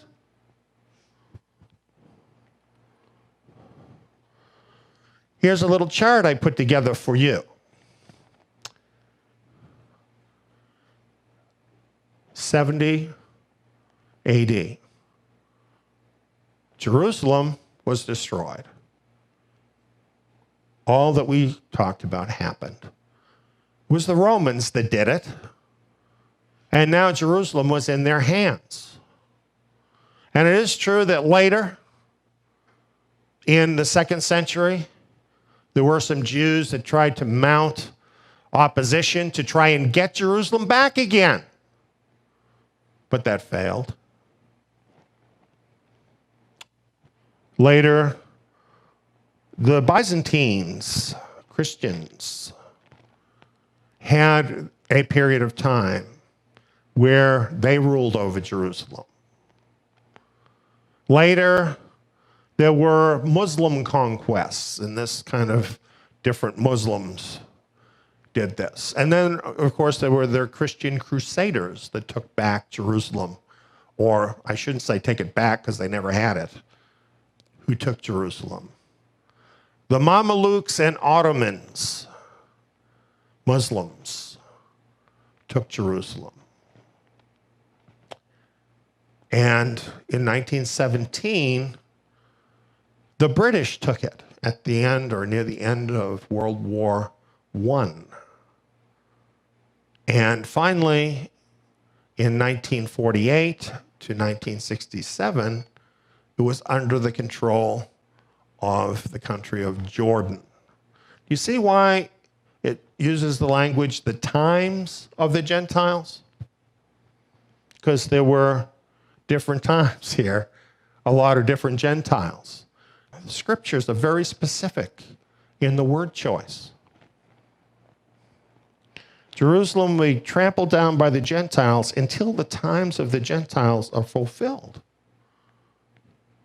Well, what would you expect to happen when the times of the Gentiles are fulfilled? Knowing the history, wouldn't that mean you have a Jewish Jerusalem again? Times of the Gentiles are over. You have a Jewish Jerusalem again. What we're talking about is the liberation of Jerusalem. June 7th, 1967.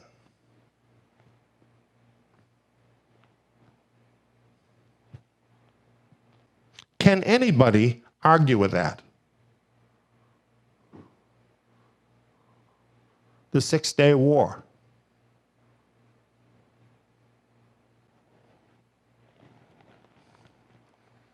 I was a young man when this happened. It was one of the most amazing things anybody had ever seen. It was all over the news. And it truly was incredible. The Jews were once again in control of Jerusalem, and they still are. Jerusalem will be trampled down by the Gentiles until the times of the Gentiles are fulfilled. So what does this mark? Does it not mark a new Jewish era in Jerusalem?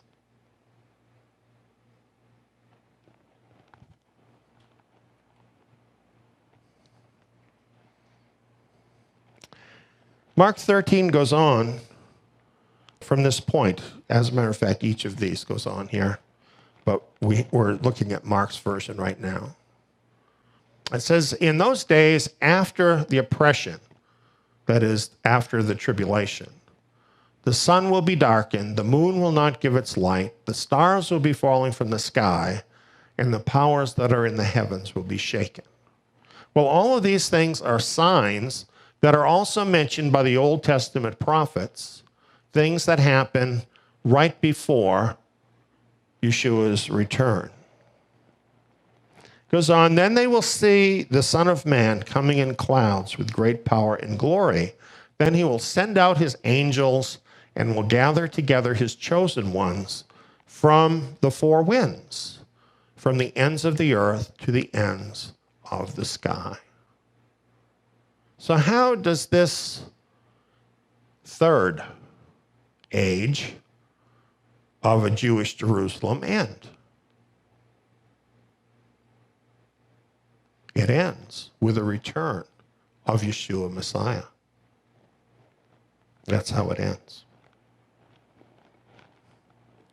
It goes on and it tells us some more here to help us understand about the time. Now, what you're looking at is a picture of an early fig. This is when, in the spring, the leaves are sprouting, blossoms come out, but there are some early figs that are edible. Now, from the fig tree, learn this parable. When the branch has now become tender and puts forth its leaves, you know that the summer is near. Even so, you also, when you see these things coming to pass, know that it is near at the doors.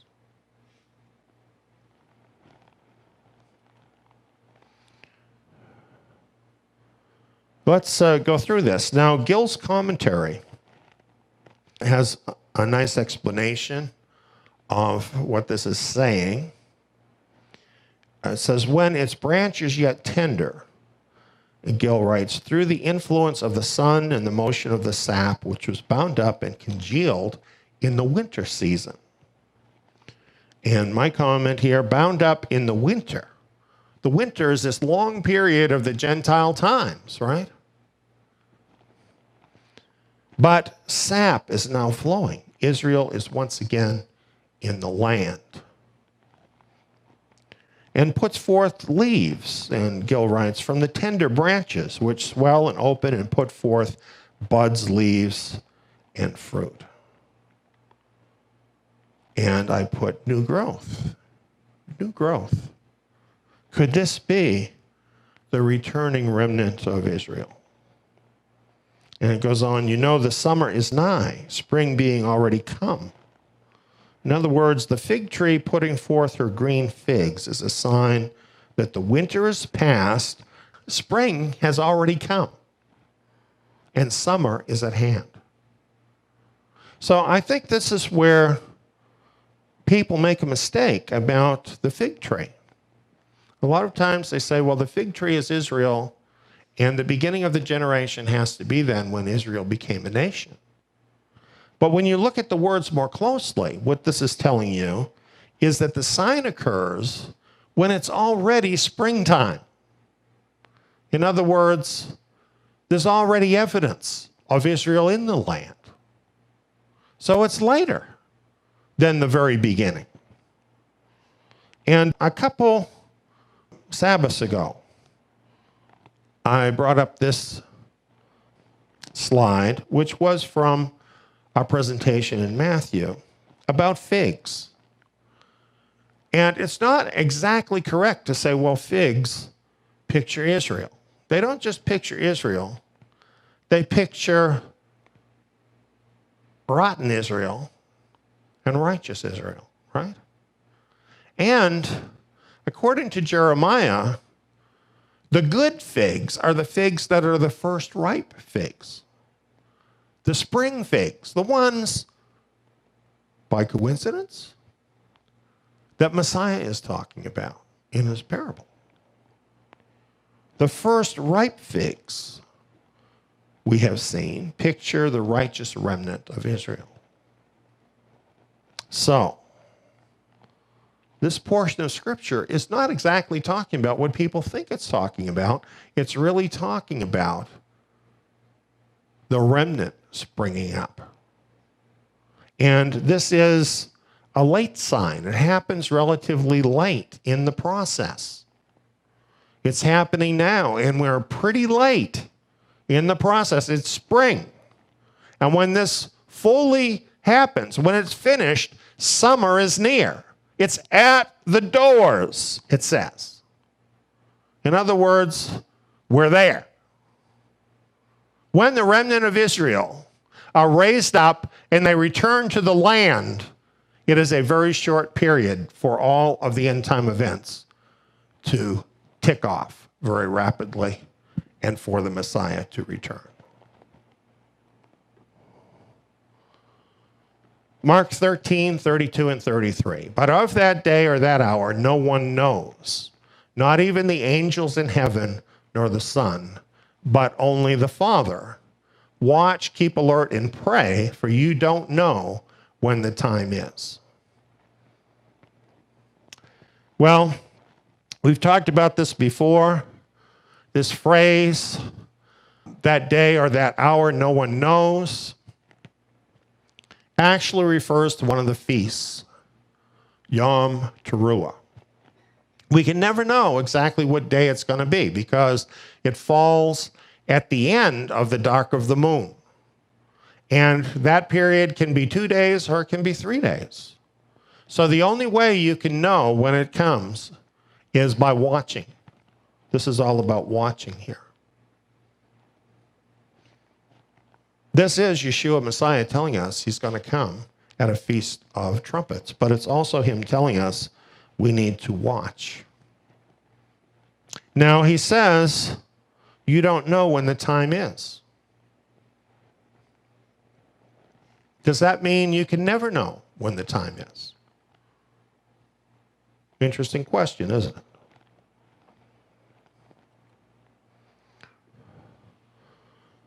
Mark 13, 35 through 37. Watch, therefore. You don't know when the Lord of the house is coming, whether at evening or at midnight or when the rooster crows, or in the morning, lest coming suddenly he might find you sleeping. What I tell you, I tell all, watch. He said, no one knows the day or the hour. And here, as an example, he gives us hours of a single day. He doesn't use a metaphor of months or years. He's using a metaphor of hours in a single day. What do you think we're going to be doing when we get to that Yom Teruah? I don't know about you, but I'm not going to be sleeping. I'm going to be watching.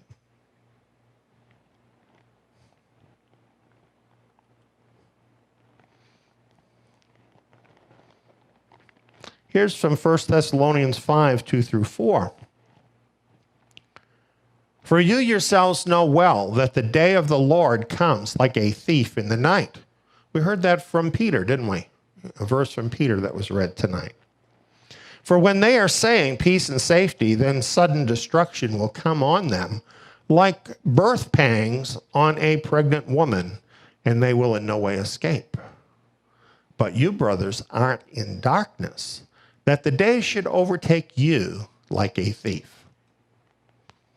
Well, this stacks up pretty well with what we saw with Messiah's generation, doesn't it? They had all these signs. They had a particular sign to look for, a prophetic sign. So they didn't know when it was going to happen.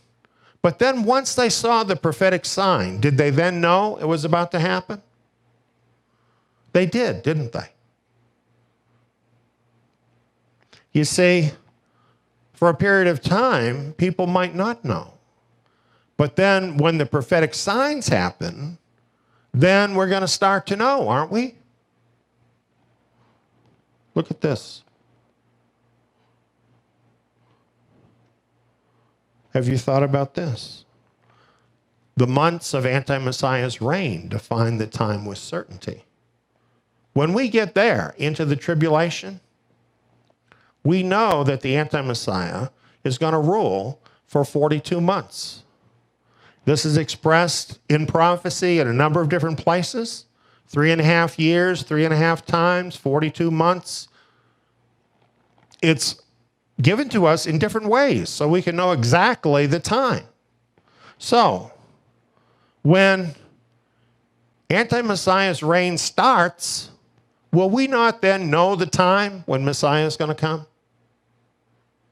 Isn't that a lot like what happened in the first century when they saw the armies? So you see, when he says no one knows, it doesn't mean forever nobody will know. Certainly when it happens, they'll know. Back up 3.5 years, when the Antichrist is in power, they'll know. What about backing up some more? Are there other prophecies that will tell us the time? Not the day or the hour, but the time, so we can be ready. Well, we're not in darkness like the world. It should not catch us like a thief. As we've already seen, not knowing the time is a sin that can get you killed. We will need to know the time.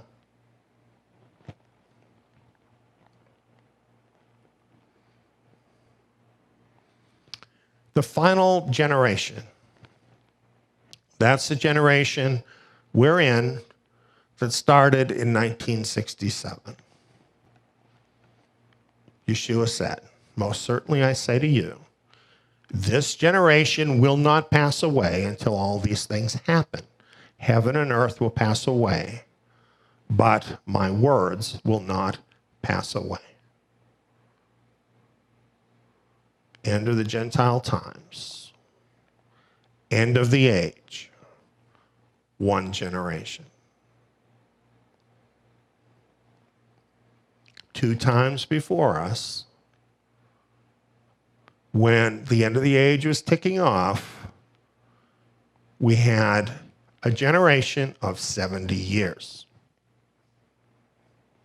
You do the math.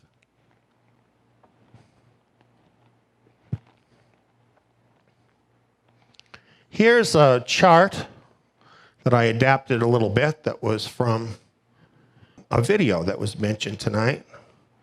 This is a video that was from a presentation in 2015. We have this on DVD and other places, should you want to have it. And I'm not going to explain it all, but what it's showing here is the biblical Shemitah cycles since 1967. And what you have is 10 Shemitah cycles. That's what's showing here, because 10 Shemitah cycles is 70 years. Very interestingly, on each Shemitah year, which is the 7th year, which is a biblically significant time in Yahweh's cycle, he counts time in 7-year cycles. And the 7th year is a Sabbath year, just like the 7th day is a Sabbath day. And these days and years are very significant. And if you look at these Shemitah years through this time period, since 1967, what you find is major events happened relative to Israel. And you also find major events happened relative to the whole world in some cases.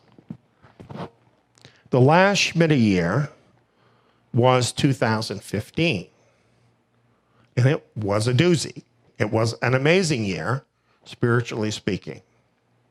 And remember that star I talked about that shone and was the sign that Messiah had come?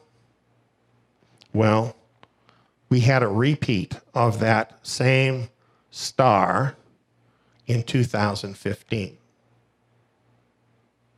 Just an accident? Just chance? Well, actually not. If you look at my Daniel seminar, which you can view free at the Zion.net website, you'll find out about that Messiah star. And you'll find out what it means. A lot happened in 2015. Well, now we're almost halfway in the next Shemitah cycle. Next Shemitah year is 2022. There's only 2 more after that. And the last one, interestingly, falls upon the very 70th year since 1967.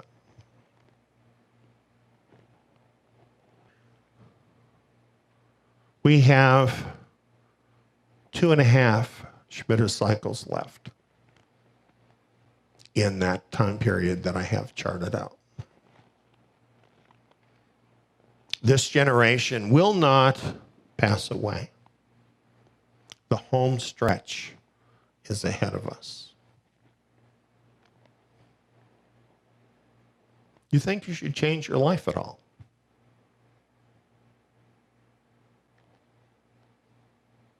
Do you think you should talk to Yahweh about it at all?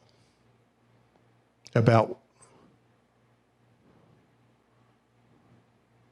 what this means for you? If you want to know, he will make that known to you.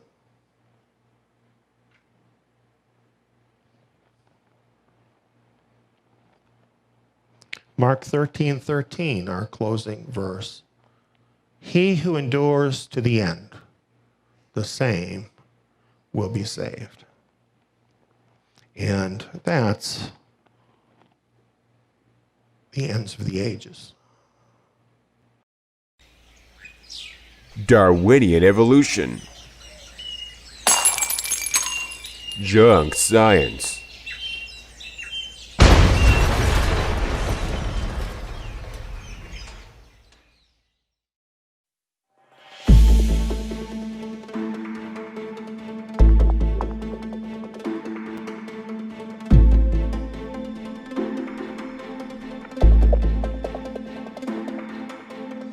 we see that Charles Darwin wrote a book, and it was published in 1859. And his book on the origin of species, which is really not the whole title, it's telling you what he's really saying. It was Darwinism that gave them scientific justification to go in and dominate the so-called savages.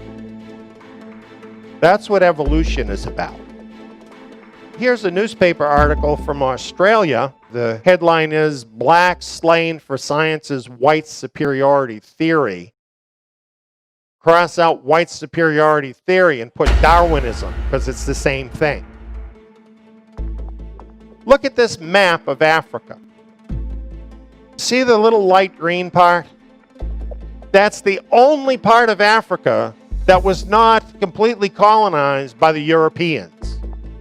All the other colors you see on there, that's all areas of Africa that were divided up to the different European nations. Why were they there in Africa? To steal everything in Africa.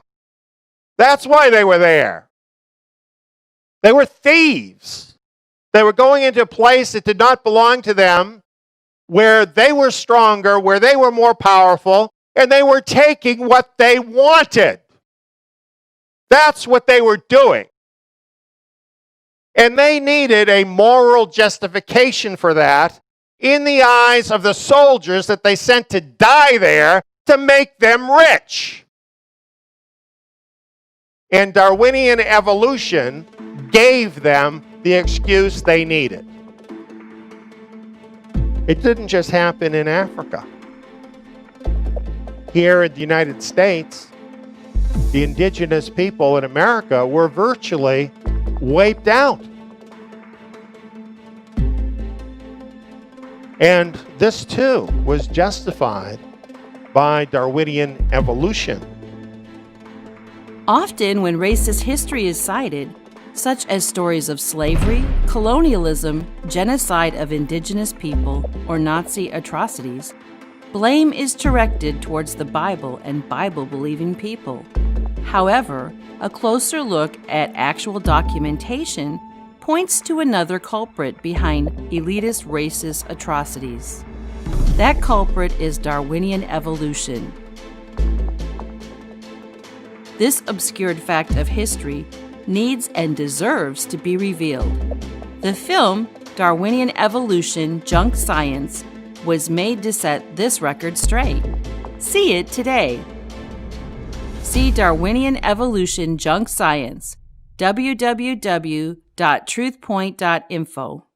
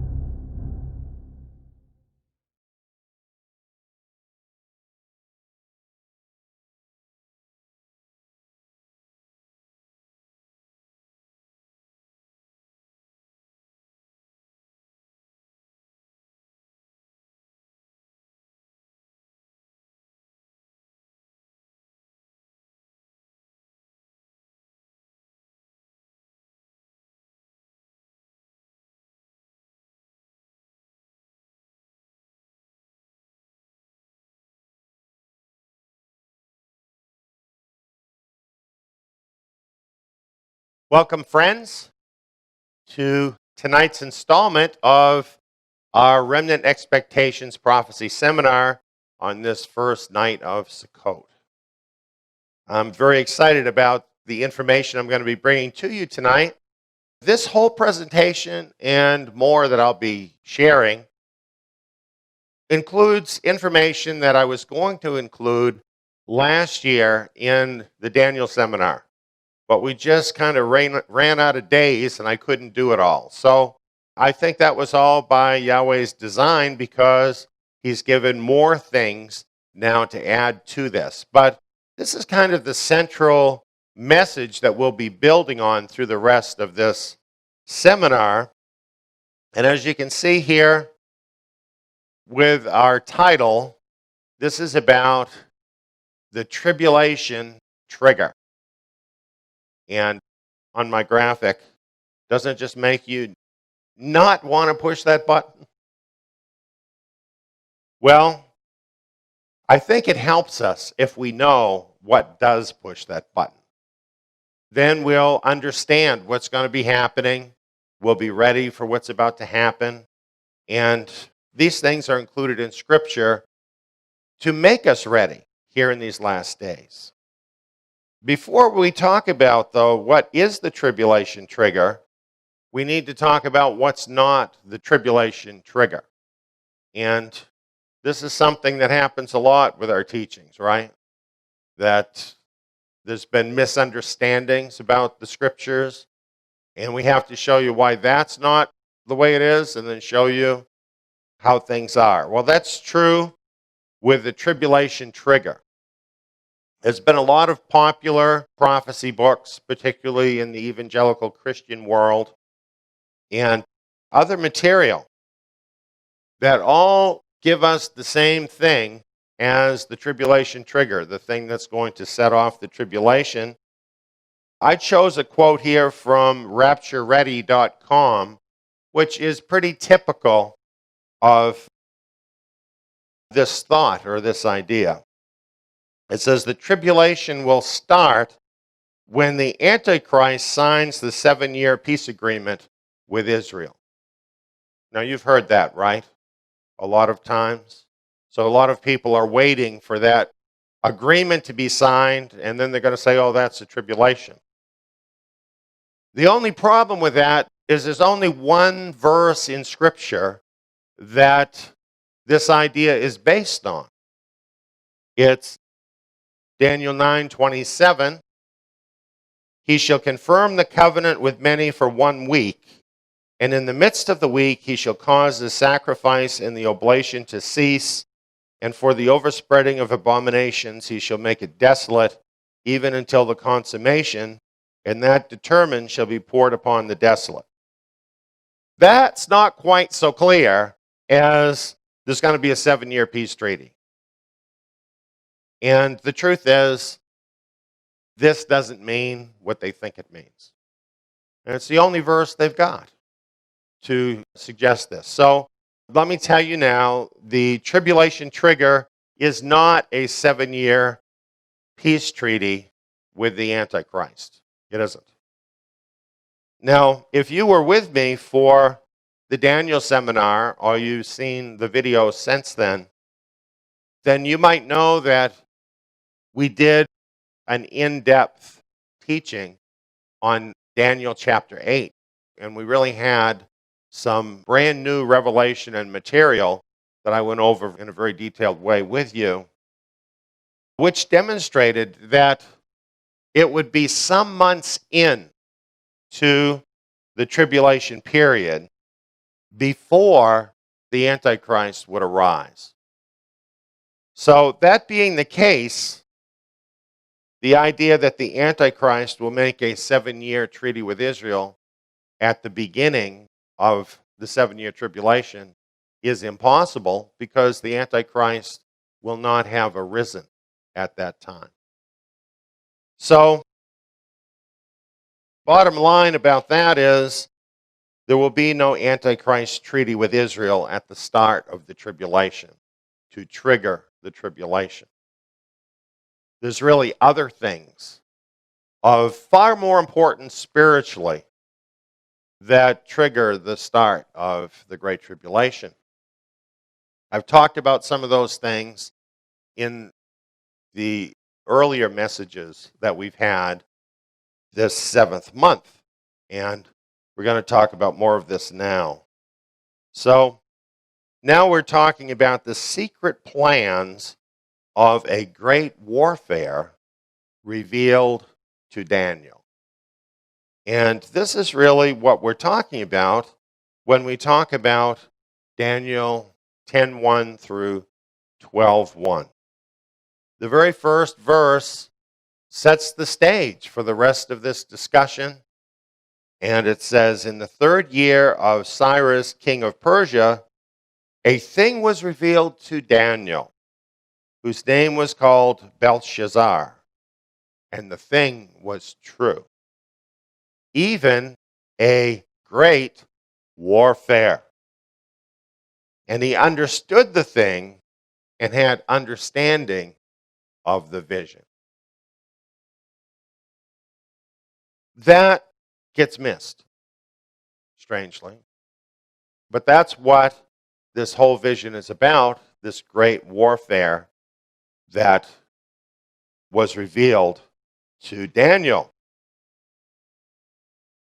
Here it goes on in Daniel chapter 10, verse 2 through 3. In those days, I, Daniel, was mourning 3 whole Sabbath cycles. I ate no pleasant bread, neither came flesh nor wine into my mouth, neither did I anoint myself at all until 3 whole Sabbath cycles were fulfilled. So just think about this. He had this revelation of a great warfare, and it immediately put him into a total state of fasting for 21 days. So this should tell us that the great warfare he was seeing was against Israel. Because why else would he be fasting like this, except that it was his nation that was really in the crosshairs of this great warfare.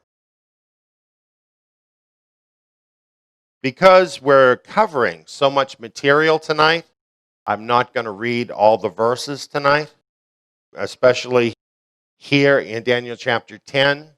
I'm going to the highlights, but you can perhaps read this later along with this information in mind, and I think it'll help you understand it better. But as you read along in Daniel 10, what you find is that Yahweh sent an angel to Daniel as a result of his prayers. And the angel spoke to him and said, from the first day that you set your heart to understand and to humble yourself before your Elohim, your words were heard, and I have come for your word's sake. So Daniel did not need to fast and pray for 21 days. The truth is, Daniel said it, and Yahweh heard it and sent forth an angel.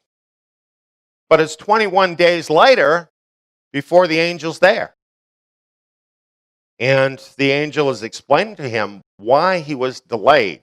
Now, I just think that's kind of funny. An angel coming to you and telling you, well, gee, I'm sorry that I was delayed. Don't you think that's kind of strange? But anyway, this is what happened. And he explains it. He says, the prince of the kingdom of Persia withstood me 21 days. But behold, Michael, one of the chief princes, came to help me, that I not be detained there with the kings of Persia. So, apparently the chief prince involved here was the spirit prince of Persia, but then he mentions these others too, that he's calling the kings of Persia. These may have also been spirit entities within that particular hierarchy there in Persia. So it looks like the leader and some of his main enforcers got together to ambush this angel from getting to Daniel. But then he says, Michael, one of the chief princes, came to help me. And then the whole thing was over, because Michael is so much more powerful than these other spirits, that immediately this angel who had been dispatched to Daniel was able to carry out his mission. Then he says, "Now I have come to make you understand what shall happen to your people in the last days. For the vision is yet for many days." Well, let's now analyze these verses a little closer and see what they tell us about the great warfare that Daniel had perceived and been so concerned about.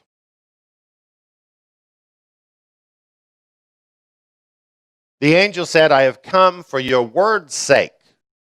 This indicates to us that the angel is delivering a message about the thing that Daniel was concerned about, that Daniel was praying about. And of course, that's the great warfare.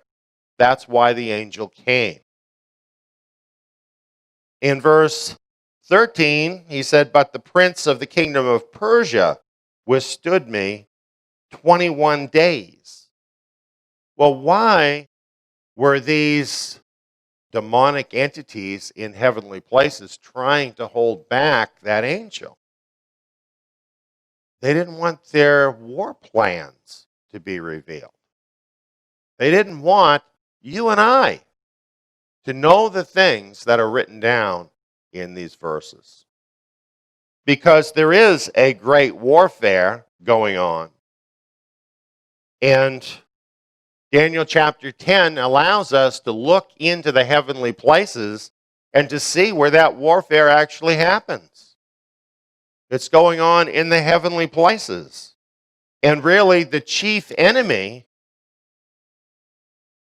is Israel. Why is that? Because the enemy knows, just as we know, Yahweh has determined that Israel will be his instrument to bring about his kingdom in the earth. So to stop his kingdom, what do they need to stop? Where is the weakest link in the chain? Certainly not with Yahweh. Certainly not with Messiah.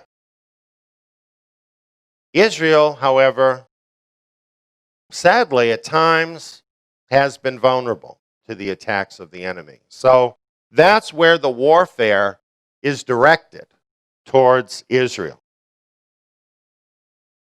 And in verse 14, the angel said, "The vision is yet for many days."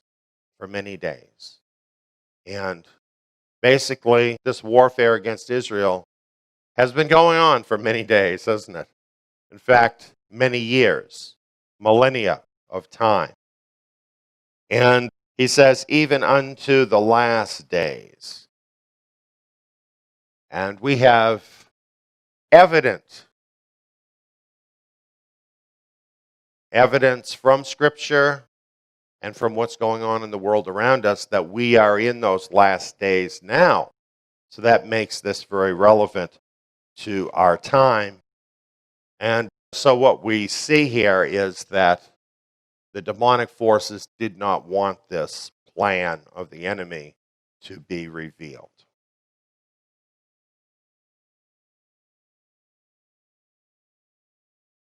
Well, looking here at this great warfare, this long-term plan, we find that two time periods are covered in Daniel chapter 10 through 12.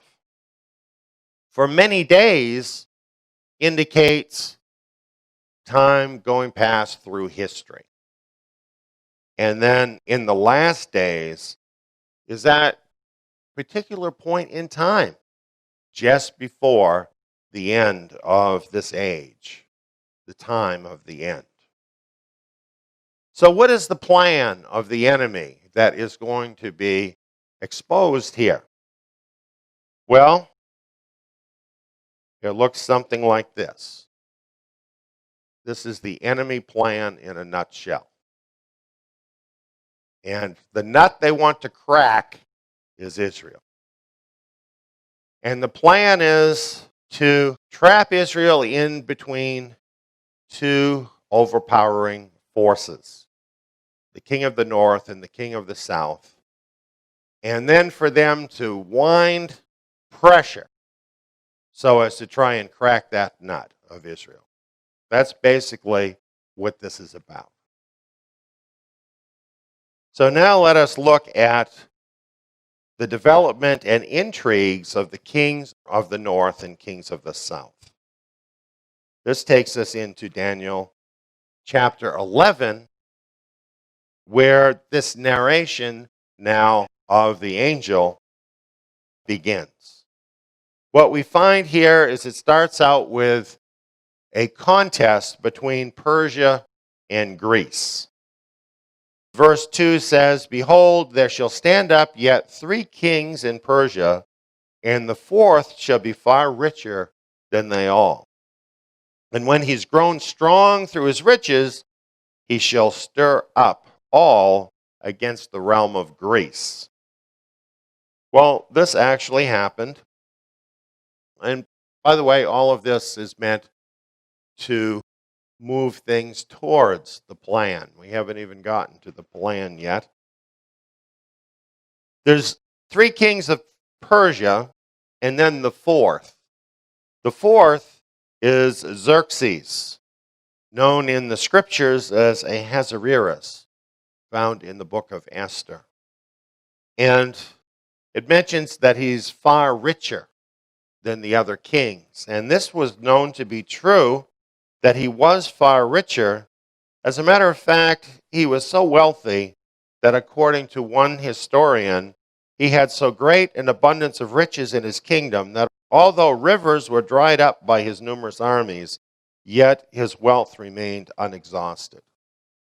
He had an incredible army.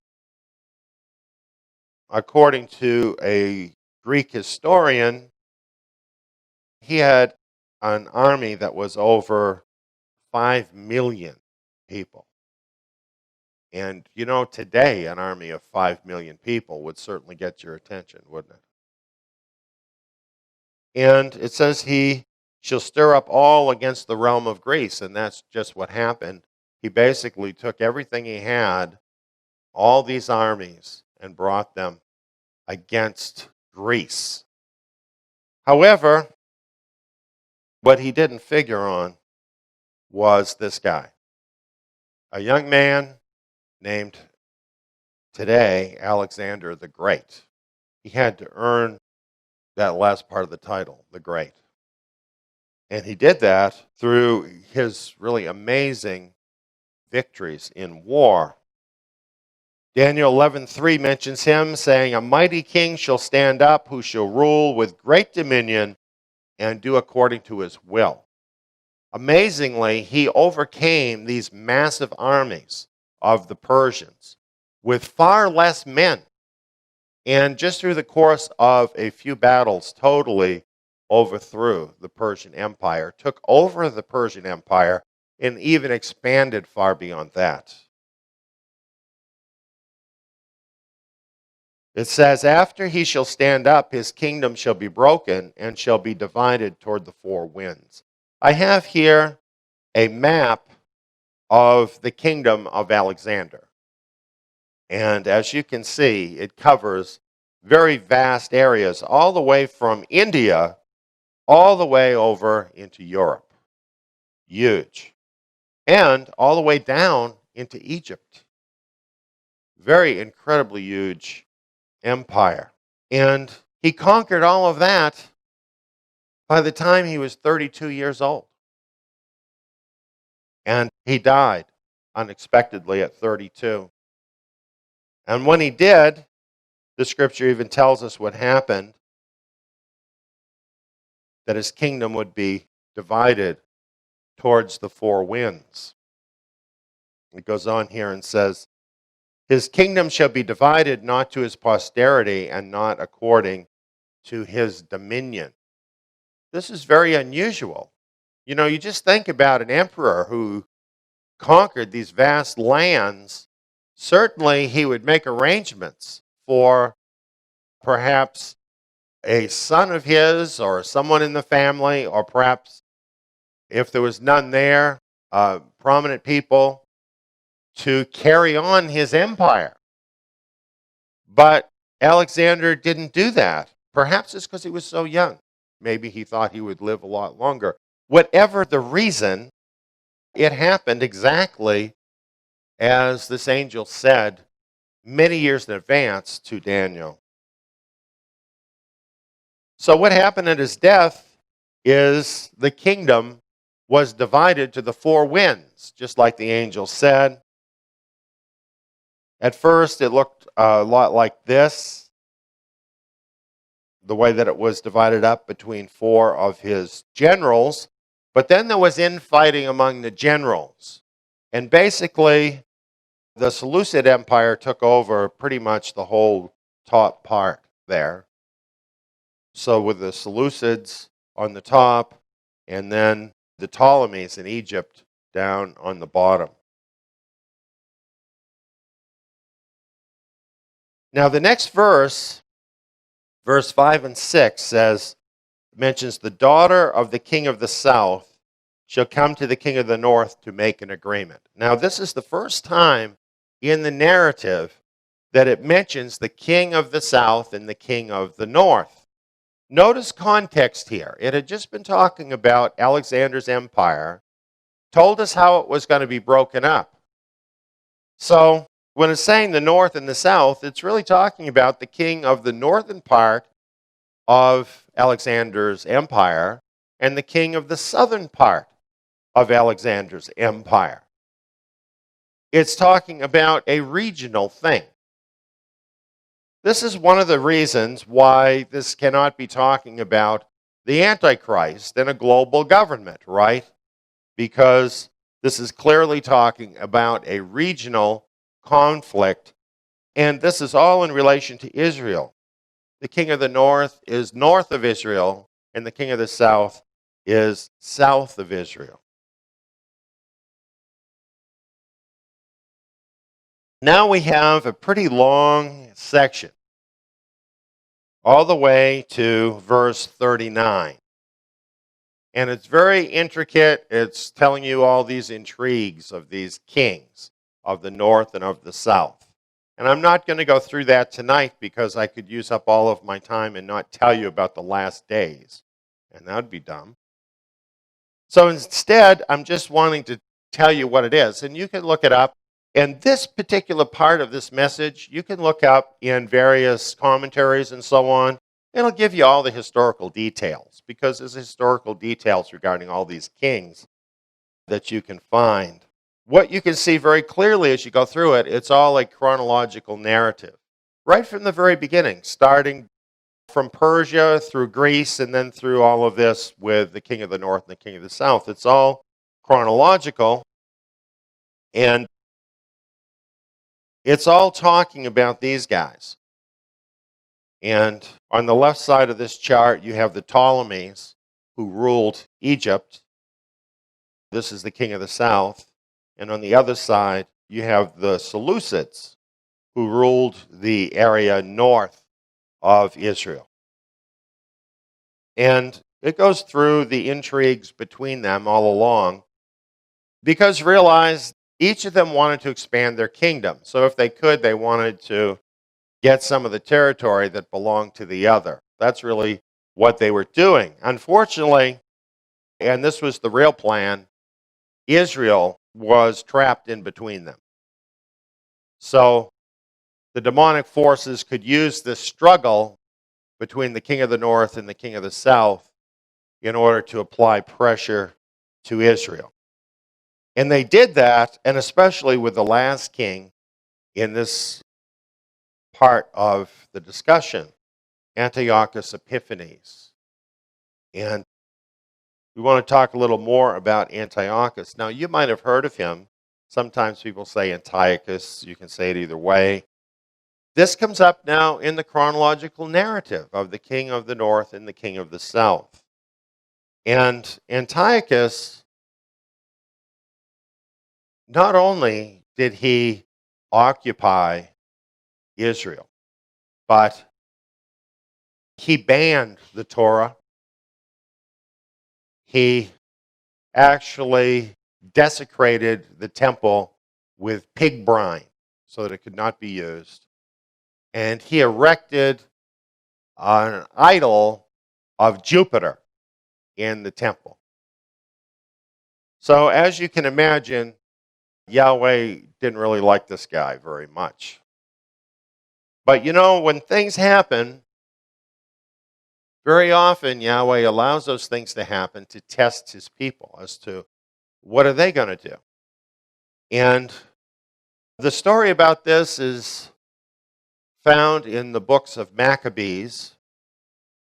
The high priest and his sons, the Maccabees, raised up basically an effort, a resistance against the armies of Antiochus, and it was costly. It was costly for them. It was costly for the rest of the people.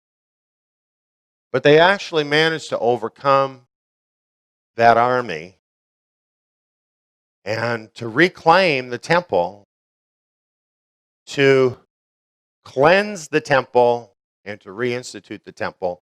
That's what Hanukkah is all about. As for Antiochus, what happened to him is he was not killed by the Maccabees or by Israel. Yahweh himself struck Antiochus with a horrible disease where his body was actually rotting while he was alive. Parts of his body would just fall off while he was alive, and according to the records, he smelled so bad that his servants wouldn't even go in and serve him. So this is what happened to him, and of course, then he died.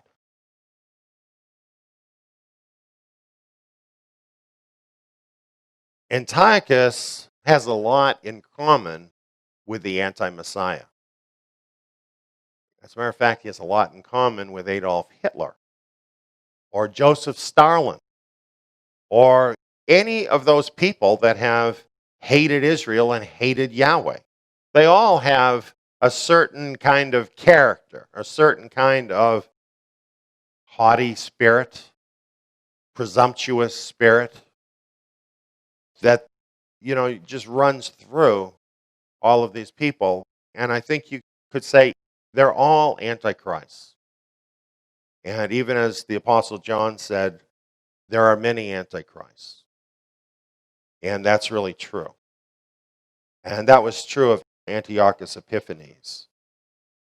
But when people are doing a study of the king of the north and the king of the south in Daniel, they're going along chronologically.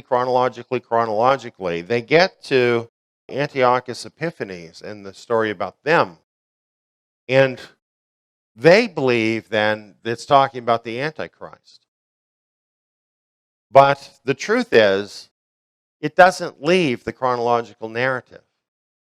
So from a chronological perspective, Antiochus Epiphanes is the last in this particular chronological series about the ancient Seleucids and the Ptolemies. Now, the fact that people latch onto this and say, well, this is the Antichrist, then what they do is they read it as the Antichrist through the rest of the material, and that's how they come to the wrong conclusion that it's talking about the Antichrist, even though the Antichrist hasn't arisen yet. Now, I'm not talking about an Antichrist. I'm talking about the Antichrist or anti-Messiah that is the last one to plague Israel. He hasn't arisen yet. So this is why people make a mistake here. Some people, though, they just make a mistake because they just pick things out of a hat.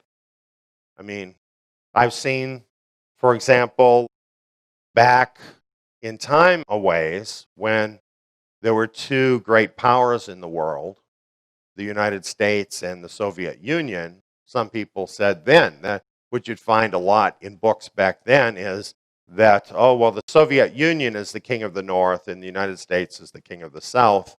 And of course, that couldn't be true anymore because there is no Soviet Union now. But they do that kind of thing, and a lot of other guesses. But actually, if we're going to know what it really is, you have to be consistent with the scriptures. It's talking about a specific geographical area. That's what it's talking about. And there's no justification for leaving that. And this is the area north and south of the land of Israel.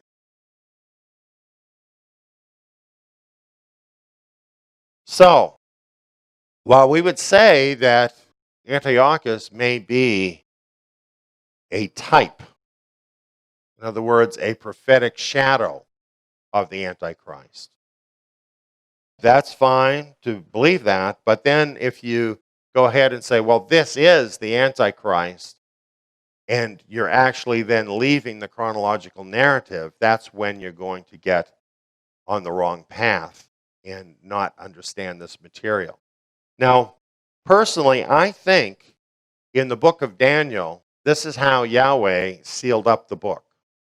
He has a lot of these little logical fallacies in there that, well, what he puts in is not a logical fallacy, but he knows how people think, and he knows that that's going to be how they see that. And so there's a lot of these kinds of little logical traps through the book of Daniel that has actually kept people from understanding what it really means until it was his time to reveal the truth.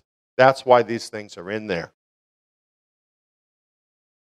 But if we just understand that the Antichrist or the Anti-Messiah is not even going to arise until we're in the tribulation, then it's pretty easy then to understand this cannot be, and chronologically speaking, the Antichrist that we're talking about here as the king of the south or as the king of the north.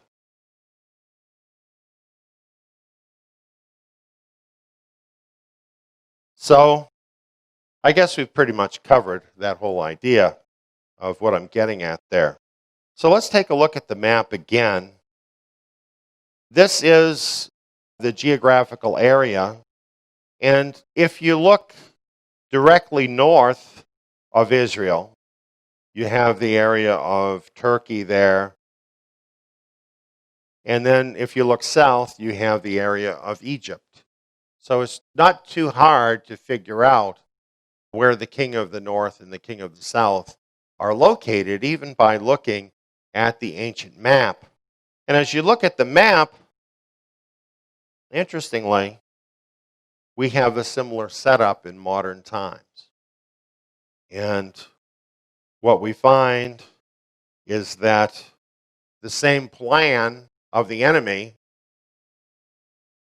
can now operate today in the last days. And there are these two powers, and this is being developed right now in order to squeeze Israel in the middle. And as you look in the Middle East and you see all the turmoil and so on there, what you can picture is these great demonic spirits up there twisting, applying pressure to this vice in order to come to that place where they can break Israel. This is their plan. And they have a lot of cooperation there in that area because there's a lot of people that want that same result. So now what we're going to get to is the king of the north in the time of the end, in our day. So here's what we're looking at. And as you can see, we have the modern names now for these places. In the north, we have Turkey, and in the south, we have Egypt. And Daniel 11:40 brings us from the ancient past suddenly to the last days. It says, "At the time of the end shall the king of the south contend with him, and the king of the north shall come," and so on. So in Daniel 11:40, it's departing from the earlier narrative. And now it's jumping us forward into the time of the end. Why would it do that? Well, because after the Seleucid Empire, the Romans took over. And none of this applied anymore. There was no king of the north or king of the south. There was just the Romans. So none of that applied anymore. So the angel left the whole narrative of the Romans out of the picture. It wouldn't be again until at some point in the time of the end that this same picture, the same paradigm would be reestablished. For one thing, how could that happen until there was an Israel again in the Middle East? And we know for almost 2,000 years there was no Israel in the Middle East. And so it's rather amazing, I think, as you look at it, to realize that this could happen again. That in the time of the end, you could again have the same setup, the same paradigm that had happened so many hundreds of years ago, and the way that it is presented in the narrative just assumes it. Amazing. So, what we've got again here in these last days is this same plan. Trapping Israel in the middle and cracking that nut.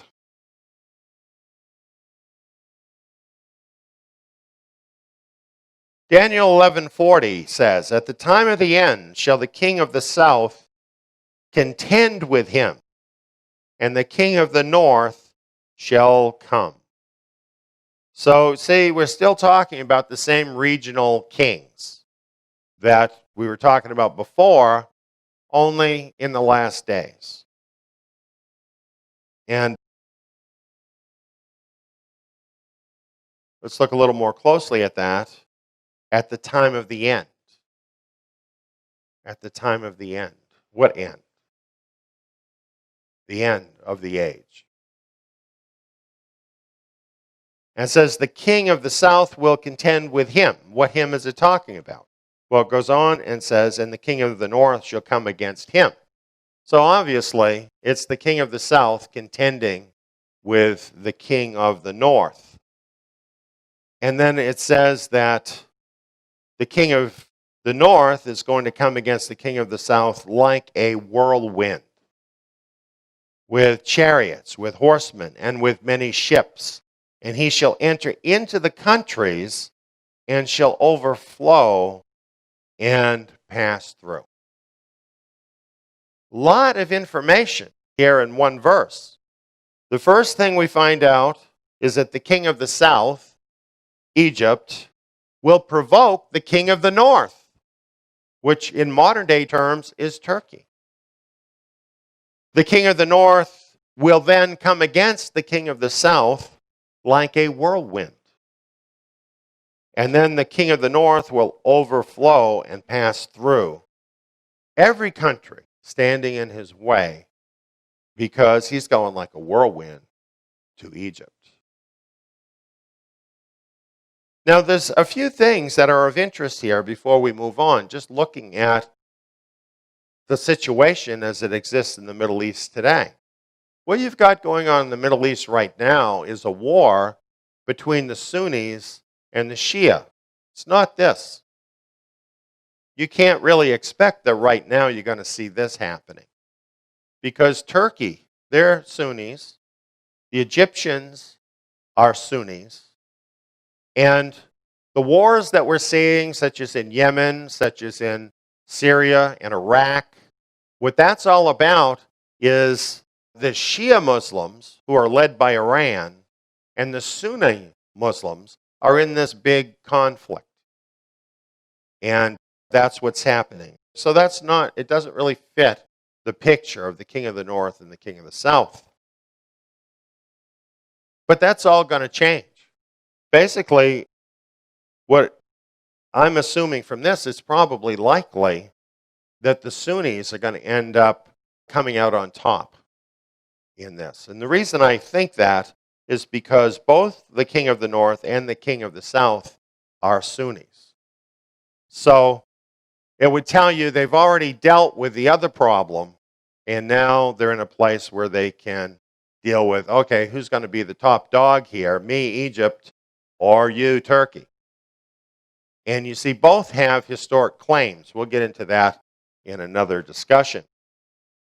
So I think what we can expect is, even though right now, as we look at it, it seems like the Shias seem to be having the greatest success.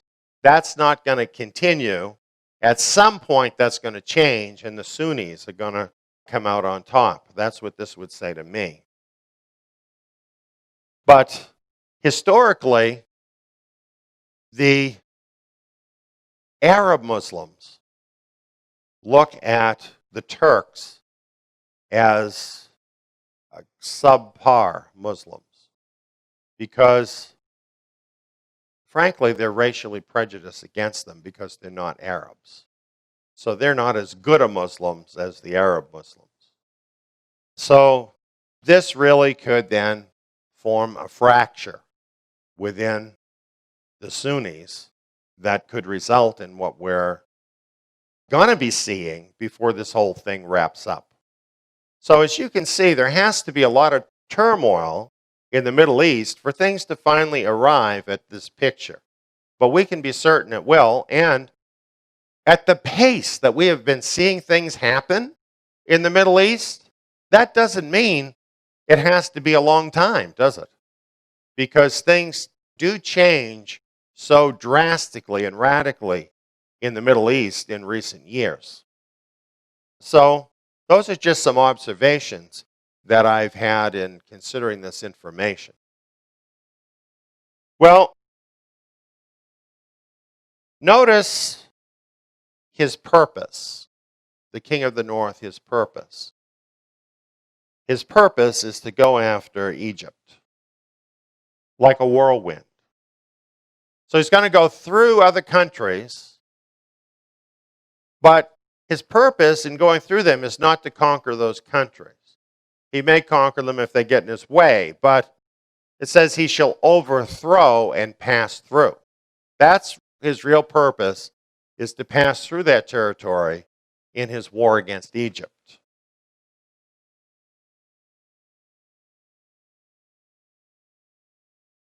It says he shall enter by the glorious land. That's the most direct route. Go right down through Israel. If you're moving like a whirlwind, you're not going to do that. You're going to do that. And that's what he's going to do. Abundant countries shall waver. Countries with great resources will be shaken by the king of the north. But these shall be delivered out of his hand, Edom and Moab and the chief of the sons of Ammon. And I talked about that in my Jordan message. And we presently have that up on the website. If you want to see that, I'll tell you the reasons why the king of the north is passing by these areas. And that fits into the prophetic picture. It says, he shall stretch forth his hand to seize countries, and the land of Egypt shall not escape. But he shall rule over the treasures of gold and of silver, and over all the precious things of Egypt. And the Libyans and the Ethiopians shall follow at his heels. Now I find that interesting because Ezekiel chapter 37 specifically mentions the Ethiopians and the Libyans with Gog. Rather interesting. So it's going to look something like this. King of the north, coming like a whirlwind through different countries, coming right down through the glorious land, but also other countries. It doesn't name all the countries, so we don't know all of them. It does mention Ethiopia and Libya And it's going to be a very, very quick campaign. And he's going to actually take Egypt and rule over all of the wealth of Egypt. So you can picture that, I think, rather easily. Then reports out of the east and out of the north shall energize him, and he shall go forth with great fury to destroy and utterly to sweep away many. What I believe this is about is not threatening reports against him. I believe if you understand that this actually has to be Gog of the book of Ezekiel, and in Ezekiel it tells you all the various locations where fighters were going to come from to be part of this army. There's a large area that would be east of him, and that's Central Asia. And also Iran is going to join him. And then north, of course, is where he's from. So what I'm thinking he's getting is reports now of other armies that want to join him. Join him for what? Well, I believe it's for the destruction of Israel. And it says he goes forth with great fury to destroy and utterly to sweep away. And it tells us he shall plant the tents of his royal command center between the seas and the glorious holy mountain. Yet he shall come to his end, and none shall be able to help him. Friends, that looks just about like this. That's where he ends up. Does that spot look familiar? You know, when we talked about Gog in Ezekiel 38 and 39, this is where Gog ends up. We talked about the great army of locusts in the book of Joel, chapter 2. That's where that army ends up, where they're destroyed. And this is where the king of the north ends up, between the seas and the glorious holy mountain. And it says, the king of the north shall come to his end. Doesn't tell us how. Not here. We have to go to these other verses.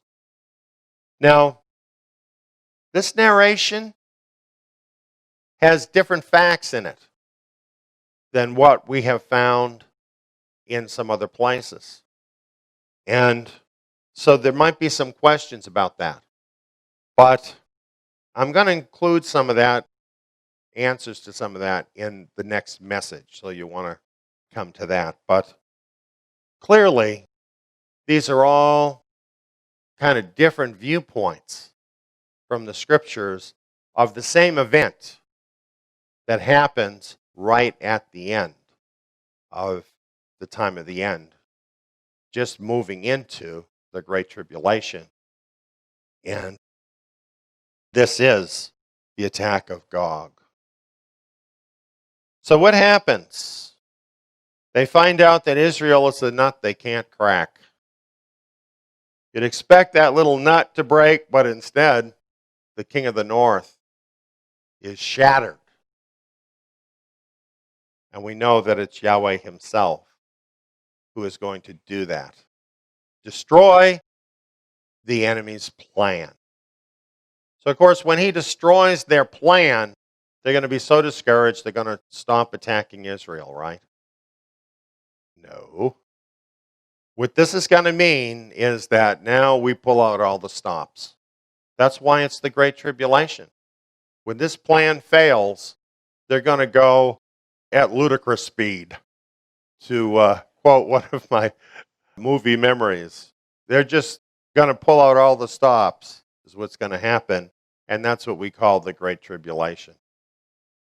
As a matter of fact, it's kind of interesting here This verse, the last verse of chapter 11, tells us about the king of the north coming to his end. And the first verse of Daniel chapter 12, which is part of the same narrative, says this: At that time shall Michael stand up, the great prince who stands for the sons of your people. And there shall be a time of trouble, such as never was since there was a nation, even to that same time.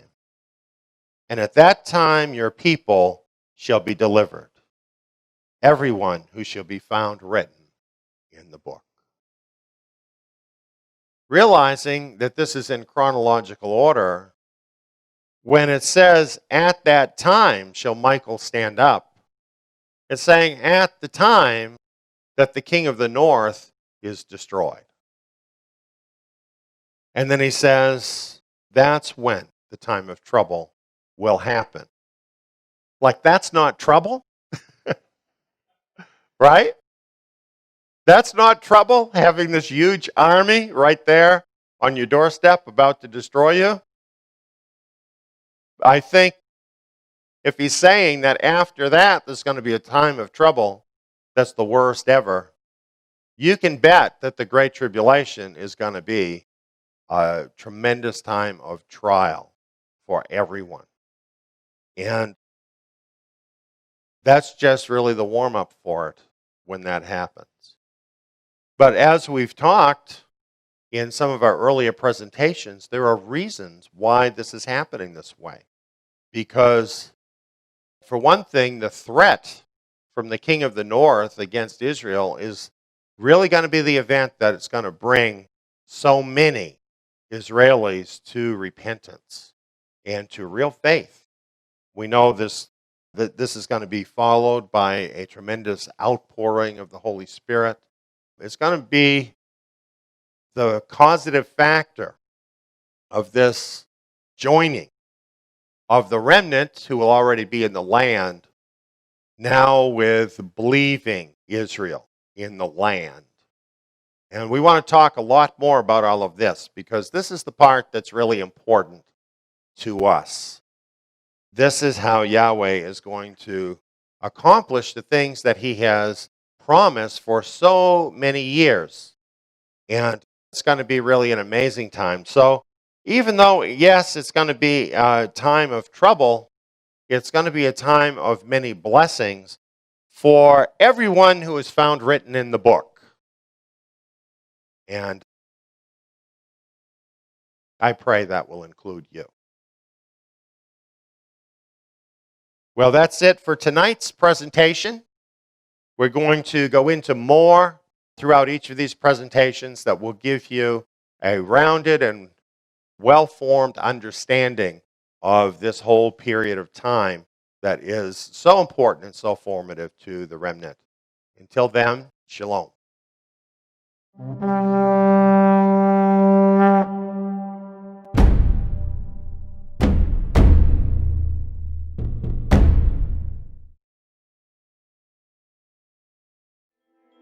Prophetic Fulfillments Just Ahead is a seminar by Eliyahu ben David on Bible prophecy concerning the scattered remnant of Israel, featuring 7 hours of Bible prophecy, plus bonus content. Understand prophecy about the last days. Discover lost truth about the remnant. Order your copy today at truthpoint.info.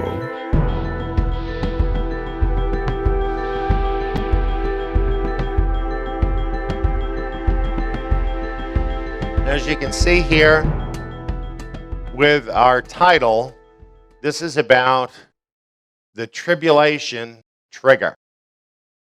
And on my graphic, doesn't it just make you not want to push that button? Well, I think it helps us if we know what does push that button. then we'll understand what's going to be happening. We'll be ready for what's about to happen. And these things are included in Scripture to make us ready here in these last days. It's very interesting that the book of Ezekiel speaks of Gog. And it says, "You shall come like a storm, you shall be like a cloud."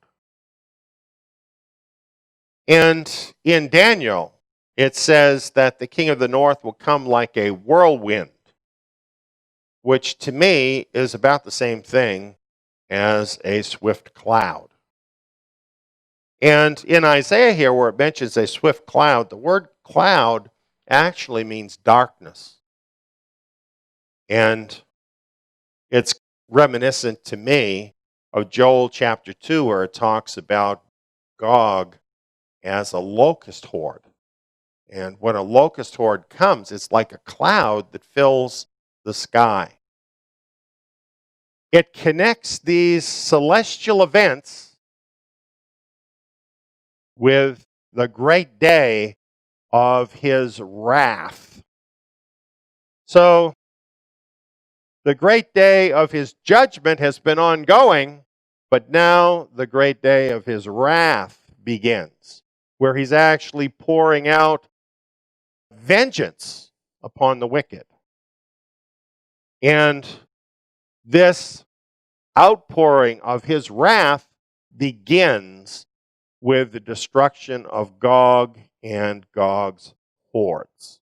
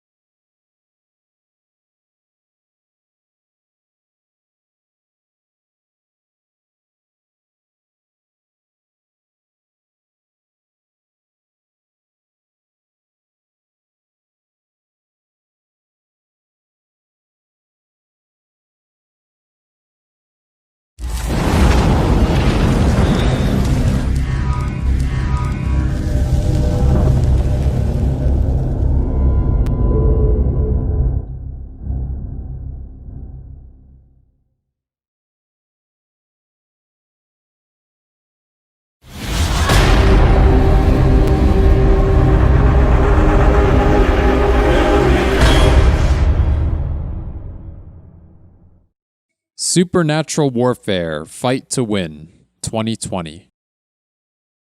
This is a fresh edit of last year's New Year message.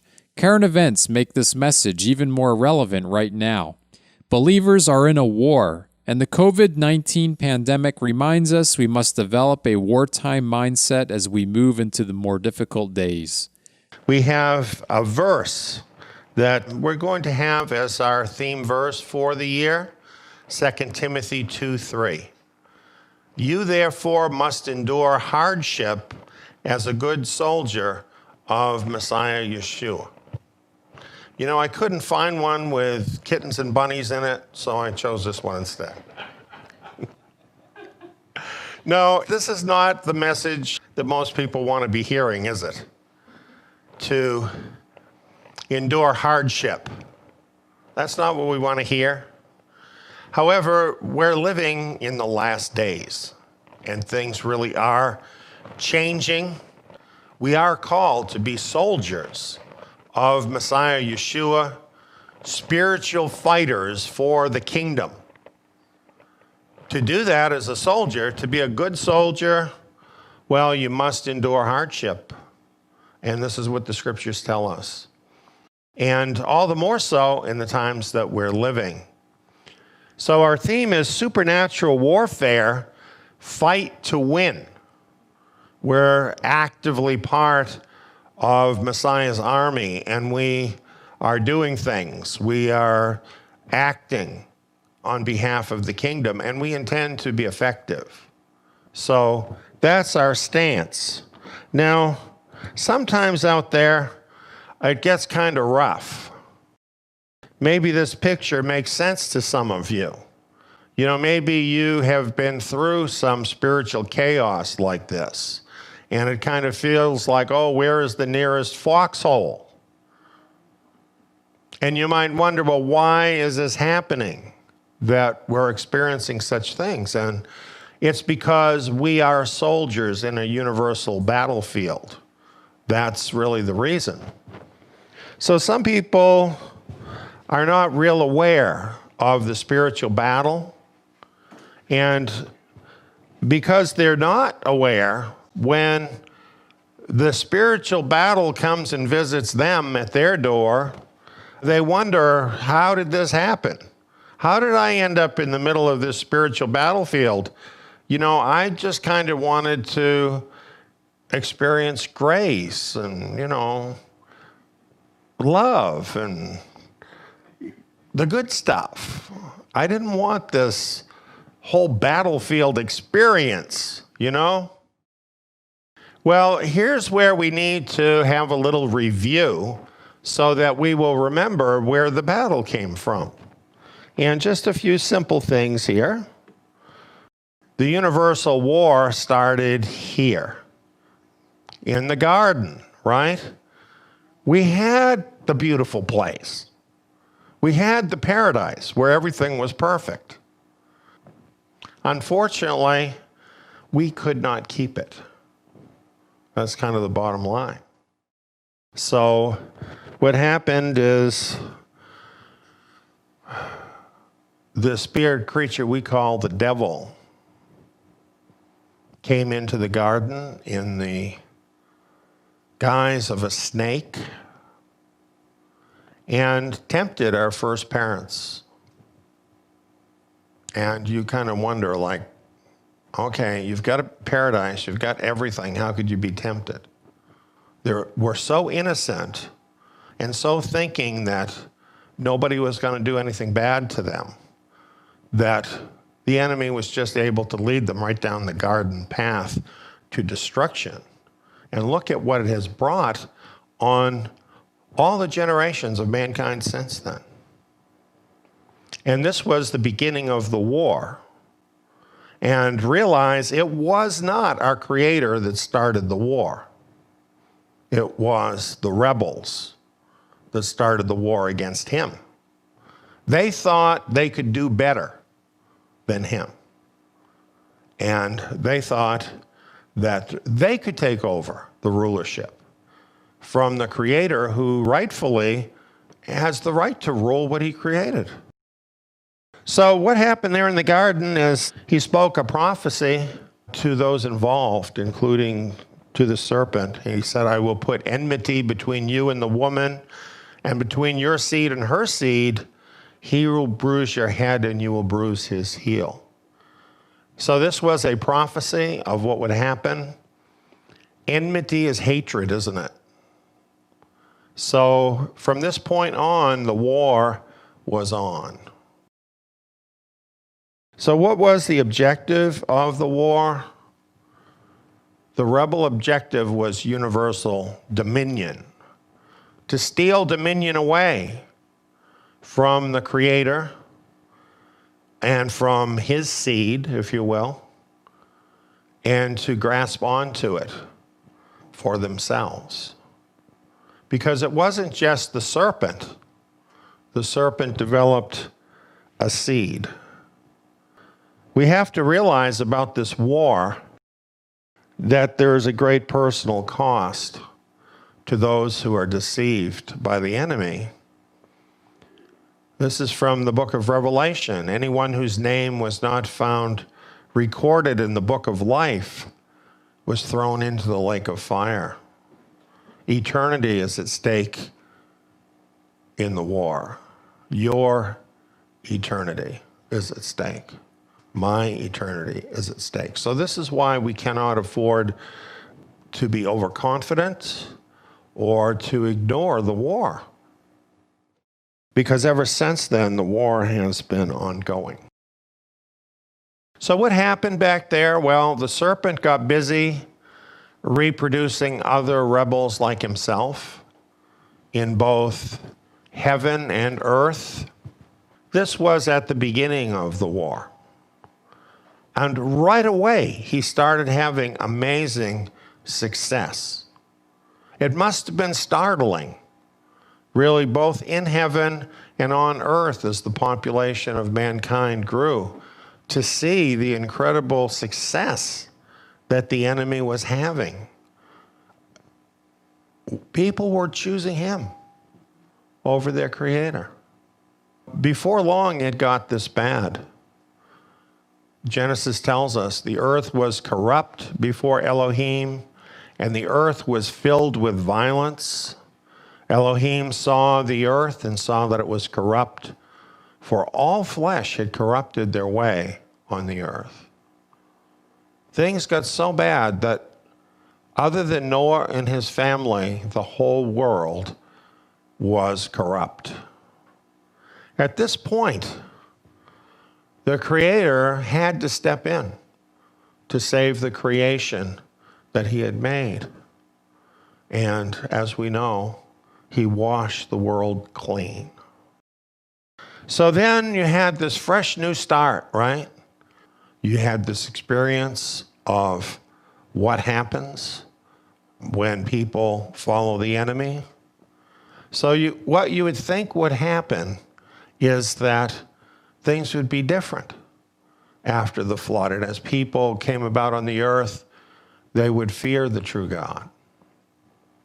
Actually, it got just as bad again as it was before the flood. There weren't so many people in the world yet. There was, however, a large population who were all gathered in the same area. They resented the flood, in fact. And they resented that the Creator would intervene in the way that he did. There were instigators that were raised up by the enemy who maligned the Creator, and they chose to follow the enemy and to follow the other fallen ones that were with him.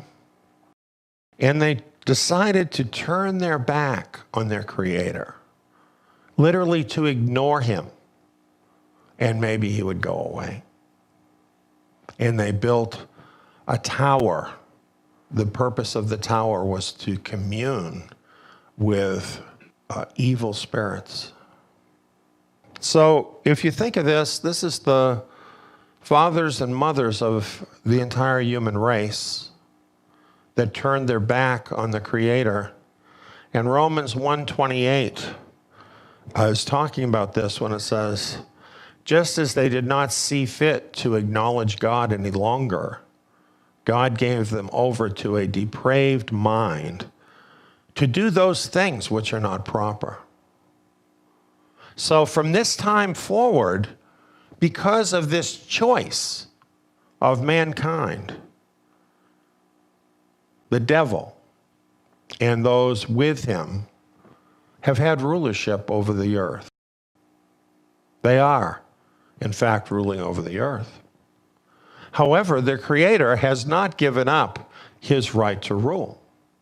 So at times when he's needed to do it, he intervenes. And there's really a war between these spiritual powers. And I think it's good to note that when we look at the flood, we realize that our Father in heaven, who is all-powerful, could just wipe out the enemy. But as we see from that first prophecy in the garden, that was not his way. He was going to allow this war to actually move forward through time to come to its conclusion, to give every person an opportunity to choose which side they want to be on.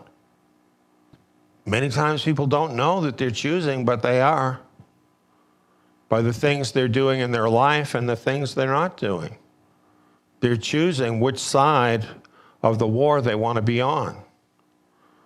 And of course, the enemy of mankind continues to do what he did in the garden. He wants to close the eyes of people to what the truth is, to the Creator, and instead lull them into a false sense of security, to cause them to become totally absorbed with their own selves, their own feelings, their own desires. And this is what most people fall into. That's really sad that that's true.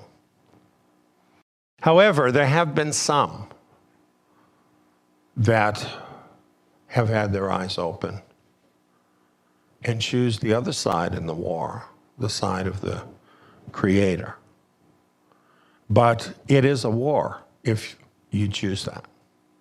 And you need to know that going in. You need to understand as a believer that you're at war and that you're fighting for something. And that's very important to understand. After this happened and the whole world rejected our Creator, he made a counter move. This is all like a big chess game. And he made a counter move of creating one nation for himself out of all the nations of the world. All the other nations, they belonged to these other evil spirit gods. But he raised up one nation to represent the true God in the world. And we know he did this through the seed of Abraham, Isaac, and Jacob, whose name was changed to Israel, which name means he will rule as God. Exodus 19:5 and 6 tell us what Yahweh said to his nation at Mount Sinai, where he first assembled them as a nation. He says, if you will indeed obey my voice and keep my covenant, then you shall be my own possession from among all peoples. For all the earth is mine, and you shall be to me a kingdom of priests and a holy nation. These are the words which you shall speak to the children of Israel. They agreed. And they entered into this covenant.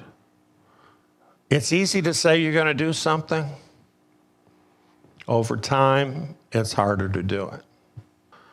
The nation of Israel has had a very mixed history, and we all know that. We can read about it in the pages of the scriptures.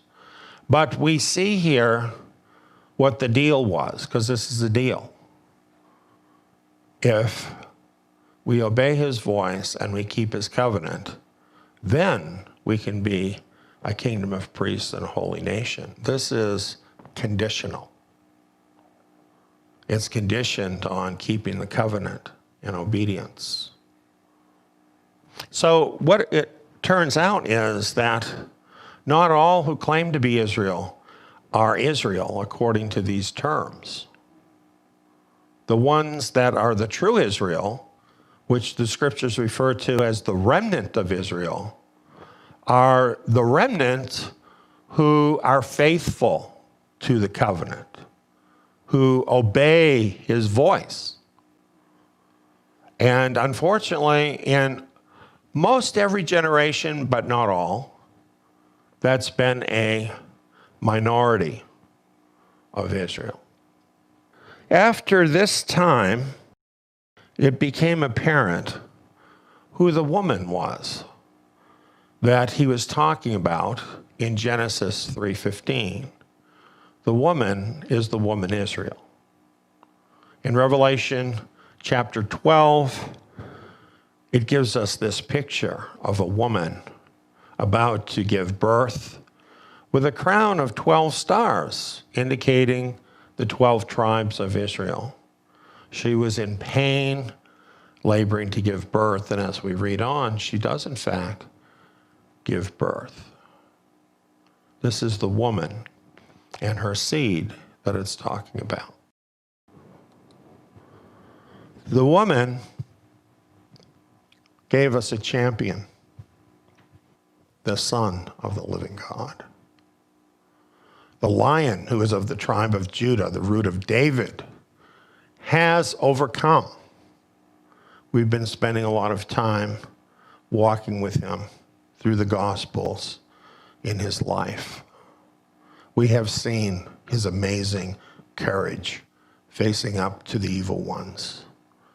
we have seen his laser-like focus on the truth and his ability to stand by the truth no matter what was happening in his life. We saw him actually defeat the enemy by being willing to be defeated. Now, isn't that an interesting concept? That's what the enemy thought. Finally, I'm defeating God. Can you imagine the glee among all of the enemies of God when the Son of God was nailed to that tree? You can hear it in the background as you read the story in the Gospels. Little did they know that this was a war strategy to defeat the enemy, and that Yeshua Messiah was willing to endure hardship as a soldier of the kingdom. And he stepped forward and willingly offered himself, even to the point of death, in complete courage and faith. And in doing that, not only did he provide what was needed for us to be saved, but he gave us an example of what is required of every son and daughter of the living God in this war. That we too must be willing to endure hardship, that we too must be willing to do what it takes to win this war for the kingdom. And we have a leader we can believe in, that we can trust, our Yeshua Messiah. Meanwhile, the war rages on toward the rest of her seed. Revelation 12:17, the dragon grew angry with the woman and went away to make war with the rest of her seed, who keep Elohim's commandments and hold Yeshua's testimony. This is the end-time picture of the remnant. They continue to keep Elohim's commandments. They know to be his nation, they're required to do so. And they're required to obey his voice. But this does not mean that they don't have faith in the Messiah. Exactly the opposite thing is true. They have been saved by the blood of the Lamb. And they have a testimony. And their testimony has arisen because they're in the war. Right? And they have experienced that warfare because of their faith and their unswerving obedience. And so they have a testimony of walking with Yeshua Messiah. And they also are the seed. This means that if you're one of them, the war has found you. If that's true, then it's really time to decide to be a kingdom soldier. You've got something at stake. You have a reason to fight back. One more thing about that.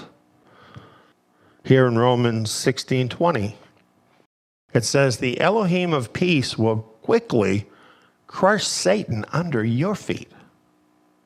You know, oftentimes in the Christian world, when they talk about the prophecy of Genesis 3:15 and so on, they rightly point to Messiah as being the seed.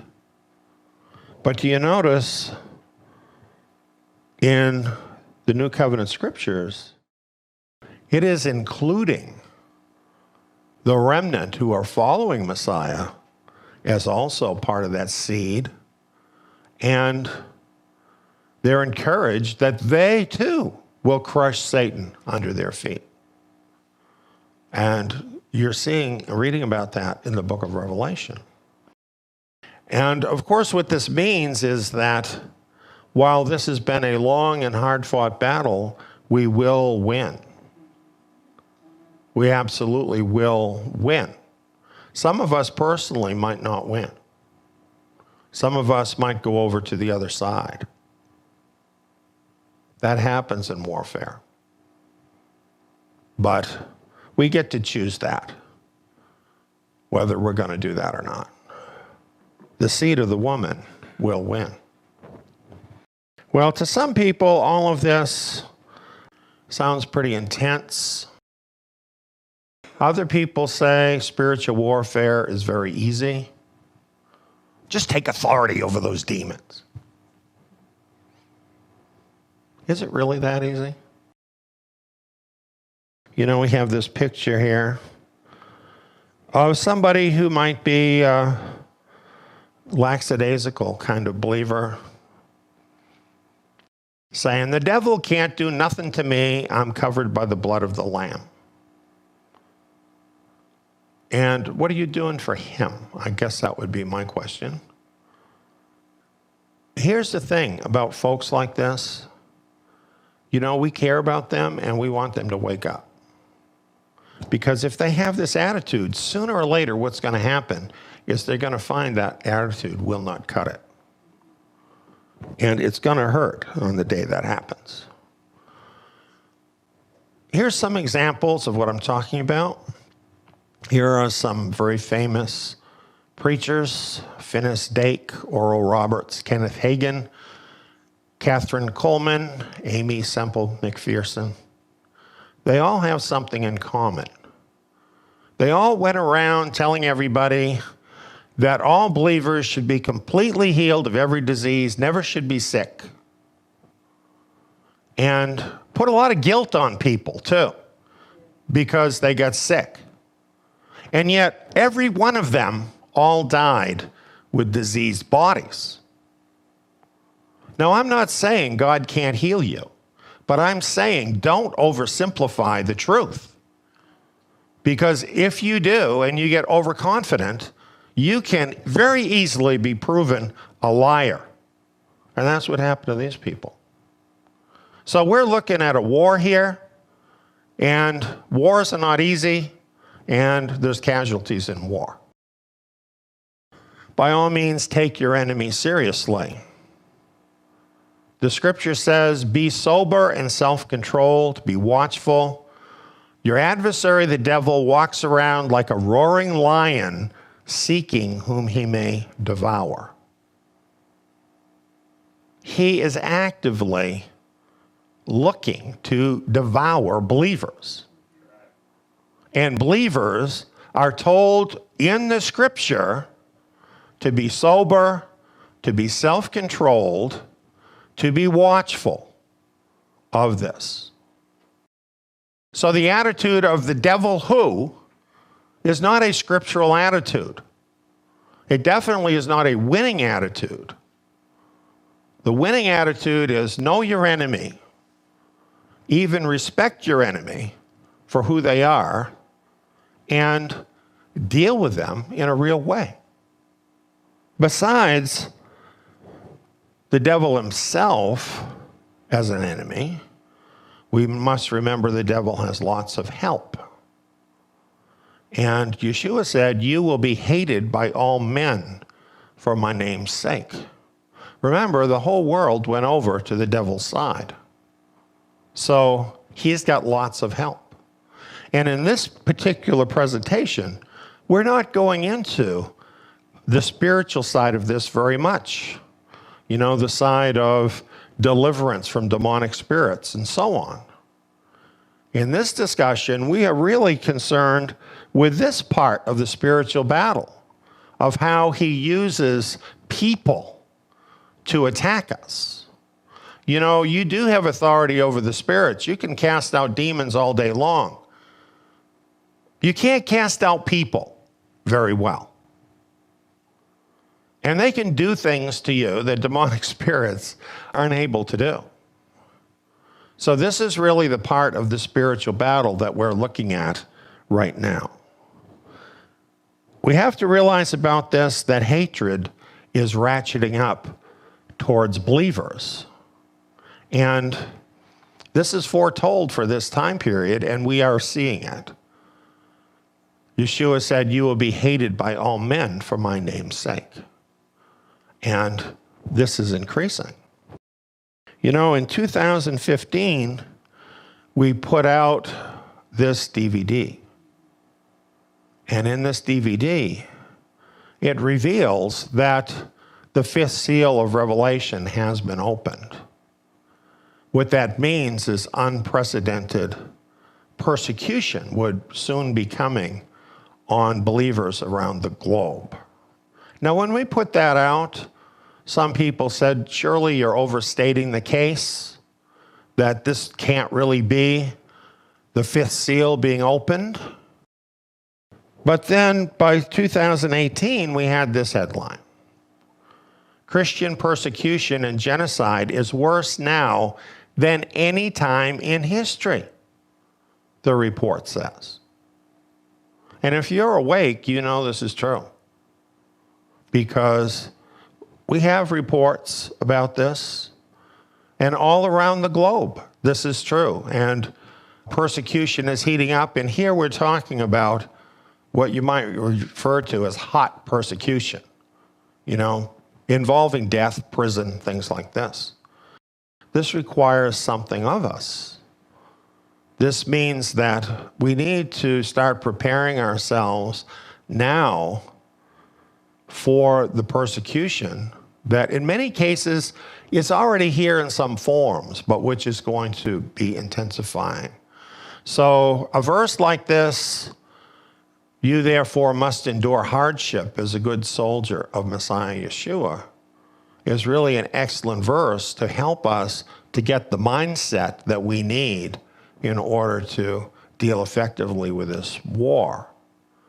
And so nobody wants to hear about hardship, especially in a rich country like America. But we need to be thinking about it if we're going to be good soldiers of the kingdom. We must adopt the wartime mindset of a soldier. We're not like soldiers, we are soldiers. Do you know the difference?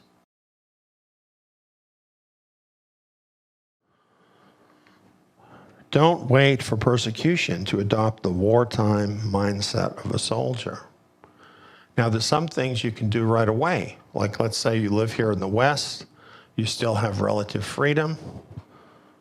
You can think about things like this. If it's on the internet, it isn't private.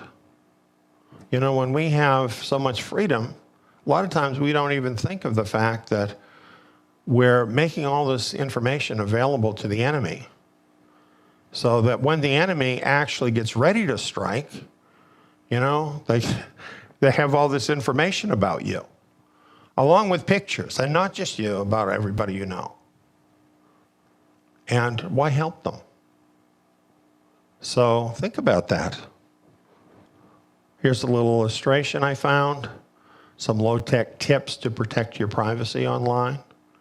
Think about these things. There are many, many other suggestions you can find on the internet about privacy and even being anonymous.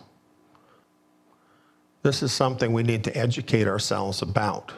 Don't just think because everything seems so free right now that it's going to go on this way. And you know, all this stuff, it gets saved forever, right? Just think of a list: on this date you looked up this, on this date you looked up this. Things that were perfectly innocent and that you had a reason to do can be built together to look like you're some kind of a terrorist or a criminal. Here's another thing you've got to know. Being too trusting can hurt you or even kill you. You are all such nice people. That could kill you. We all want to be nice to people. We might be the last people in the world, believers, that want to be nice to people. And I'm not saying don't be a nice person, but also I'm saying don't be a dumb person. Be careful about what you say and to whom you say it. You know, discretion is a biblical virtue. And yet we have a culture today that's telling you, be transparent. Tell people everything. This is not biblical. The scriptures tell us, use discretion in what you say. We have the example of Yeshua Messiah. Did he tell everybody everything? We have places in the Gospels where people said to him, you're the Messiah, and he says to them, don't tell anybody. Discretion is really essential, and we need to start praying and asking to get that gift of discretion in our speech. Here's a big reason why I'm talking about this. Betrayal will become the greatest threat to your life. I'm not saying it might. I'm telling you absolutely, it's going to. It is going to get there. Matthew 24 is talking about this very time period that we're coming up on. And he said, then they will deliver you up to oppression and will kill you. You will be hated by all of the nations for my name's sake. Then many will stumble and will deliver up one another and will hate one another. That's talking about believers or professed believers.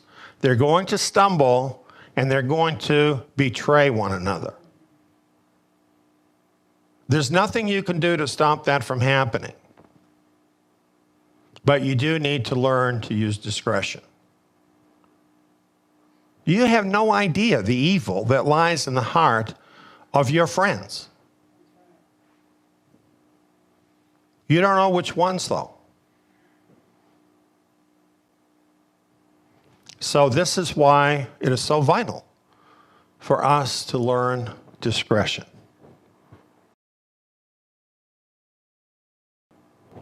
You must always weigh everything you say to unbelievers and even to believers who love the world, including family and friends.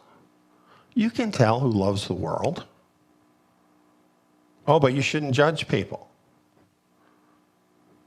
I'm not talking about judging people, okay? You're not going to decide their eternal destiny, but you have to decide who they are in relation to you. That's your obligation. It's not just something you can do, it's something you must do. So you need to decide, are they people you can trust? And to what level can you trust them? And this is true of unbelievers, but it's also true of believers who do not give evidence in their life of totally giving themselves over to Messiah. Because people who are divided are dangerous people in terms of what we're talking about. Those are the people that can easily be turned by the enemy. The people you can trust are the people who are totally given to Messiah above everything. And you can even be fooled about that.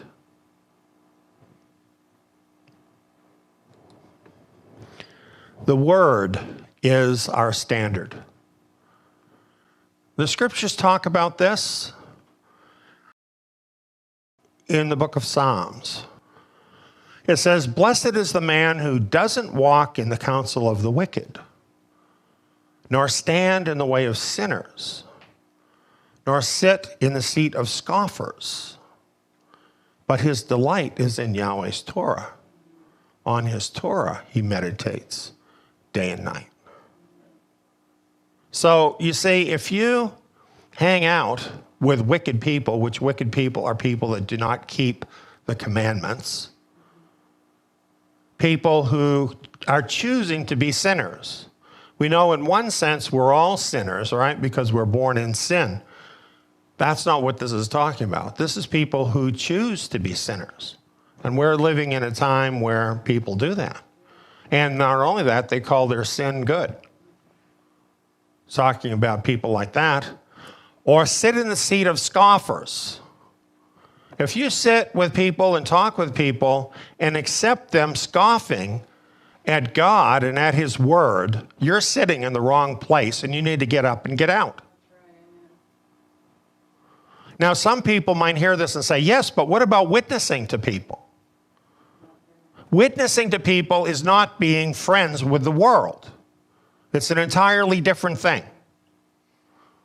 You're not bringing them in to your inner world and revealing all your secrets and everything about your life to people you're witnessing to who are unbelievers.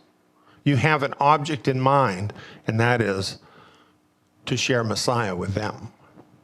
You are a blessed person if you make these distinctions. We need to discriminate on the basis of the scriptures. That's what the psalm here is telling us about. We must do this. And especially as we come into times of persecution where we know we've already been warned here as to what's going to happen. Should we not use some wisdom in our associations with people? So that's really a word to the wise. The scriptures give us direction in many places to make these kinds of decisions. And as we look into a person's life who has some doorway into our sphere, sometimes we wonder, is this person of the devil or are they of God? You know, sometimes you see some stuff on one side that screams devil, devil, devil. But on the other side, you see things that, oh, well, they're trying to be nice. Maybe they're open, and we want to help them. So how do we decide what we're going to do with this person? Well, 1 John says this, in this the children of God are revealed, and the children of the devil. Whoever doesn't do righteousness is not of God. Neither is he who doesn't love his brother. And I believe that these are indications that are given to us to help us to discern who we're talking to and what level of trust we can put in given individuals. So this is what we need to do and start doing it. This is part of our mindset makeover that we need, is discipline yourself to allow the Word and the Spirit to control your every word. You know, we can't afford anymore to just be running off at the mouth because we like to talk. We need to be measuring our words. Yeshua said that every word will be judged. So, speaking at all is a pretty risky thing to be doing, if you think about that. So think about your words. Think about what you say and why you're saying it, that your words might be upbuilding to those people that need that encouragement, people that need the truth. Don't ever run down your brothers and sisters to other people. There might be something about one of your brothers and sisters you don't like. Do not vent to other brothers and sisters. That's just evil and wrong. You can do tremendous harm, and particularly in times of persecution, which are coming up, where you have to depend on every person, because people all know each other in any kind of a community of believers.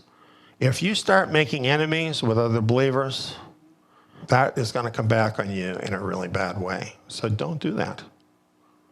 Just a word to the wise about that.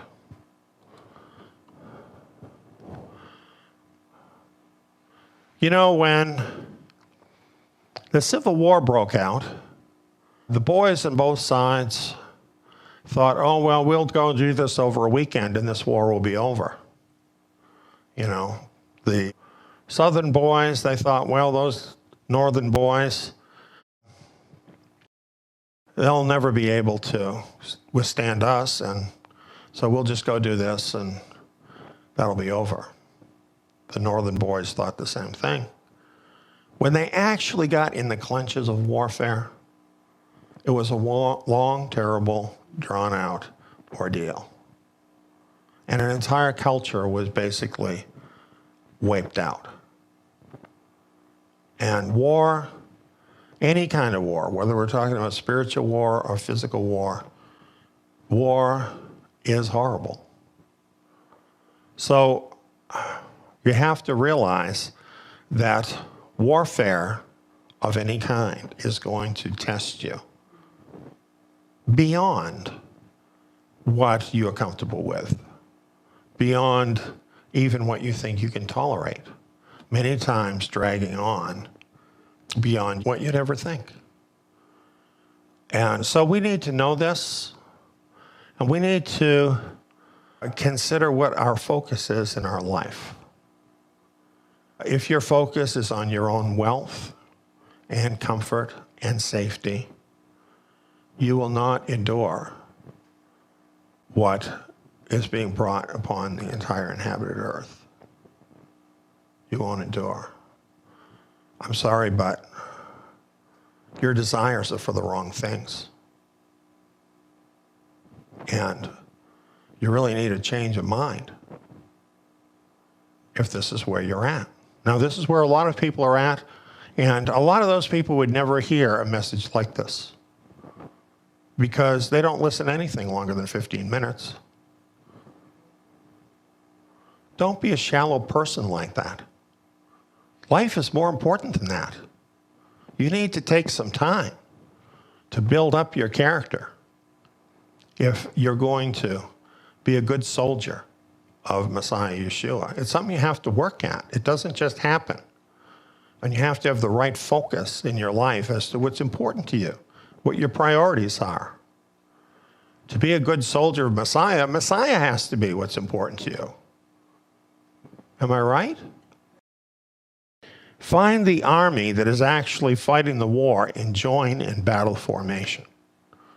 I will tell you, in a war, if you are a straggler out there in the battlefield and you're not with your unit, you will not last. The bullets are flying everywhere. You're going to be the first casualty. Messiah is assembling his spiritual army here in these last days. You need to find a unit that's serious about fighting this war and get in the middle of it. That's what will be a place of protection for you.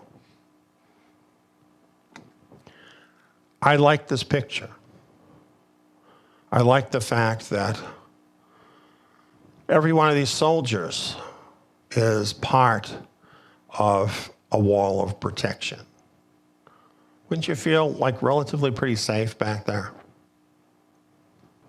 Warfare is what overcomers do.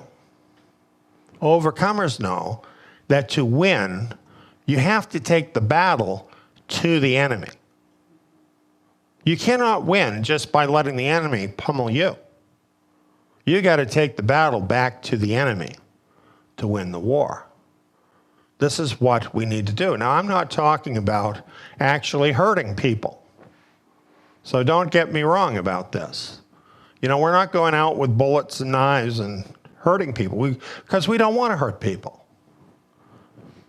But we are talking about fighting this war of words, this war of concepts, and a war for the souls of men and women.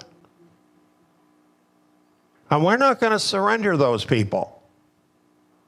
I'm not willing to surrender one person who's part of the remnant if I can do anything to stop that from happening. But I know we will lose some people. What we'll find out in the end is not everybody that wants to be part of the remnant or thinks they're part of the remnant really is part of the remnant. We will find that out, but I'm not willing to concede that person. They're going to have to actually do it, if you follow what I'm saying.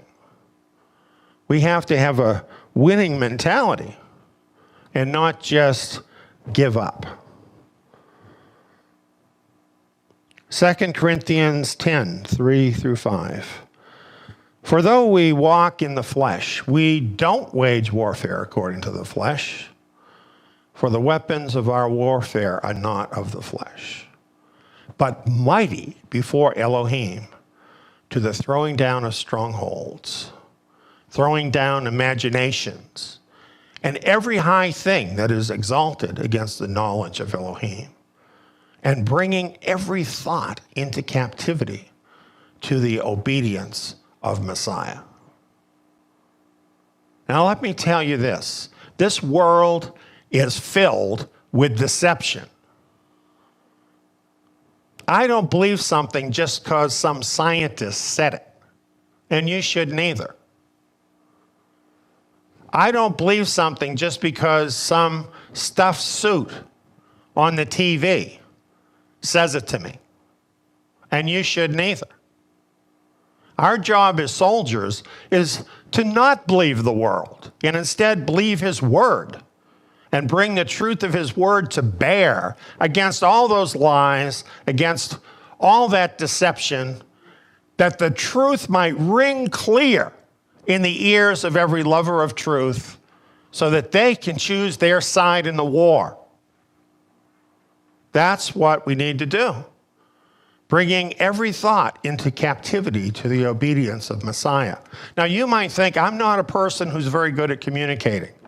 Doesn't matter. Can you be a vessel that the Holy Spirit can use? You know what? 99% of being a soldier for Messiah is showing up. Can you show up? That's what we have to get over, right? Is mindset problems. A lot of it having been instilled by the world, a lot of it part of our flesh nature, a lot of it part of deceptions that have come from a whole host of different places.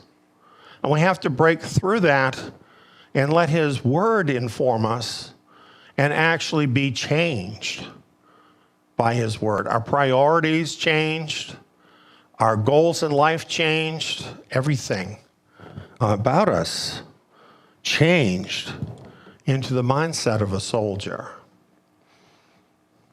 I like this little picture. Those slings and arrows.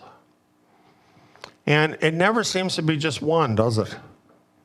They always come in clouds. But the overcomers don't just take the slings and arrows of the enemy.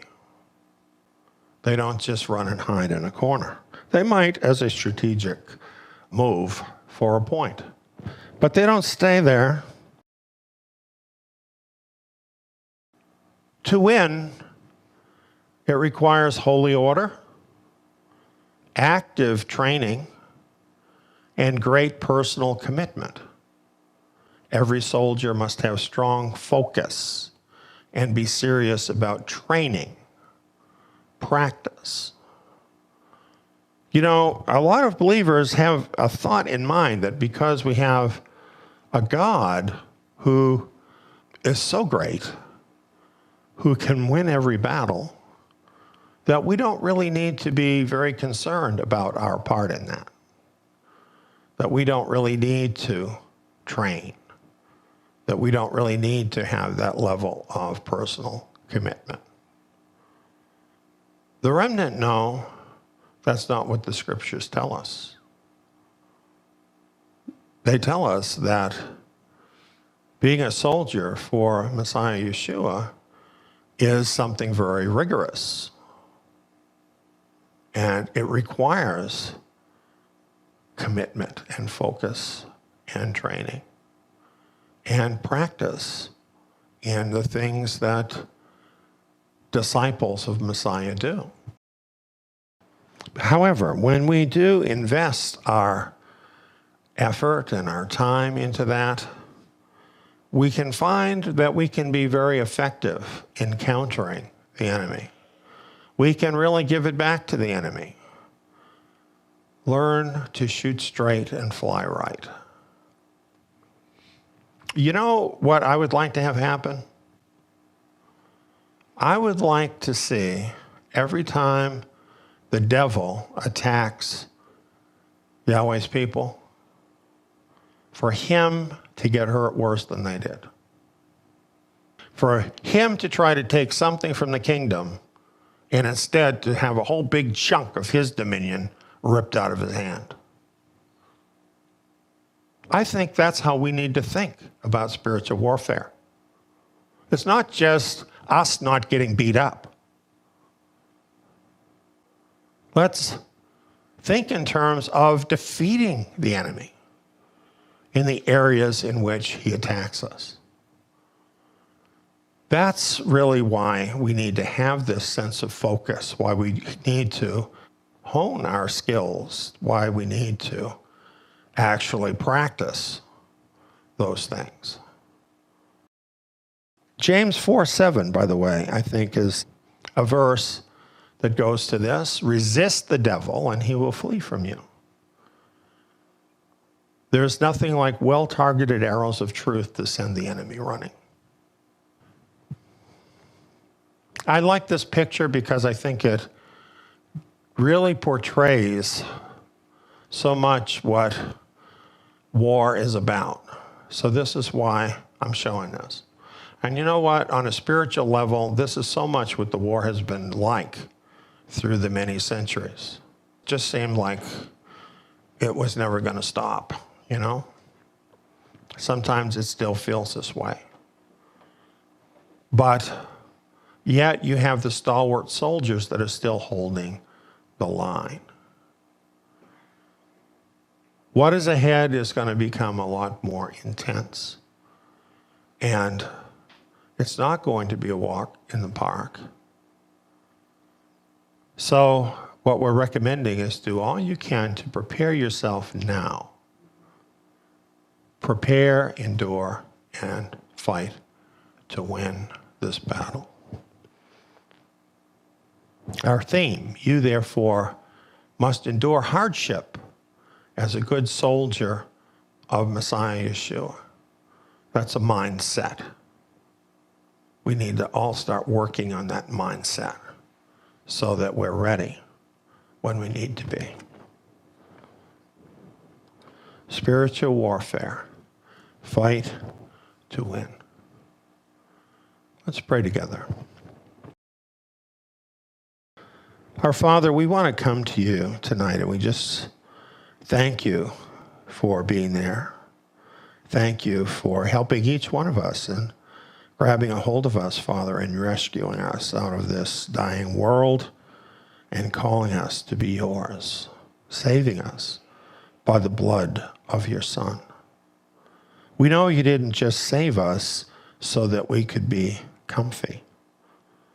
We like comfy, but that's not why you saved us. We are in a war, and as your children, we need to step up and fight for the family farm, which is the kingdom. We need to be good soldiers for Yeshua Messiah. And to do that, we've got to move out of our comfort zone. Father, we need to learn to accept inconveniences and hardships. We need to learn to change our priorities. But Father, the events that are coming in this world are not going to wait. They're coming. And on that day, we have to be ready. So, Father, I just ask you to help each of us to develop that mindset of a soldier for your kingdom, for Yeshua Messiah. Help us to overcome, Father, our reluctance. Help us to overcome even our unbelief sometimes, our insecurities, all of those things. To step forward and really give you an opportunity, Father, because in our weaknesses, that's where we're strong with your strength. Father, especially for us people who are in richer countries, it's really hard for us to sometimes endure the slightest kind of hardship. Many people have not endured those kinds of things, and it sounds so scary and difficult. I want to pray especially for those folks that, Father, you might help them, encourage them, and help them to see your almighty power and your control, and help them, Father, to have a vision of your kingdom so that they will know what it is that they are enduring for. Have a vision, Father, of Yeshua Messiah, who grips our hearts because of his righteousness, his goodness, and his love. Father, help us all to have that vision that we need to endure, because we know that he who endures to the end is the one who will be delivered. Whatever is coming, Father, we just commit ourselves to you and to your care and to your wisdom and to your love. And we know you are in control. We have chosen your side in the war, Father, because we believe in you. We believe in your right to rule over this earth and all that you created. And we stand with you. And Father, we admit that we are weak and that sometimes it's hard. And sometimes, Father, we can be deceived, and sometimes we can even be tempted. But this is not who we want to be. We want to rise up as your holy people in the world. We want to move forward with the courage of a lion, our lion. And Father, we want to glorify your name above every name in this world. So Father, just be with us. Be patient with us. Pour out your grace into our lives and help us to change our minds, to change our hearts, and to put our focus fully on your Son and on your kingdom. Father, we pray these things in the name of Yeshua, our mighty King. Amen. Thanks for watching. For a lot more from the scripture for these last days, sign up free at zion.net/register. That is TSIYON.net/register.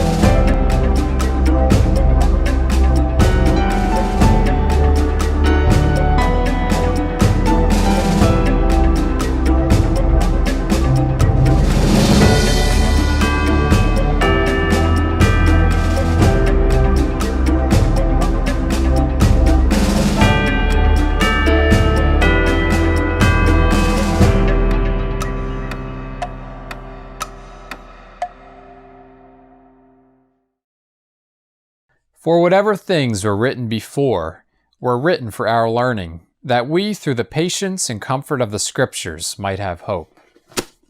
You know, the apostles, they were Torah scholars. This is why I'm doing Zion Academy.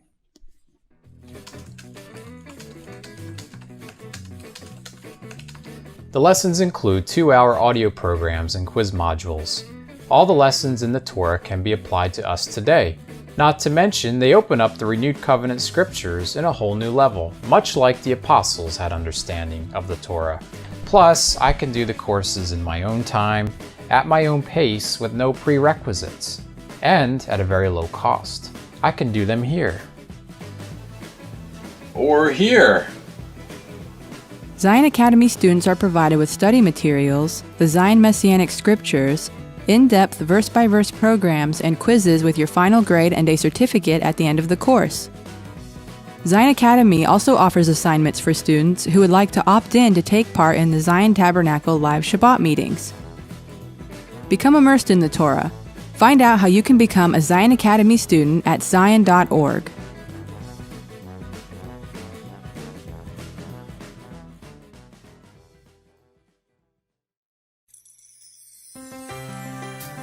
Isn't the world around us going insane? Do you want to return to sanity and establish order in your life? Return to the sturdy foundation that Yahweh established in the beginning. Torah is the foundation. It is Yah's standard of righteousness that He established in the beginning. In the Torah, the first 5 books of Moses, we are introduced to our Creator. We learn who He is and what His name is and what it means. His moral standard, His ways as a person, how He interacts with His people, and what He wants from us. Join Eliyahu ben David in this rich verse-by-verse study of the Torah and bring sanity back to your life. If you would like to listen to these vital programs, you can hear them for free on our radio station at tsiyon.org or download the Zion Road radio app and listen on your mobile device. You can also find our station on the TuneIn radio app for iOS and Android devices. Or become a Torah Club member at zion.net, that is tsiyon.net, for only $12 a month, and gain full access to the Eliyahu ben David Bet Midrash program archives in MP3 format. Join us this Sabbath for the Eliyahu ben David Bet Midrash and bring order back to your life.